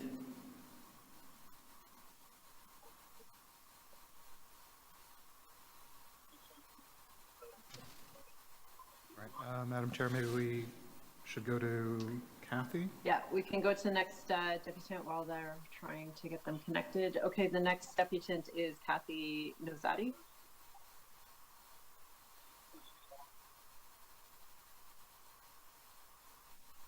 Hello? Can you hear my voice? We can hear you. You have 3 minutes. Thank you. Good afternoon, everyone. My name is Kathy Nasadi. I'm a musician and teaching artist living with my family in Ward 19, Beaches, East York. I'm a member of the Toronto East End Climate Collective, which is part of the Toronto Climate Action Network. I'm deeply concerned about the climate crisis and fear that every day of delay puts us further away from our goal of a net zero future. We all know that we have no time to waste. I'm very heartened and excited about the Transform TO proposal and urge you to adopt this motion. Toronto City Council showed strong climate leadership recently when they endorsed the Fossil Fuel Non-Proliferation Treaty this past July. Critical steps to net zero is another significant opportunity for the City of Toronto to show vision and leadership in addressing the climate crisis. It must be a priority that the city create sustained and ongoing funding for climate action and to commit to fully funding the climate plan every year. Our plans will not work if they are not prioritized and funded. The net zero recommendations are extensive and wide-reaching, yet I think we can do more. I hope we will tighten timelines, and it's essential that we account for our progress annually. The steps we take must be measurable, and if a strategy is ineffective, we need to know so we can adjust and move towards a more robust and effective path immediately. If something is working well, likewise, we need to know so we can keep moving forward successfully and vigorously. It is imperative that we create a citizens advisory group that represents the diversity of Toronto's population and centers the voices of Indigenous, Black, and people of color communities and youth. This advisory committee must be tasked and resourced to monitor and report annually on the progress made by the City of Toronto. Transform TO has been good at consulting with Toronto residents. Now we need ongoing community engagement that results in meaningful and measurable action and change. It is absolutely essential to create effective structures for inclusive community engagement, and the opportunities to do so in Toronto are boundless. People want to get involved. They want to know what they can do and how they can help. In addition to the Citizens Advisory Group, ongoing working groups could be created for areas identified in the report, such as buildings, energy, transportation, and an environmental education group that could include gardening and green spaces. These working groups will enable us to make our transformations quickly while building connected and resilient communities. There are many experienced, knowledgeable people in Toronto who are ready to work hard to make Transform 2.0 succeed. Everybody needs to be engaged and involved to address the climate crisis. We must remember that nobody can do everything, but everyone must do something. Thank you. Thank you for your deputation. Are there any questions of the deputant? Okay, seeing none. Sorry, I see clerk's trying to page me. Yeah. Madam Chair, we have a previous speaker who was not on the line earlier. Mr. Jack Gibbons is now available on the line, who's previously on the list and was not present earlier. Okay, welcome, Jack. You have 3 minutes. Thank you, Councillor McKelvey and members of the committee. I'm Jack Gibbons from the Ontario Clean Air Alliance. Thank you very much for the opportunity to speak with you today. First, let me say that we strongly support the goal of moving Toronto to net zero by 2040. Second, we would like to provide you with some comments with respect to the Deputy City Manager's recommendations with respect to charging infrastructure for our electric vehicles. The Deputy City Manager is recommending that the city should ask the federal and provincial governments to provide financial incentives for electric vehicle charging infrastructure. We agree with this recommendation, but we believe it needs to be made more specific since there are two types of electric vehicle chargers. First, there are unidirectional chargers, which allow the electricity grid to power our electric vehicles, but they don't allow our electric vehicles to provide power back to the grid during peak demand hours. Second, there are bidirectional chargers, which allow our electric vehicles to provide power back to the grid during peak demand hours. Therefore, if we install bidirectional chargers, our electric vehicles will be able to help us phase out our gas-fired power plants by providing power back to the grid during peak demand hours. Therefore, we are hoping that you will amend recommendations number 13 and number 14 to explicitly call for the federal and provincial governments to provide financial incentives for bidirectional chargers. Thank you for your attention. If you have any questions, I'll be pleased to answer them. Thank you. I can see that Councillor Cole has questions. Yeah, Jack, just to let you know that I've got a motion to make that specific amendment for bi-directional chargers. Thank you, Jack. Thank you so much, Councillor Cole. Okay, any additional questions of the deputant? Okay, seeing none, we'll carry back to the list. Barry Lipton. Barry, are you on the line? To the chair, that speaker is not present. Okay, Will Denovi. To the chair, that speaker is present. They just need to click on Connect Audio at the bottom of their WebEx panel, and we can unmute them. Looks like they've done that now, so I'm unmuting their mic. Thank you, Madam Chair, and thank you, councillors, for the opportunity to speak on this important issue. My name is Will Denovi. I'm a young parent living in the Bloor-Ossington neighborhood in Ward 11.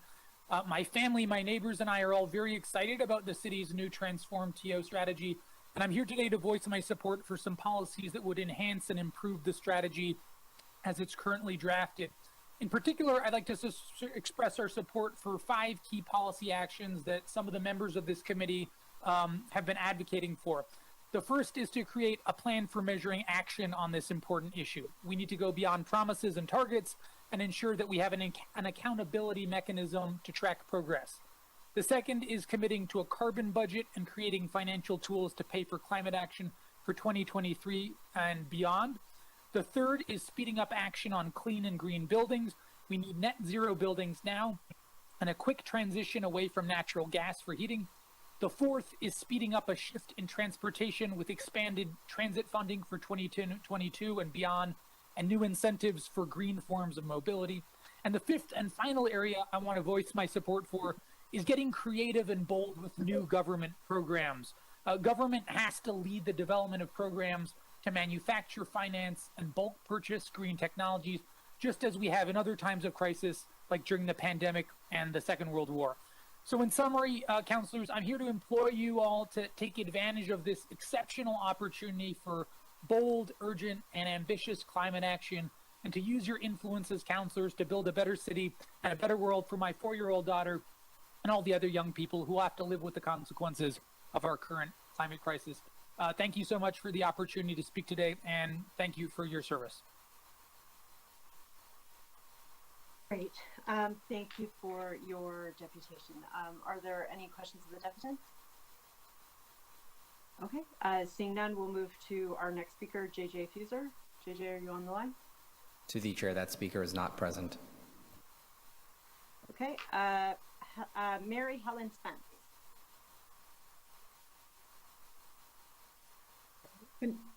Hello, can you hear me? We can hear you, Mary. How are you? Fine, thank you very much, and thank you, members of the committee, for hearing me today. I'm a resident of Ward 11 and a board member of the ABC Residents Association. I want to applaud the city for the important actions they will be taking today to accelerate efforts to address climate change. However, as you've been hearing some additional actions are needed to reach the targets.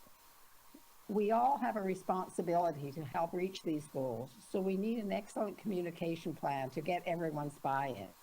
We know that what is measured gets done, and it is important to set faster timelines and better measurable and monitored interim objectives. A carbon budget with financial tools to pay for the climate action for 2023 and beyond is also needed. So I want to encourage you to approve the staff motions, but to also approve amendments to incorporate some of the excellent suggestions you've heard today. I also want to remind you that we won't meet these targets without much stronger protection for existing trees. Toronto's private backyards play a critical role in retaining stormwater and enhancing carbon capture.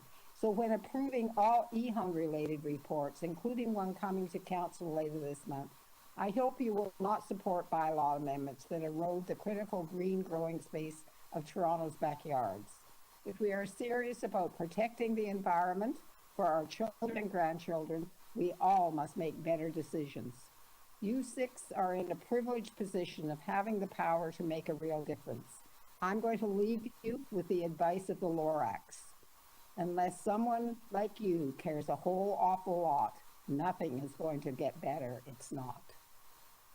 Thank you, and thank you for hearing me today. Thank you for your deputation. Are there any questions of the deputant? Okay, seeing none, our next speaker is Jeff Kettle. Jeff, are you on the line? To the chair, one moment, please.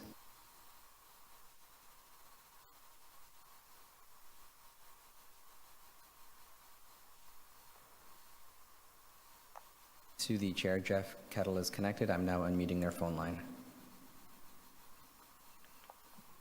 Good afternoon. My name is Jeff Cattell from Federation of North Toronto Residents Associations. I'm here today to express the strong support of FONTRA for this report.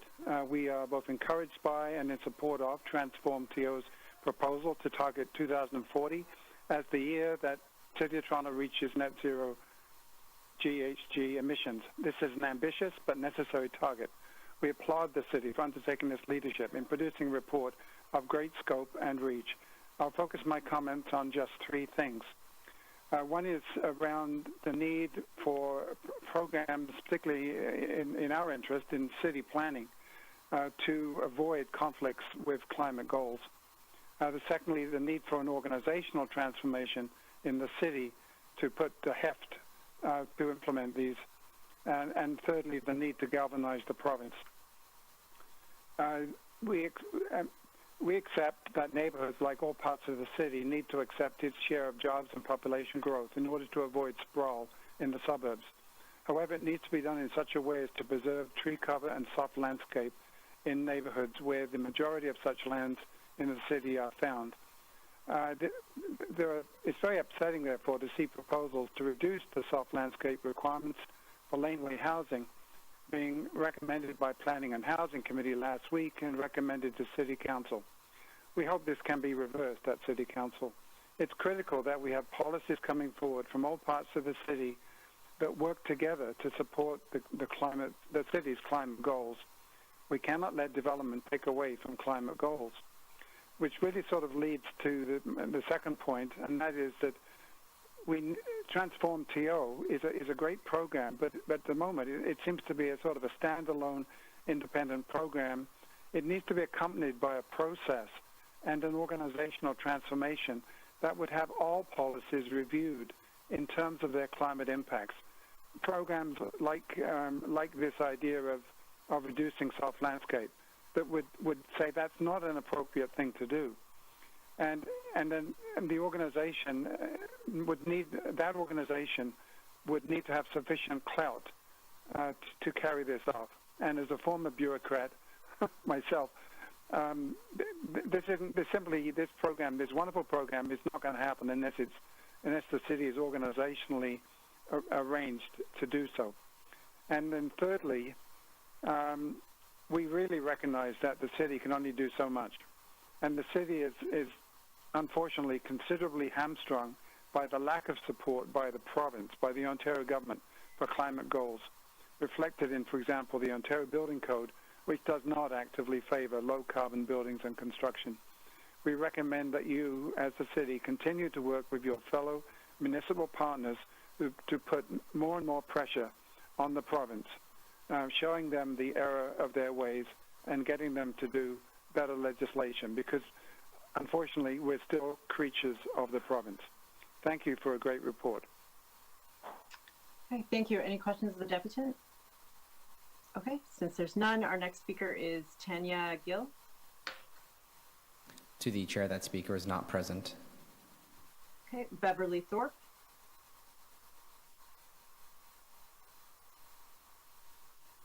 Hello, thank you. You have 3 minutes. Thank you so much. Thank you, Chair, Committee, and staff for giving us this opportunity. My name is Beverly Thorpe, and I am a Bathurst Key Neighborhood Association executive and member of the Community Liaison Council with Ports Toronto. Today, I am speaking as a member of Parks Not Planes, and how the city should consider aviation greenhouse gas emissions into its roadmap for net zero by 2040. Parks Not Planes is a new organization with representation from a number of community organizations concerned about waterfront issues, including Bathurst Key Neighborhood Association, York Key Neighborhood Association, Toronto Island Community Association, Community Air, No Jets TO, and Waterfront for All. We came together to pursue a tantalizing opportunity. The city's $1 per year, 50-year lease to Ports Toronto of a significant portion of the Toronto Island Airport lands expires on June 30th, 2033, less than 12 years away. There is no right of renewal. This offers the city a way to apply a climate lens into this issue. We note that the city's 2019 Parkland Strategy Report tells us that downtown Toronto is more deficient in parkland than any other area of the city, and its population continues to grow. The system of parks must expand and improve as the city continues to transform and evolve to contribute to enhancing quality of life and a thriving economy, provide better access, and ensure a resilient and sustainable environment that supports people and wildlife alike. We submit that the 215 acres of the island airport lands should be converted to a park and joined or merged with the Toronto Island Park to create 800 acres of public park open to all citizens. As our focus is on the island airport lands, we necessarily focus on aviation, which does not get anywhere near the attention it should as a greenhouse gas emitter. Indeed, just to note, the 2020 Ports Toronto and City Airport Sustainability Reports have a goal of 35% reduction below 2015 levels by 2030. But aviation emissions are not accounted into this goal. These reductions actually only apply to their facilities or equipment. Yet aviation is a significant and growing source of greenhouse gases. The aviation sector is a top 10 global emitter whose emissions are expected to rise dramatically by mid-century. I will stop now to allow my colleagues, Diane Jameson and Brian Eiler from Parks Not Planes, speak. Probably not right now, but definitely soon, and they will elucidate more on these facts and offer practical next steps. Thank you. Thank you. Are there any questions of the deputant? Okay, since there's none, our next speaker is Ellen Manny. To the chair, that speaker is not present. David Berman. To the chair, that speaker is not present. Laura Lindberg. To the chair, that speaker is present, and they've just connected their audio, so I am unmuting their mic. Hi, Laura. Thank you for joining us. You have 3 minutes. Excellent. Thank you so much. So first of all, thank you for this opportunity to speak. I'd like to start with a question.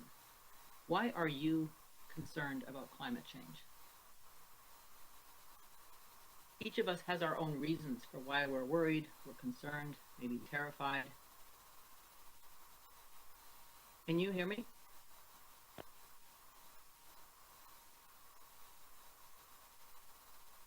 I'm hoping you can. My two computers are showing different things. I can hear you. My name is Laura Lindberg, and I live in Ward 2. And I have two reasons, personally, for being concerned about climate change. The first is my sons. I want them to have a livable and healthy future.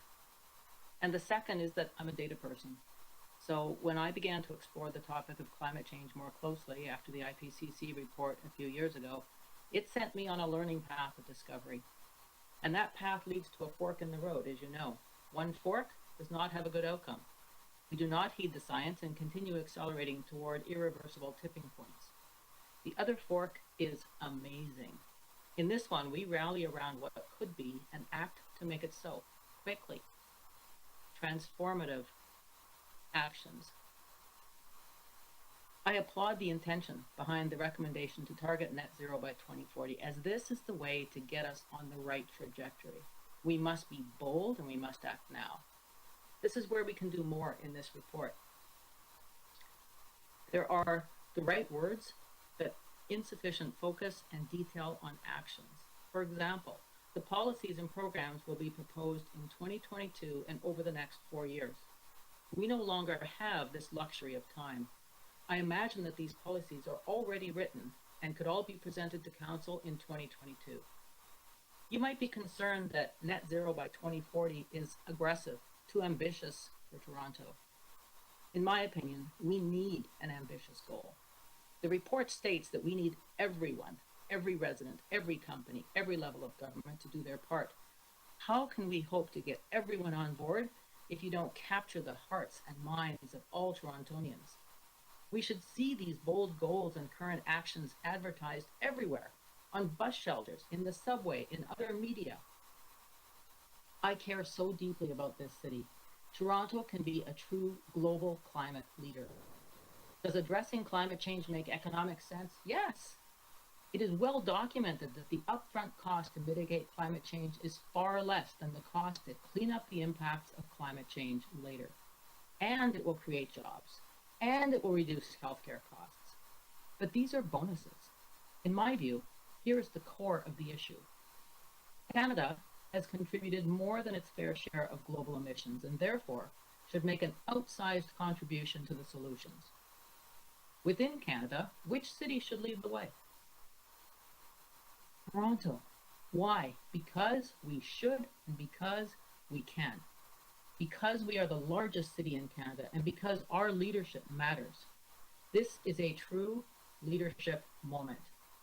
So let's get on with it. The report is a great start with the right goals and ambition, but let's add the plans and start on the actions because goals and targets no longer score any points. Not in the corporate world and not in government. We're on a tight timetable, so only actions score points.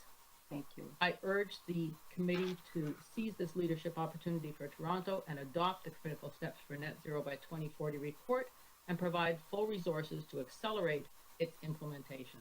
Thank you again for the opportunity to speak. Thank you. Any questions of the deputant? Okay, thank you for joining us. Our next speaker is Kevin Rupasinghe. Kevin, are you on the line? Hi, Councillor. Hi, you have 3 minutes.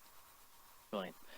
Thank you for your time. I'm here on behalf of Cycle Toronto and want to speak with you about one of the main reasons I choose to work for a cycling organization. And I'll keep this brief. Averting the climate crisis is the great challenge of our time.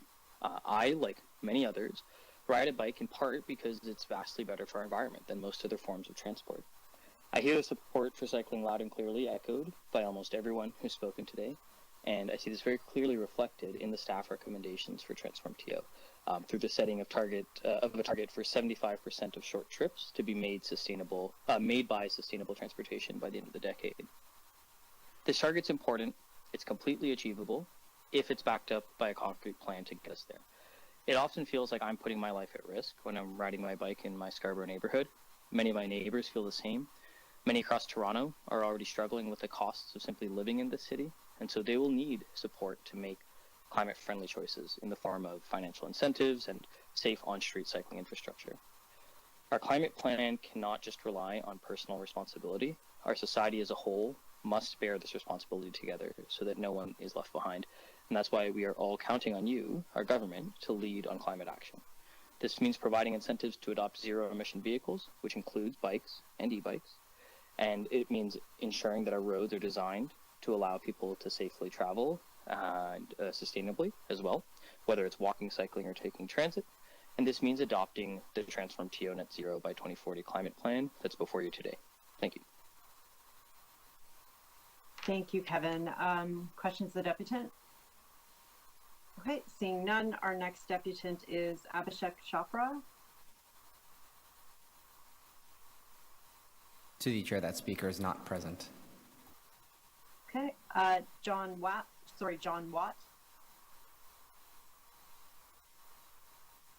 To the chair, that speaker is not present.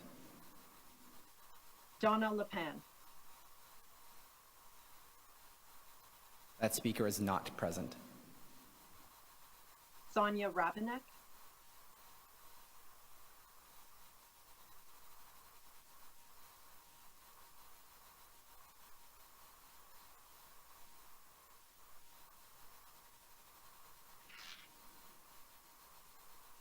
To the chair, one moment, please.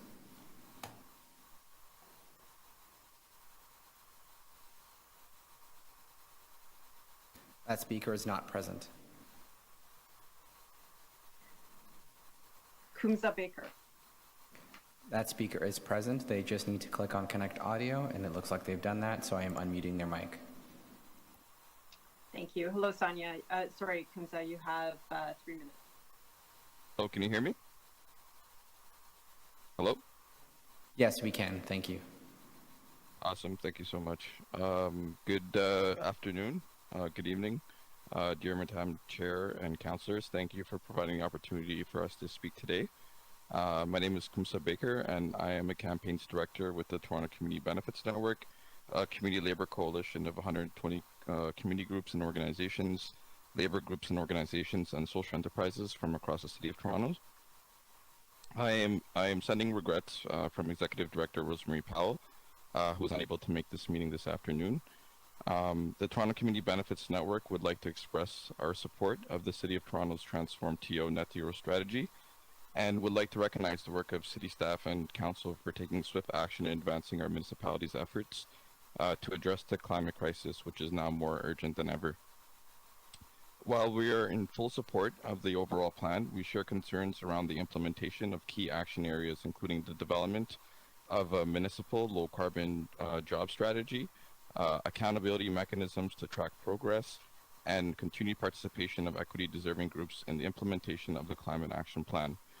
On October 2nd, 2019, we were encouraged by the City of Toronto's City Council's call to action in declaring a climate emergency and moving to an accelerated climate action plan.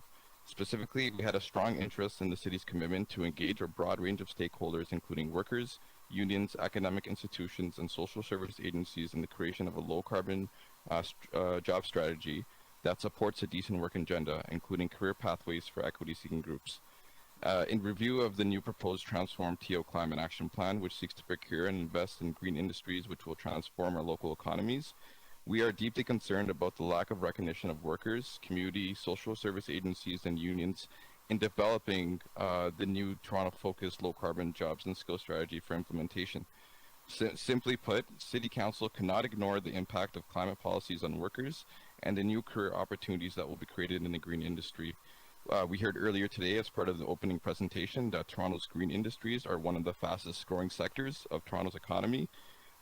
We also heard that the sector's employment continues to grow twice as fast as the overall employment in Toronto. And technical modeling shows that pursuing the net zero strategy by 2040 will add an additional 1.2 million person years of employment, which will account for about 40 to 50,000 jobs annually, with the majority of them being in building retrofits and infrastructure projects. Some of the questions that we have include who gets the benefit from these new jobs, and also what are the type of skills and training programs are needed to help meet the labor demand in this new industries, as well as jobs shift.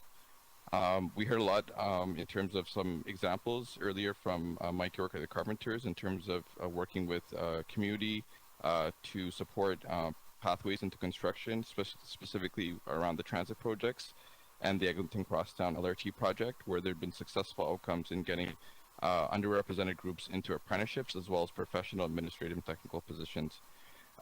In recommendation, we recommend the City of Toronto uphold its commitments to including workers, labor unions, and service organizations in advancing a municipal low-carbon green sector strategy, as well as ensuring that equity-deserving groups in the low-carbon are included in the low-carbon strategy workforce development program as it moves forward.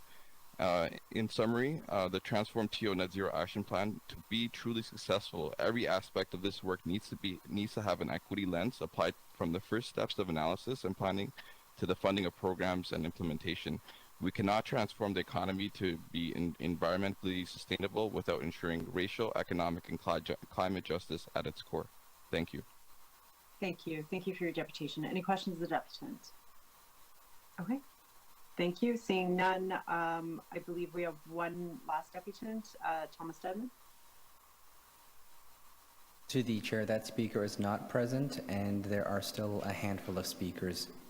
So, Madam Chair, following this, Diane Jameson from Parks Not Plains is next on the list. Oh, okay, great. Yes, I printed the list before it was updated. Okay, great. Go ahead, Diane. Hello? Hi, you have 3 minutes. Hello.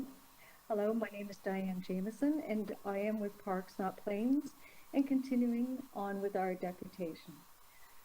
Aviation is a significant and growing source of greenhouse gases.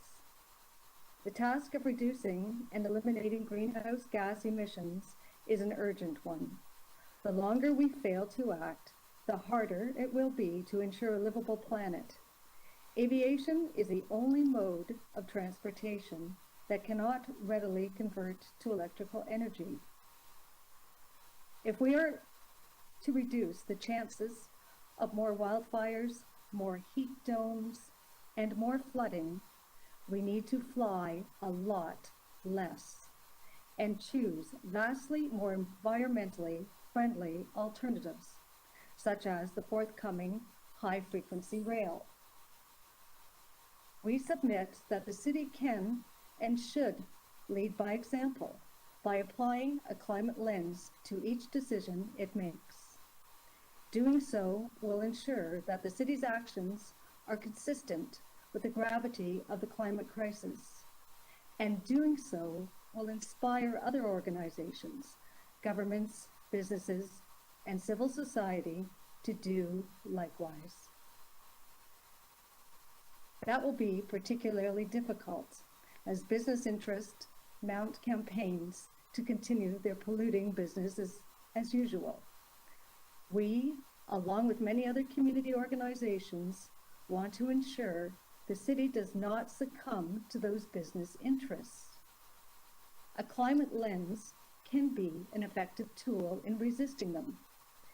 Given the significant and growing role that aviation plays in spewing greenhouse gases, the city should ensure its employees always consider more benign alternatives to flying, for example, video conferencing and rail travel.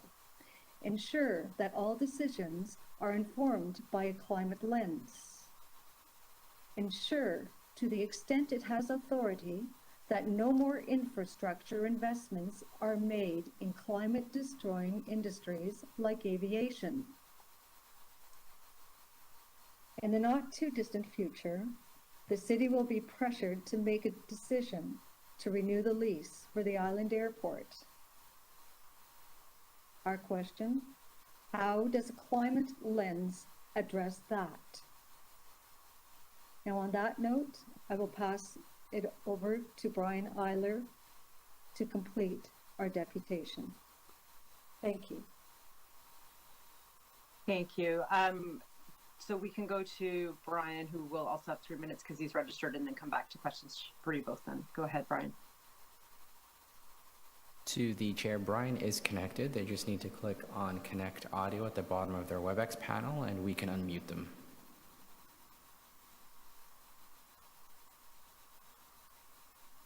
To Brian, please click on Connect Audio at the bottom of your WebEx panel, and we can unmute you.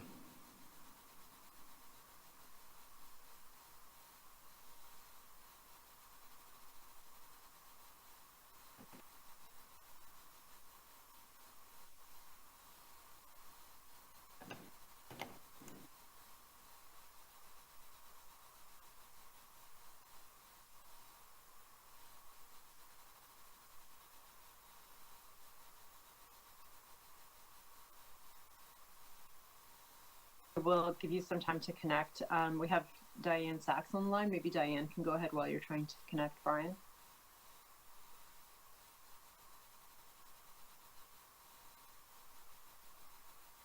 We're just going to unmute Diane Sachs, Madam Chair. Diane Sachs is now unmuted. Hi, Diane. Hello, You have 3 Madam minutes. Chair. Thank you. Hello, Madam Chair, committee members. Thank you very much for hearing me today. I want to first congratulate staff on this report. It's really excellent to see more ambitious targets, target for 2025, short-term implementation actions, regular public reporting, steps towards a carbon budget, permitting non-competitive procurement from climate champions, progress on complete streets, the equity lens. There's a lot of great things in principle in the report.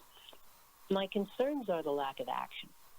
We have, first, no clear link to public health, especially the people disproportionately affected by dirty air along busy roads and near construction sites. And I hope you know the University of Toronto did another study this summer showing how badly air pollution in the city is affected, especially by old, dirty diesel vehicles, and there's nothing in the plan about that.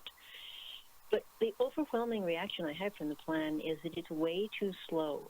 There's lots and lots of emphasis on exploring and investigating and reporting and consulting, and much too little on action.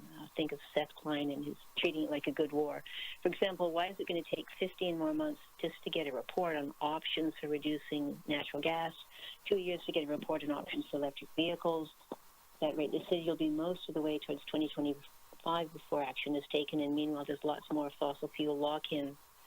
The other thing I noticed was there's a lot of emphasis on asking the provincial government to do things, which is a pretty tall order given the current government, and not enough emphasis on the actions that the city itself can take. And as some of you know, I put together a committee of sustainability leaders at the 4 universities in Toronto, and we made recommendations last year to the city for some key implementation actions the city can take itself right away that are still not being done, like making Transform TO part of the core mandate of city agencies, and this is extremely important for Toronto Hydro, whose mandate letter is desperately out of date. Inspecting and enforcing green building standards, which we also recommended. Taking direct action to address mortgagee objections to help, which have been a major factor in preventing help from doing what you want. We also see things like you're still exploring dedicated bus lanes, not doing them. Don't have an e-bike purchase program. So bottom line here is we don't need more years of studies. we are in an emergency. We are in a war. And there are so many things that the city can do itself and should be doing right now. It won't all be perfect, but we're in a desperate situation. We need to get at it and get things started. There's a tremendous power to getting started, and I ask that you do. Thank you. Are there any questions of the deputants? Okay, thank you for joining us. Our next speaker will go back to Brian Eiler. Brian? I think, if I'm not mistaken, I'm on. Can you hear me now? We can hear you now. Thank you. You Excellent. have excellent, 3 minutes. Excellent. Thank you. And thanks to Bev and Diane for the introduction and the words on our project. So continuing on, without a decision by the city, the existing lease from the city, $1 a year for 50 years, will expire in June 30, 2033, and the Island Airport will close. We know that Ports Toronto is facing costs estimated at $50 to $130 million to build runway and safety areas to comply with forthcoming Transport Canada safety requirements. It will say it needs to extend the lease to be able to finance that enormous cost. Applying a climate lens, a public expenditure of that magnitude to support a greenhouse gas spewing industry should not occur. We also know that Newport Aviation, having spent more than $700 million to buy its terminal from Porter, and having invested another $50 million in improvements, can't possibly recoup its investment in the Island Airport without a lease renewal.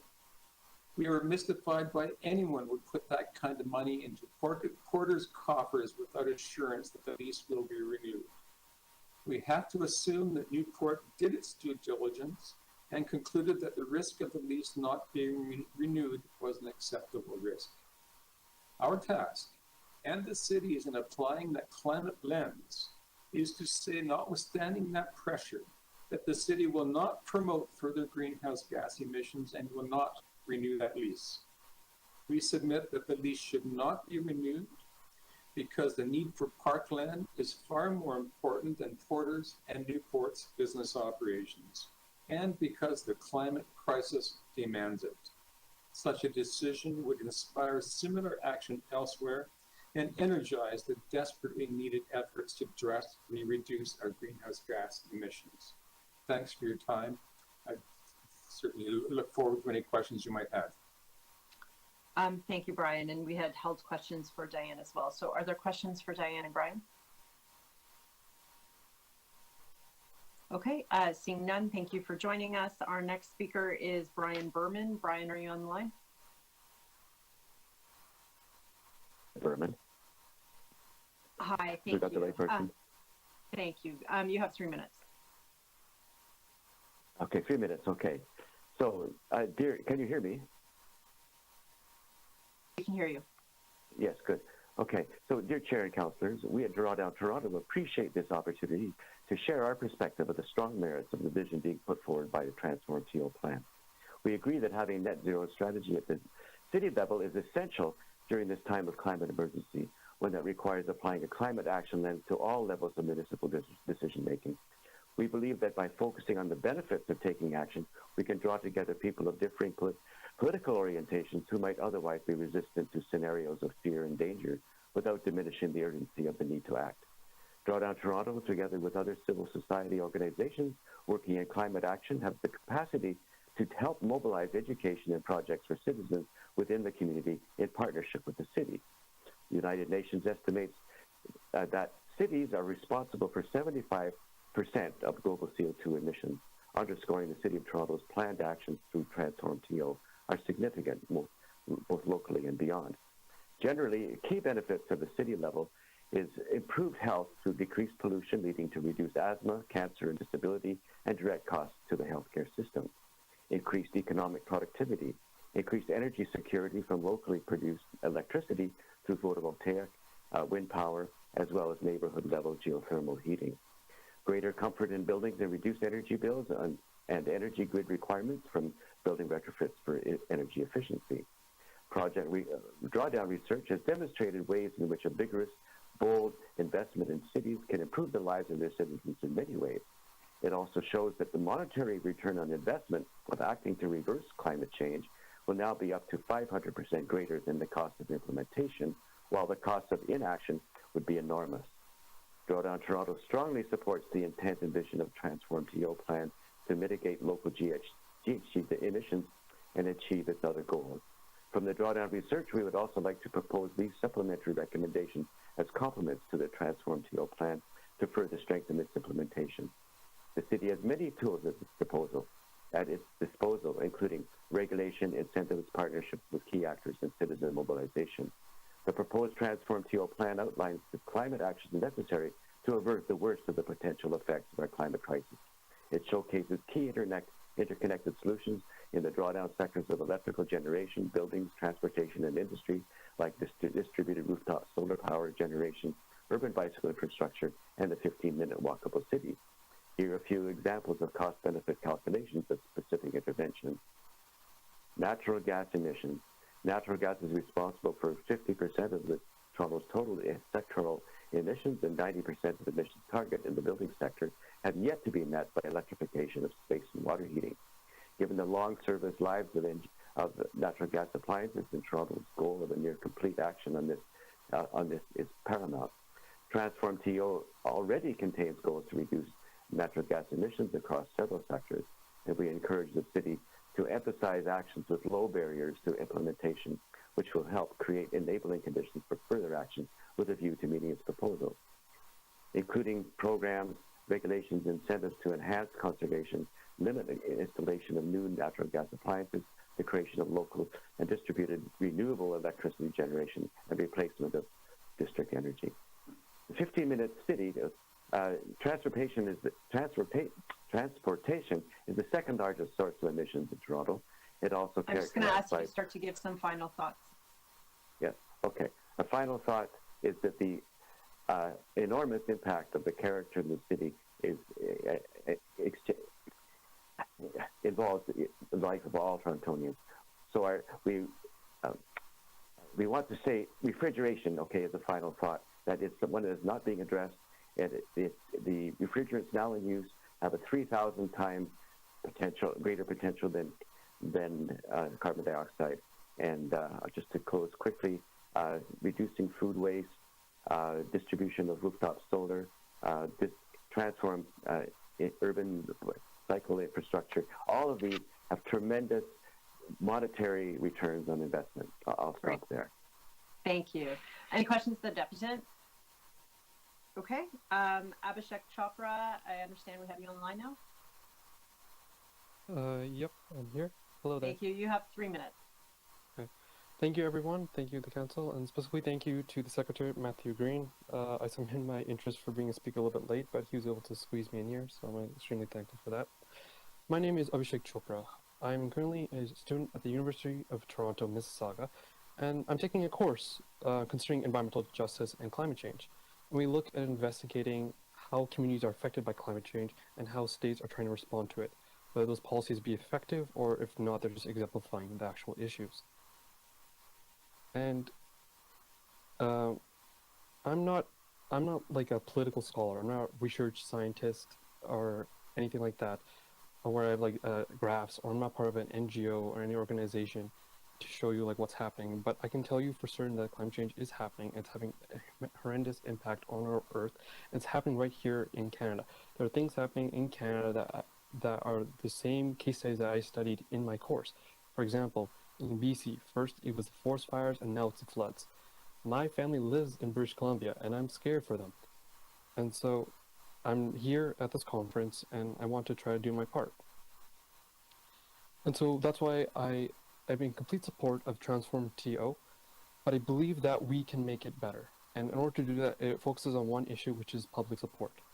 A lot of students on my campus have lack of faith in elected individuals due to either previous blunders or failed promises. And one example can be looked at the city of Phoenix of the USA, which are supposedly champions of the environment, yet they've only cut down on carbon emissions by 5% present day. So I think in order to try to win the public's faith back and try to get even more increased support, we need to increase the carbon emissions deductions of the transformed TO. I know currently it's at 65% by 2040, which is a great and ambiguous goal, but I think we need to do better and try to increase that to at least 70 or 75%. Next thing I want to talk about is how Toronto can try to help other cities across Canada. Currently, Canada is one of the only Western nations that its carbon emissions are still increasing. And even though Toronto is doing its best with its leadership incentive of Transform TO, other cities are not doing the same. They're not, either whether it be through lack of resources, lack of public support, or maybe just the lack of effort by the elected officials. So what I think that Toronto could do is work with other cities, like either with the access of information, collaboration, access of aid at any points, or even technology in terms of reducing carbon emissions. I think would have momentous effects. In closing, I want to summarize on the emergency of this issue and how we can try to improve Transform TO so that can have a better effect on carbon emissions and that we can have a better future together. Thank you. For your deputation, I believe the only name I didn't call, and we should check is here, is Josephine Gray. Do we have Josephine online? To the chair, we do not. Okay, maybe I'll just confirm last call. Are there any speakers on the line that had issues connecting? To the chair, we've been looking through the list and we do not have anyone like that. Okay, great. That completes the deputations. We'll now move to, sorry, the clerk is flagging me. Yep. Sorry, if you wanted, sorry, Madam Speaker, sorry, Madam Clerk, Madam Chair, if you're considering these items together, we also have a speaker on IE 2618, the wastewater energy transfer program. Will the committee to consider them together? Okay, great. So we'll do the speaker on 2618, John Stevenson. Yep. Okay, great. John, are you on the line? Yes, it's John Stevenson again. Okay, you have 3 minutes and you're the final speaker today. Right. So I congratulate Toronto Water for this initiative. And it's more strategic than it may appear to some. And here's a personal story.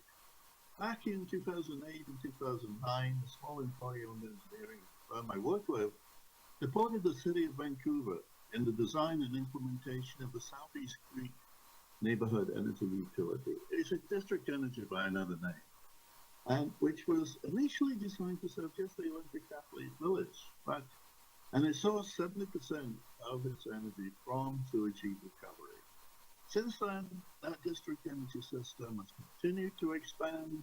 It serves other neighborhoods, and I'm sure it will continue to expand. So these projects, such as Toronto Water is working on for Toronto Western Hospital, may well serve as nuclei for new, initially small, modern district energy systems throughout the city.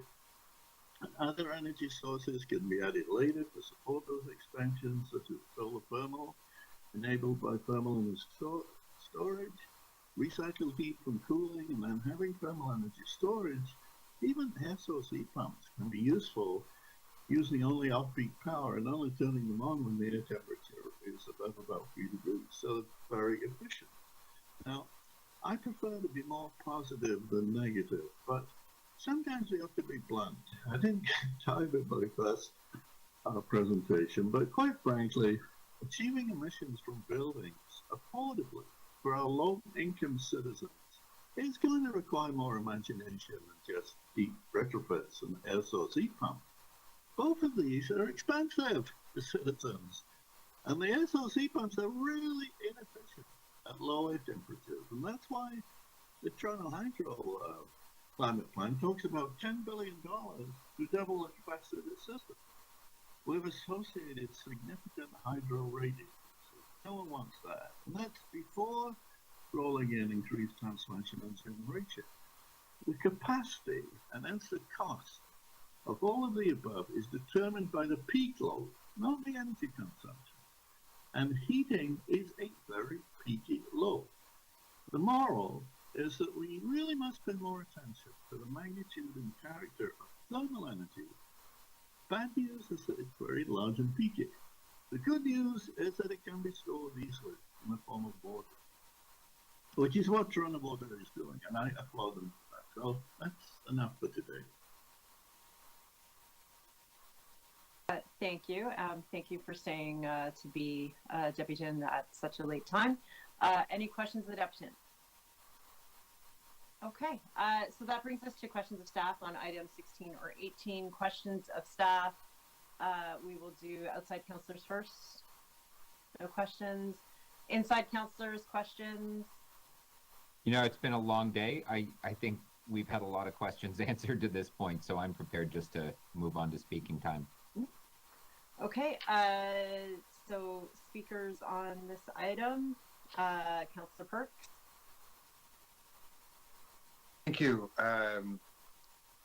Chair McKelvey, and I want to begin by acknowledging the great work that you and the members of the committee have done in getting us to where we are now and listening to the wisdom of so many Torontonians today. I was reflecting that this is the fourth time since amalgamation that I've seen the City of Toronto develop a climate or climate-related plan. The first, Mayor Lastman tapped a young fellow named Jack Layton to develop a plan. And I can remember attending big meetings at Council Chamber. The second, when David Miller was mayor, we developed a plan that was very thorough. Third, 5 years ago, a subcommittee of the Environment and Parks Committee, chaired by myself and Councillor Layton was participating along with some others, developed the original Transform TO, and then here we are today with the next major plan. And a lot is similar. We keep being told that the big issues are buildings and transportation, so that's not news. The outpouring of public interest, the hundreds and hundreds of people who work to help develop these plans and to advocate for them, that's similar too. Unfortunately, another similarity is that we establish targets and don't fund the activities in year to achieve those targets. The work to achieve the targets is always a year or two down the road. And if you look at the list of actions proposed by city staff here today, and I mean the long list, not the simplified list as it's described that appears in the main report, but the long list of actions buried deep in Appendix C, you will see that they list the action and the date for when we start allocating money or passing bylaws or implementing. With only one exception, those are all future years, particularly in the transportation area. Another trend that I've noticed in the development of these plans is that increasingly the public-facing emphasis of what has to be done, the things that are highlighted in the communications, are fuel switching to electricity, both in the building sector and in the transportation sector. What is not highlighted is the dramatic investment that we have to make into alternate transportation modes. If you read deep into the document, we have to get to the day where public transit is abundant, like twice as abundant as it is now in terms of our surface routes, just running more buses and streetcars, and free. I didn't see any of that in the communications. But we've known for years that we have to do those things.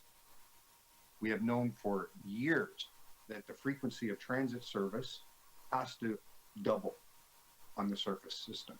We don't need more mega projects and ribbon cutting. We actually need to run more damn buses.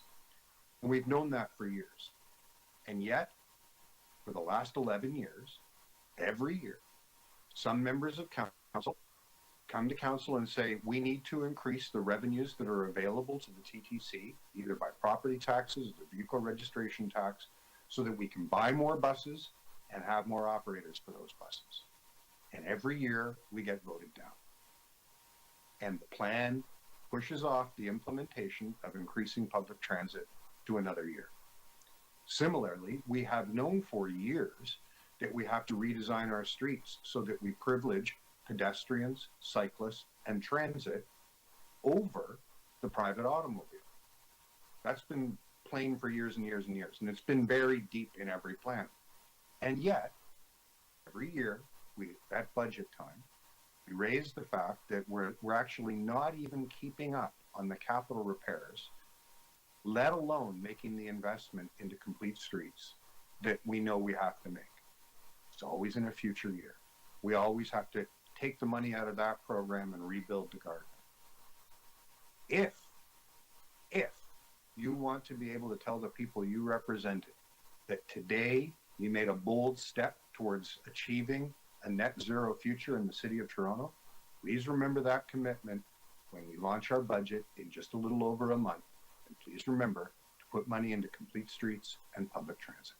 Thank you. Thank you. Any additional outside speakers? I don't see any. We'll bring it inside. Councillor Layton? I have a small motion that I believe has been advance circulated, just because it was rather lengthy. I don't believe I'm able to read it because I think it would bring me way over time. First, just I would like to thank staff for this report and for the what I consider a rather aggressive target. I certainly am glad that that staff felt the need and felt it was responsible of them to bring forward a target that looked at 2040 as the point in which we need to reach net or near to zero. I'd also like to thank the chair for the last couple of days of stress that I've put on her with this motion. The community, both the climate expert community and those that have been trying to drive stronger and more aggressive climate plans of the city for many years now, for working with me on the motion that was circulated. We're at a really critical moment here in history. Because of COVID, it's been a couple of years since we've debated our climate action and plans, but in the meantime, the world is changing around us in a really scary and frightening way. We don't have to look far. You look at BC in the last couple of weeks, devastated by floods, huge costs and loss of life. This past summer, record-breaking heat and wildfires that not only resulted in billions in property loss, but also loss of life, and that the impacts of which we felt here.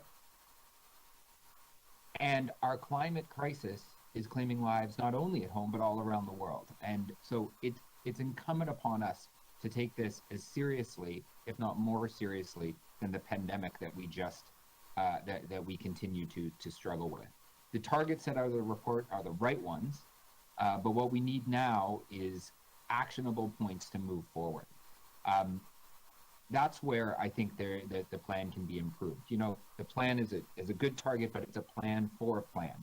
We need to advance these faster and give the staff the political support they need to come up with innovative and bold actions for us to move forward. Okay, I have the motion outlines, I think, 5 areas that we need to advance, and I won't get into them in great detail. But the report acknowledges we don't have the power to do all the things that are necessary, and other governments have greater control. While I accept that to be a challenge, we must find ways to act in the face of their inaction. My motion looks to staff to get creative with the tools we have and to tell us exactly what we need, what powers we need in order to get to where we need to go, so that we can advocate for those powers when our MPPs start knocking on our door and when we're in meetings with provincial staff and federal staff. Now, the other piece to this, and I'm going to try to be brief because I know I'm probably running short on time, is the Toronto Hydro companion report to this one at Executive Committee is critical to putting words into action. And I hope we will see strong actions outlined in that report and coming out of Executive and going to City Council that will help achieve some of the bold targets that we have in our existing report. Now, This is going to make people uncomfortable. We are going to be inserting ourselves and doing things as a city that we have never done before. But that's precisely what we need to be. We need to make ourselves a little uncomfortable because the level of change we need to accomplish in the short time is so enormous. And I think a lot of people don't realize the scope of what needs to change. It's how we live, it's where we live, it's how we get along, how we get around, it's what heats our home, and all of the above. But it is possible. You see, I'm going to give a really quick example. Just in my home alone, we went through a rather small energy retrofit that resulted in an enormous reduction in our gas bill. This past month, last year, we would have used 170 cubic meters of natural gas to heat our home and to cook our food and to heat our water. This past month, we used 9 cubic meters. We went from 140 to 9, all of which are from our stove. That if we changed the stove, we would have been at 0. And this is with a rather insignificant increase in the cost to operate our home on a daily basis. This is not rocket science. This wasn't any new technology. This was all pretty simple stuff. Now, if we can take that model and scale it up and scale it out and go a little bit deeper, then we're going to be able to attain these goals. Now, the positive thing from it is we also create an enormous number of jobs in doing so. So we just need to stop thinking about the investments now as being too big and think over the long term. I hope you can support these motions. I think they're grounded in science and in good policy and in best practice. And I look forward to working with you to implement all of them. Thank you. Great, thank you. Questions of the mover? Deputy Mayor. I had a different question, so I'll wait till you're finished with Councilor Layton. Questions of staff already? I did have, well, maybe I need to explain something to you, Madam Chair. I was behind the scenes working with staff today on items related to recommendations 5 and 6, and they had told me that there were going to be some changes. I don't know if they talked to you about that. So the staff recommendation number 5, I think that's the one I have an amendment on. Is that you have an correct? amendment on that one? I think, Okay. But 6. Yeah, I'll speak. Then I'll just speak to it then. Okay.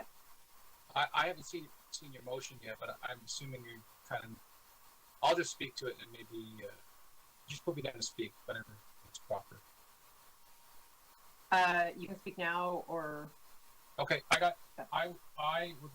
motion. I don't know if the clerk got it. I sent it to the IEC email. And the motion is simply to ask the CEO of Toronto Hydro to appear at the next council meeting to discuss this plan and how it affects Toronto Hydro and the residents as it relates to providing, electricity to the residents of the city of Toronto. It's fairly simple, just to request the CEO to come and be available to answer questions. So that's the motion I wanted to move. I don't know if Mr. Green got that or not. You did? So I can present mine while he prepares that, but I mean, I don't think that we have a, oh, here we go.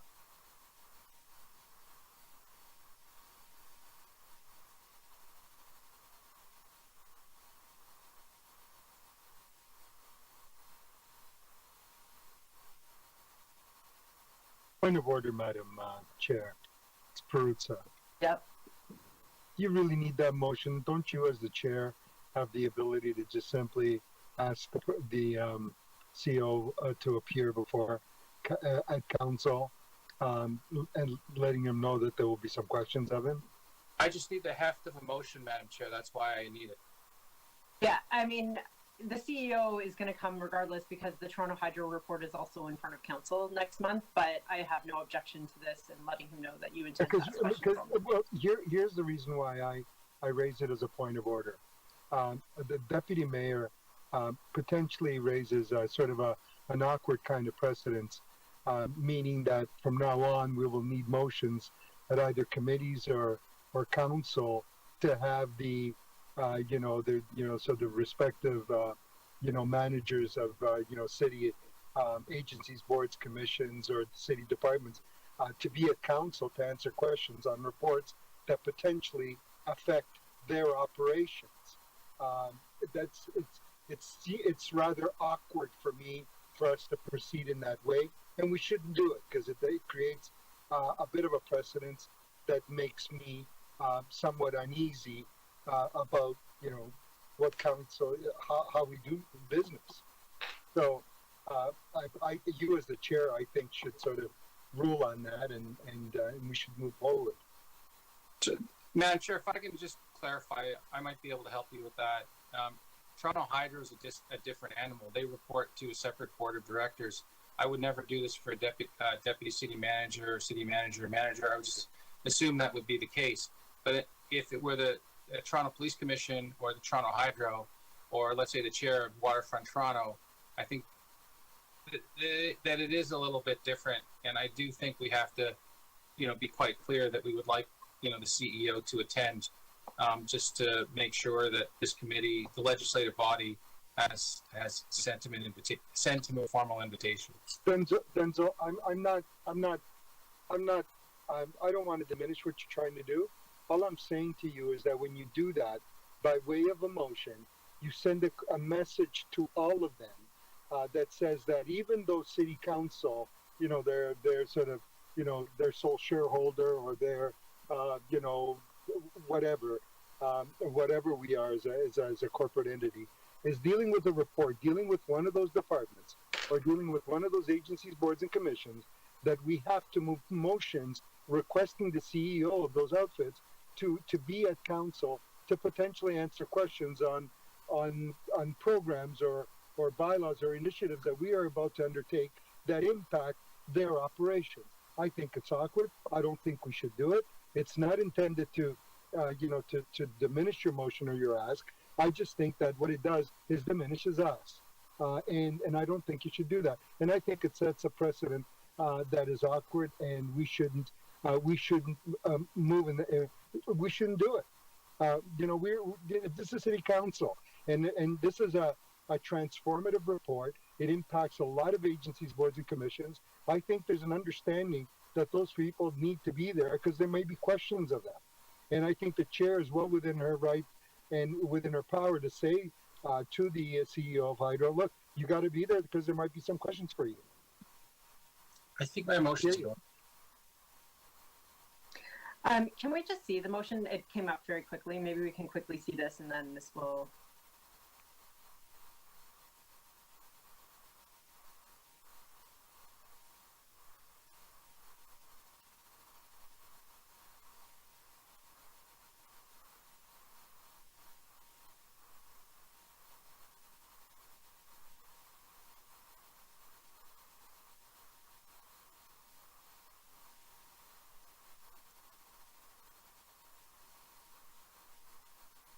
They're the experts on electricity. I didn't mean to create a controversy. I just think we should vote on it. And I think that it's redundant at this point anyway. The CEO is coming for the Toronto Hydro report. They probably will also be debated at the same time. So I think, it is redundant. So, I mean, that's my thought, and we can certainly extend an invitation to him as well. Okay, that's fine. It's not a big deal. I just want to make sure that he shows up because he knows more about this than the electricity file than most of us, including, I would argue, our staff. And I'll just take my time to speak then, if I might. Yeah. This is a very difficult file. I've read some reports about what's going on in Europe in terms of the skyrocketing price of energy that was the result of hasty actions, and I'm concerned about that. I'm concerned about what the impact this will be on the residents of the city in terms of costs that haven't been clearly spelled out. I would also request, in terms of item 5 and item 6, in terms of the procurement piece, councillors should be very concerned about this. This allows for sole sourcing. This allows for non-competitive bids. And with regard to some of the sums of money that that could go out the door, this could end up in some rather questionable practices in terms of hiring people for reports and hiring organizations, giving them contracts that we shouldn't give out, projects that we shouldn't be tendering. When we take away the procurement rules, there's an opportunity to play fast and loose with contract assignments, and we shouldn't do this. This file has the potential to skyrocket out of control in terms of the size and scope, and that's why we need accountability and transparency. And I am very, very concerned that we may be assigning untendered contracts that aren't going to go through the competitive process, and people in this business may assign contracts and give contracts to their friends without the proper scrutiny of city officials and council.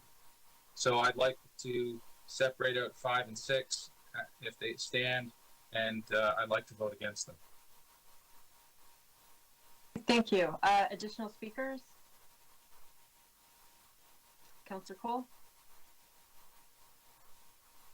Thank you, Madam Chair. I've got a couple of quick motions. The first one I have is just asking for the charging infrastructure request to be amended to read that we ask for financial support to install bi-directional chargers, which I think is a critical thing because it enables us not only to basically use electricity from the grid, but also feed back into the grid.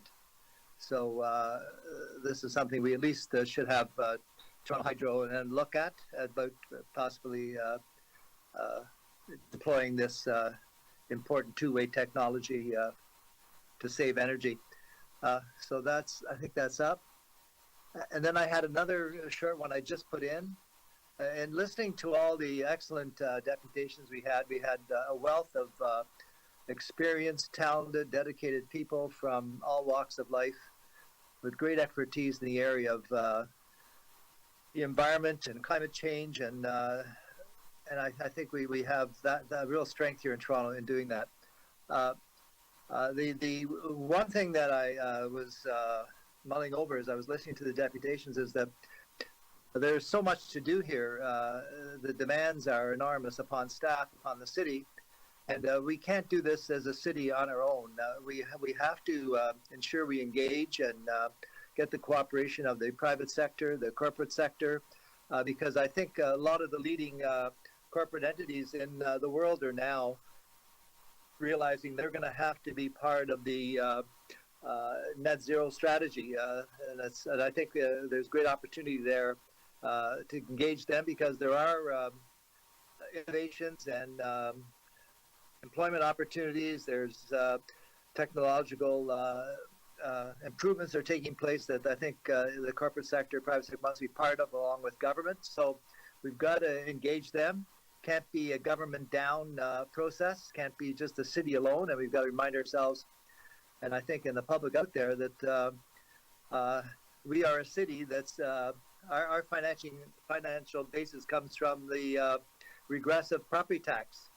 And we can't do this on the property tax. We need to get the help from the provincial and federal government. They have the deep pockets and they have a lot of legislative powers to help us achieve this goal. So we've got to get them on side in a meaningful way and not just in a peripheral way. And so that's why I just want to address my third point is that I think given the sort of concentration of a lot of the presentations and a lot of the organizations that are centered in the downtown core of the city, and I'm not saying that as a criticism, but basically it's just we have a wealth of talent downtown. We've got to gauge the wealth of talent we have in North York, in Etobicoke, Scarborough, City of York, and East York. They have got to be brought into this in a meaningful way, and so we need a strategy that engages people from all corners of the city. And so that's going to take a special effort, because we can't do it just with the old city of Toronto, taking the lead as usual. It's got to be all those communities have got to be engaged. And that's why I'm asking for another amendment here, given the need to engage the residents of Toronto from all diverse communities, from all walks of life, and to ensure the success of the Trans-TO net zero strategy. I recommend that we ask this committee to support for staff to report the feasibility of creating a climate change corps.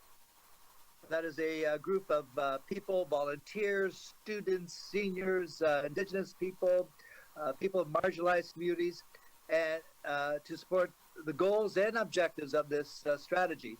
Staff should engage organizations like the Carpenters Union that offered to help, and the Community Benefits Network in helping to create this climate corps. We are going to have to mobilize people from all parts of the city in this effort. We can't do it just with city staff.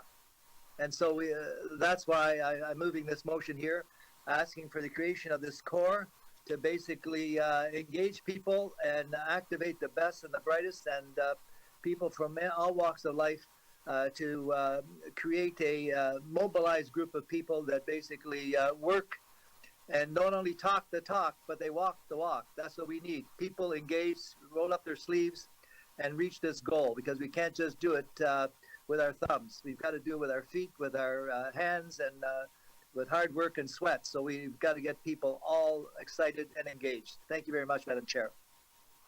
Thank you, Councillor Cool. Okay, I think that's it for speakers with the exception of myself. So I have two motions. The first one is amending item 5, which I think is similar to what the Deputy Mayor was saying, so we can display that.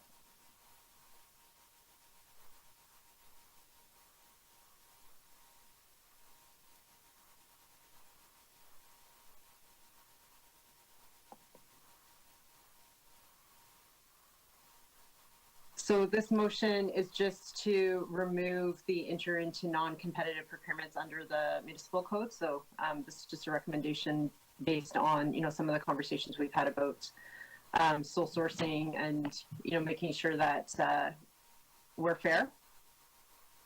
And then the second motion.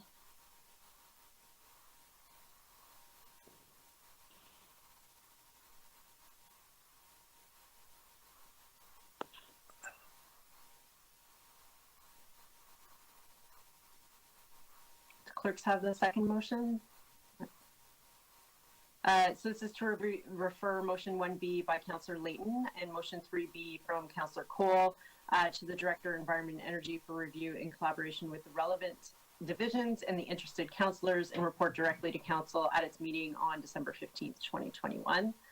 I did let Councillor Layton know I was going to refer that back for some consideration by staff, and Councillor Cole likewise. I'd like them to have a look at your language to see how that overlaps with some of the initiatives in Councillor Layton's motion and yours, but both motions in principle I agree with. I just want to streamline it a little bit with the report and some of the other things that are coming in as well. Likewise, I thank city staff for all their work over the last few days to go through motions brought forward by Councillor Layton, and an enormous amount of work on those. They do have additional comments that I'd like to hear on item 1B. City staff have spent a lot of time into this report, so I think in fairness we should let them have a time to disposition those motions that are in there. When we listen to all of the deputations today, I think there's a lot of great recommendations, a lot of suggestions on how we can do more, but we can't lose sight of the big picture that we are making a big commitment in this report. We're making a big commitment to be net zero by 2040. And that is a tremendous amount of work, but is a leader. We have been successful at meeting our 2020 goal. I know we say, oh, we're on track to meet it because we don't have the 2020 data, but in 2019, we were ahead of our target for a 30% reduction of 1990 levels. So we have to celebrate our success. We have to show residents that it's possible, that we can work together, that we can do this. I think that we have hope, and we know that with some hard work, we will get there. The other thing that I'm very excited by, and I don't want us to forget as we think about all these details, including the motions that are coming forward today, is that we are going to have a carbon emissions budget for our city. And that is an amazing accountability framework where we can track where we are year over year. We'll have the ability to adapt to say these measures are working to reduce our emissions, these ones aren't. We'll be able to adjust in real time and ramp up efforts and, you know, get out of others, because that's something we also don't do a good job, is abandoning ship when something's not working. So there's a lot of great things that are in this report today. I'm hoping that we adopt this and bring it forward to council. I hope you will support my referral motion. Again, fully supportive of the premise of what we want to do there. I just want staff to have time to look at all these motions and be able to streamline those and especially report back dates. So with that, we can proceed through the votes. So Matthew, I'll let you walk us through that. Thank you, Madam Chair. If you could just give us about a minute, 2 minutes, just to order the votes, and then I'll announce, I'll let the committee know which order that we're voting them in. Okay, thank you. Thank you.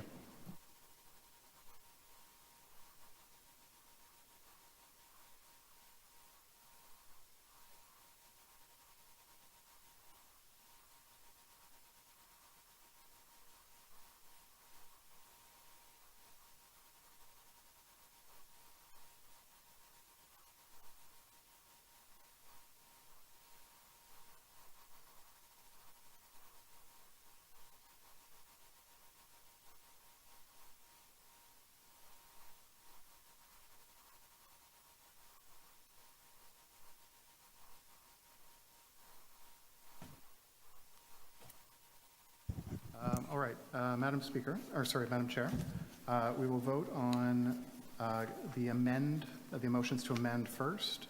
So that would be Councillor Layton's motion 1A to amend, so that'll be our first vote. We'll follow that with motion 3A by Councillor Mike Cole, that's also to amend.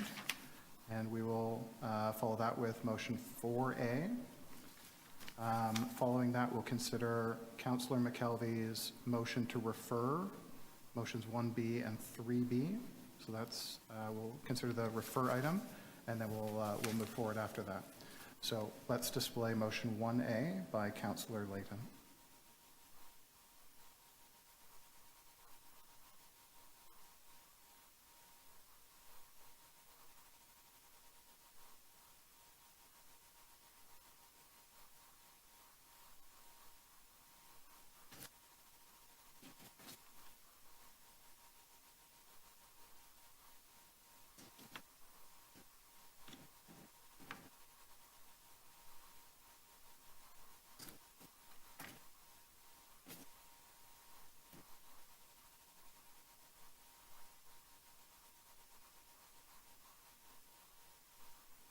Okay, so we can take that down, and Madam Chair, if you'd like to take the vote on that. In favor?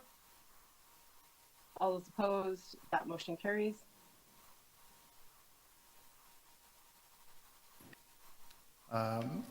Motion 2 was ruled redundant. We are now on motion 3A by Councillor Mike Cole.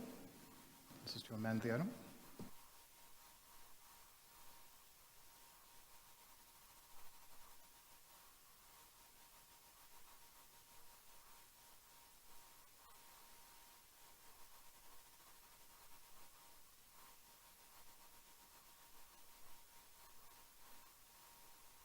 Could I just get clarity? What motion was ruled redundant? That was from the deputy. Okay, sorry. Thanks.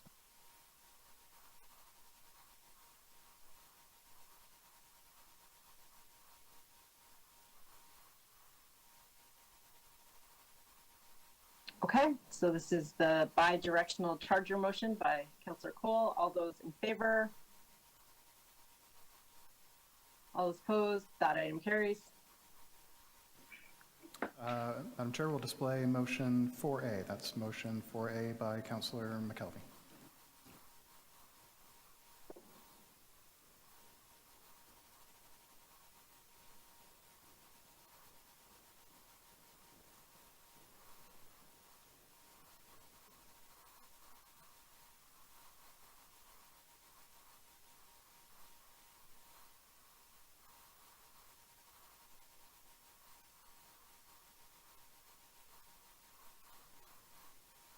Okay, so that's the motion removing the sole source line. All those in favor?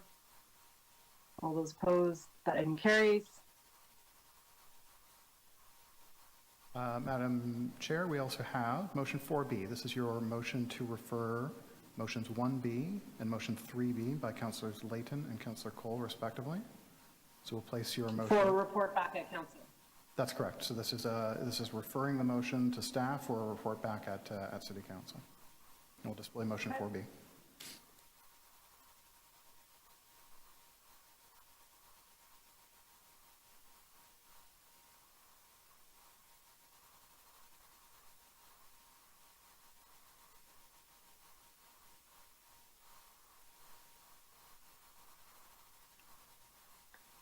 Okay, we can take the vote on it.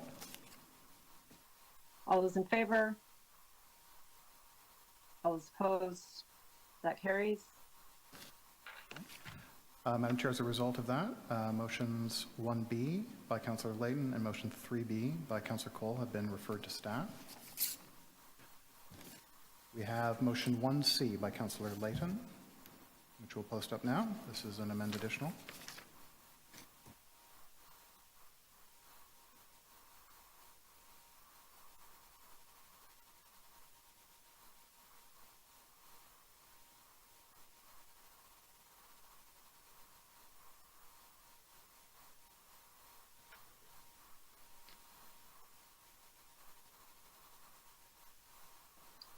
Okay, that's been advance circulated, so everybody will have seen this one also. Okay, all those in favor? All those opposed? That item carries. So the motion as amended. Sorry. Deputy Mayor. One more. More? Sorry, we have motion 3B by Councillor Mike Cole. Which one was that one?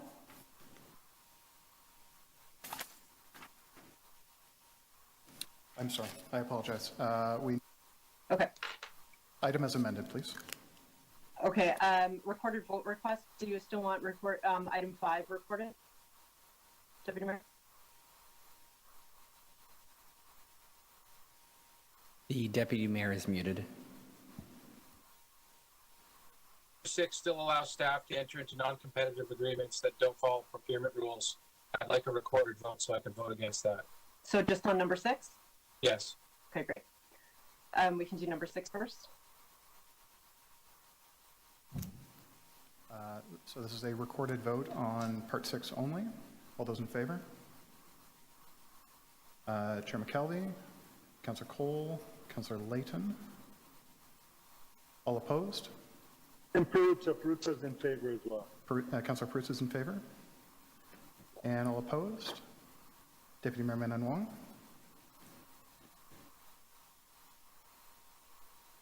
Madam Chair, that is 4-1, so that carries. Okay, and then the balance of the items, can we do a recorded vote on that one also? Yep, a recorded vote. So on the balance of the item, all in favor? Councillor Layton, Chair McKelvey, Councillor Cole. All opposed? Peruzza. Oh, Councillor Peruzza is in favor. Correct. All opposed? Deputy Mayor Menon Wong, is there opposed? No, I had my hand up. In favor, I'm sorry. Clause is amended, right? Madam Chair, that is unanimous, 5-0. The item carries. Okay, and that confirming that concludes our business today. Madam Chair, I believe we still need to vote on item 18. Sorry. We heard a speaker on 2618, the wastewater energy Oh, program. right. We combined the items in the end. Okay, yes, that's right. We have the wastewater. We can't forget about wastewater. No, we cannot. Great. So item 18, wastewater energy transfer program. All those in favor? All those opposed? The wastewater can be transferred. Energy can be transferred. Any additional items? Okay, thank you so much, everybody, for a long day. Lots of great discussion. Have a good evening. Thanks, everyone. Good job, Jennifer. Thank you. I have you on team, so I'm in good hands. Good night, everyone. Bye.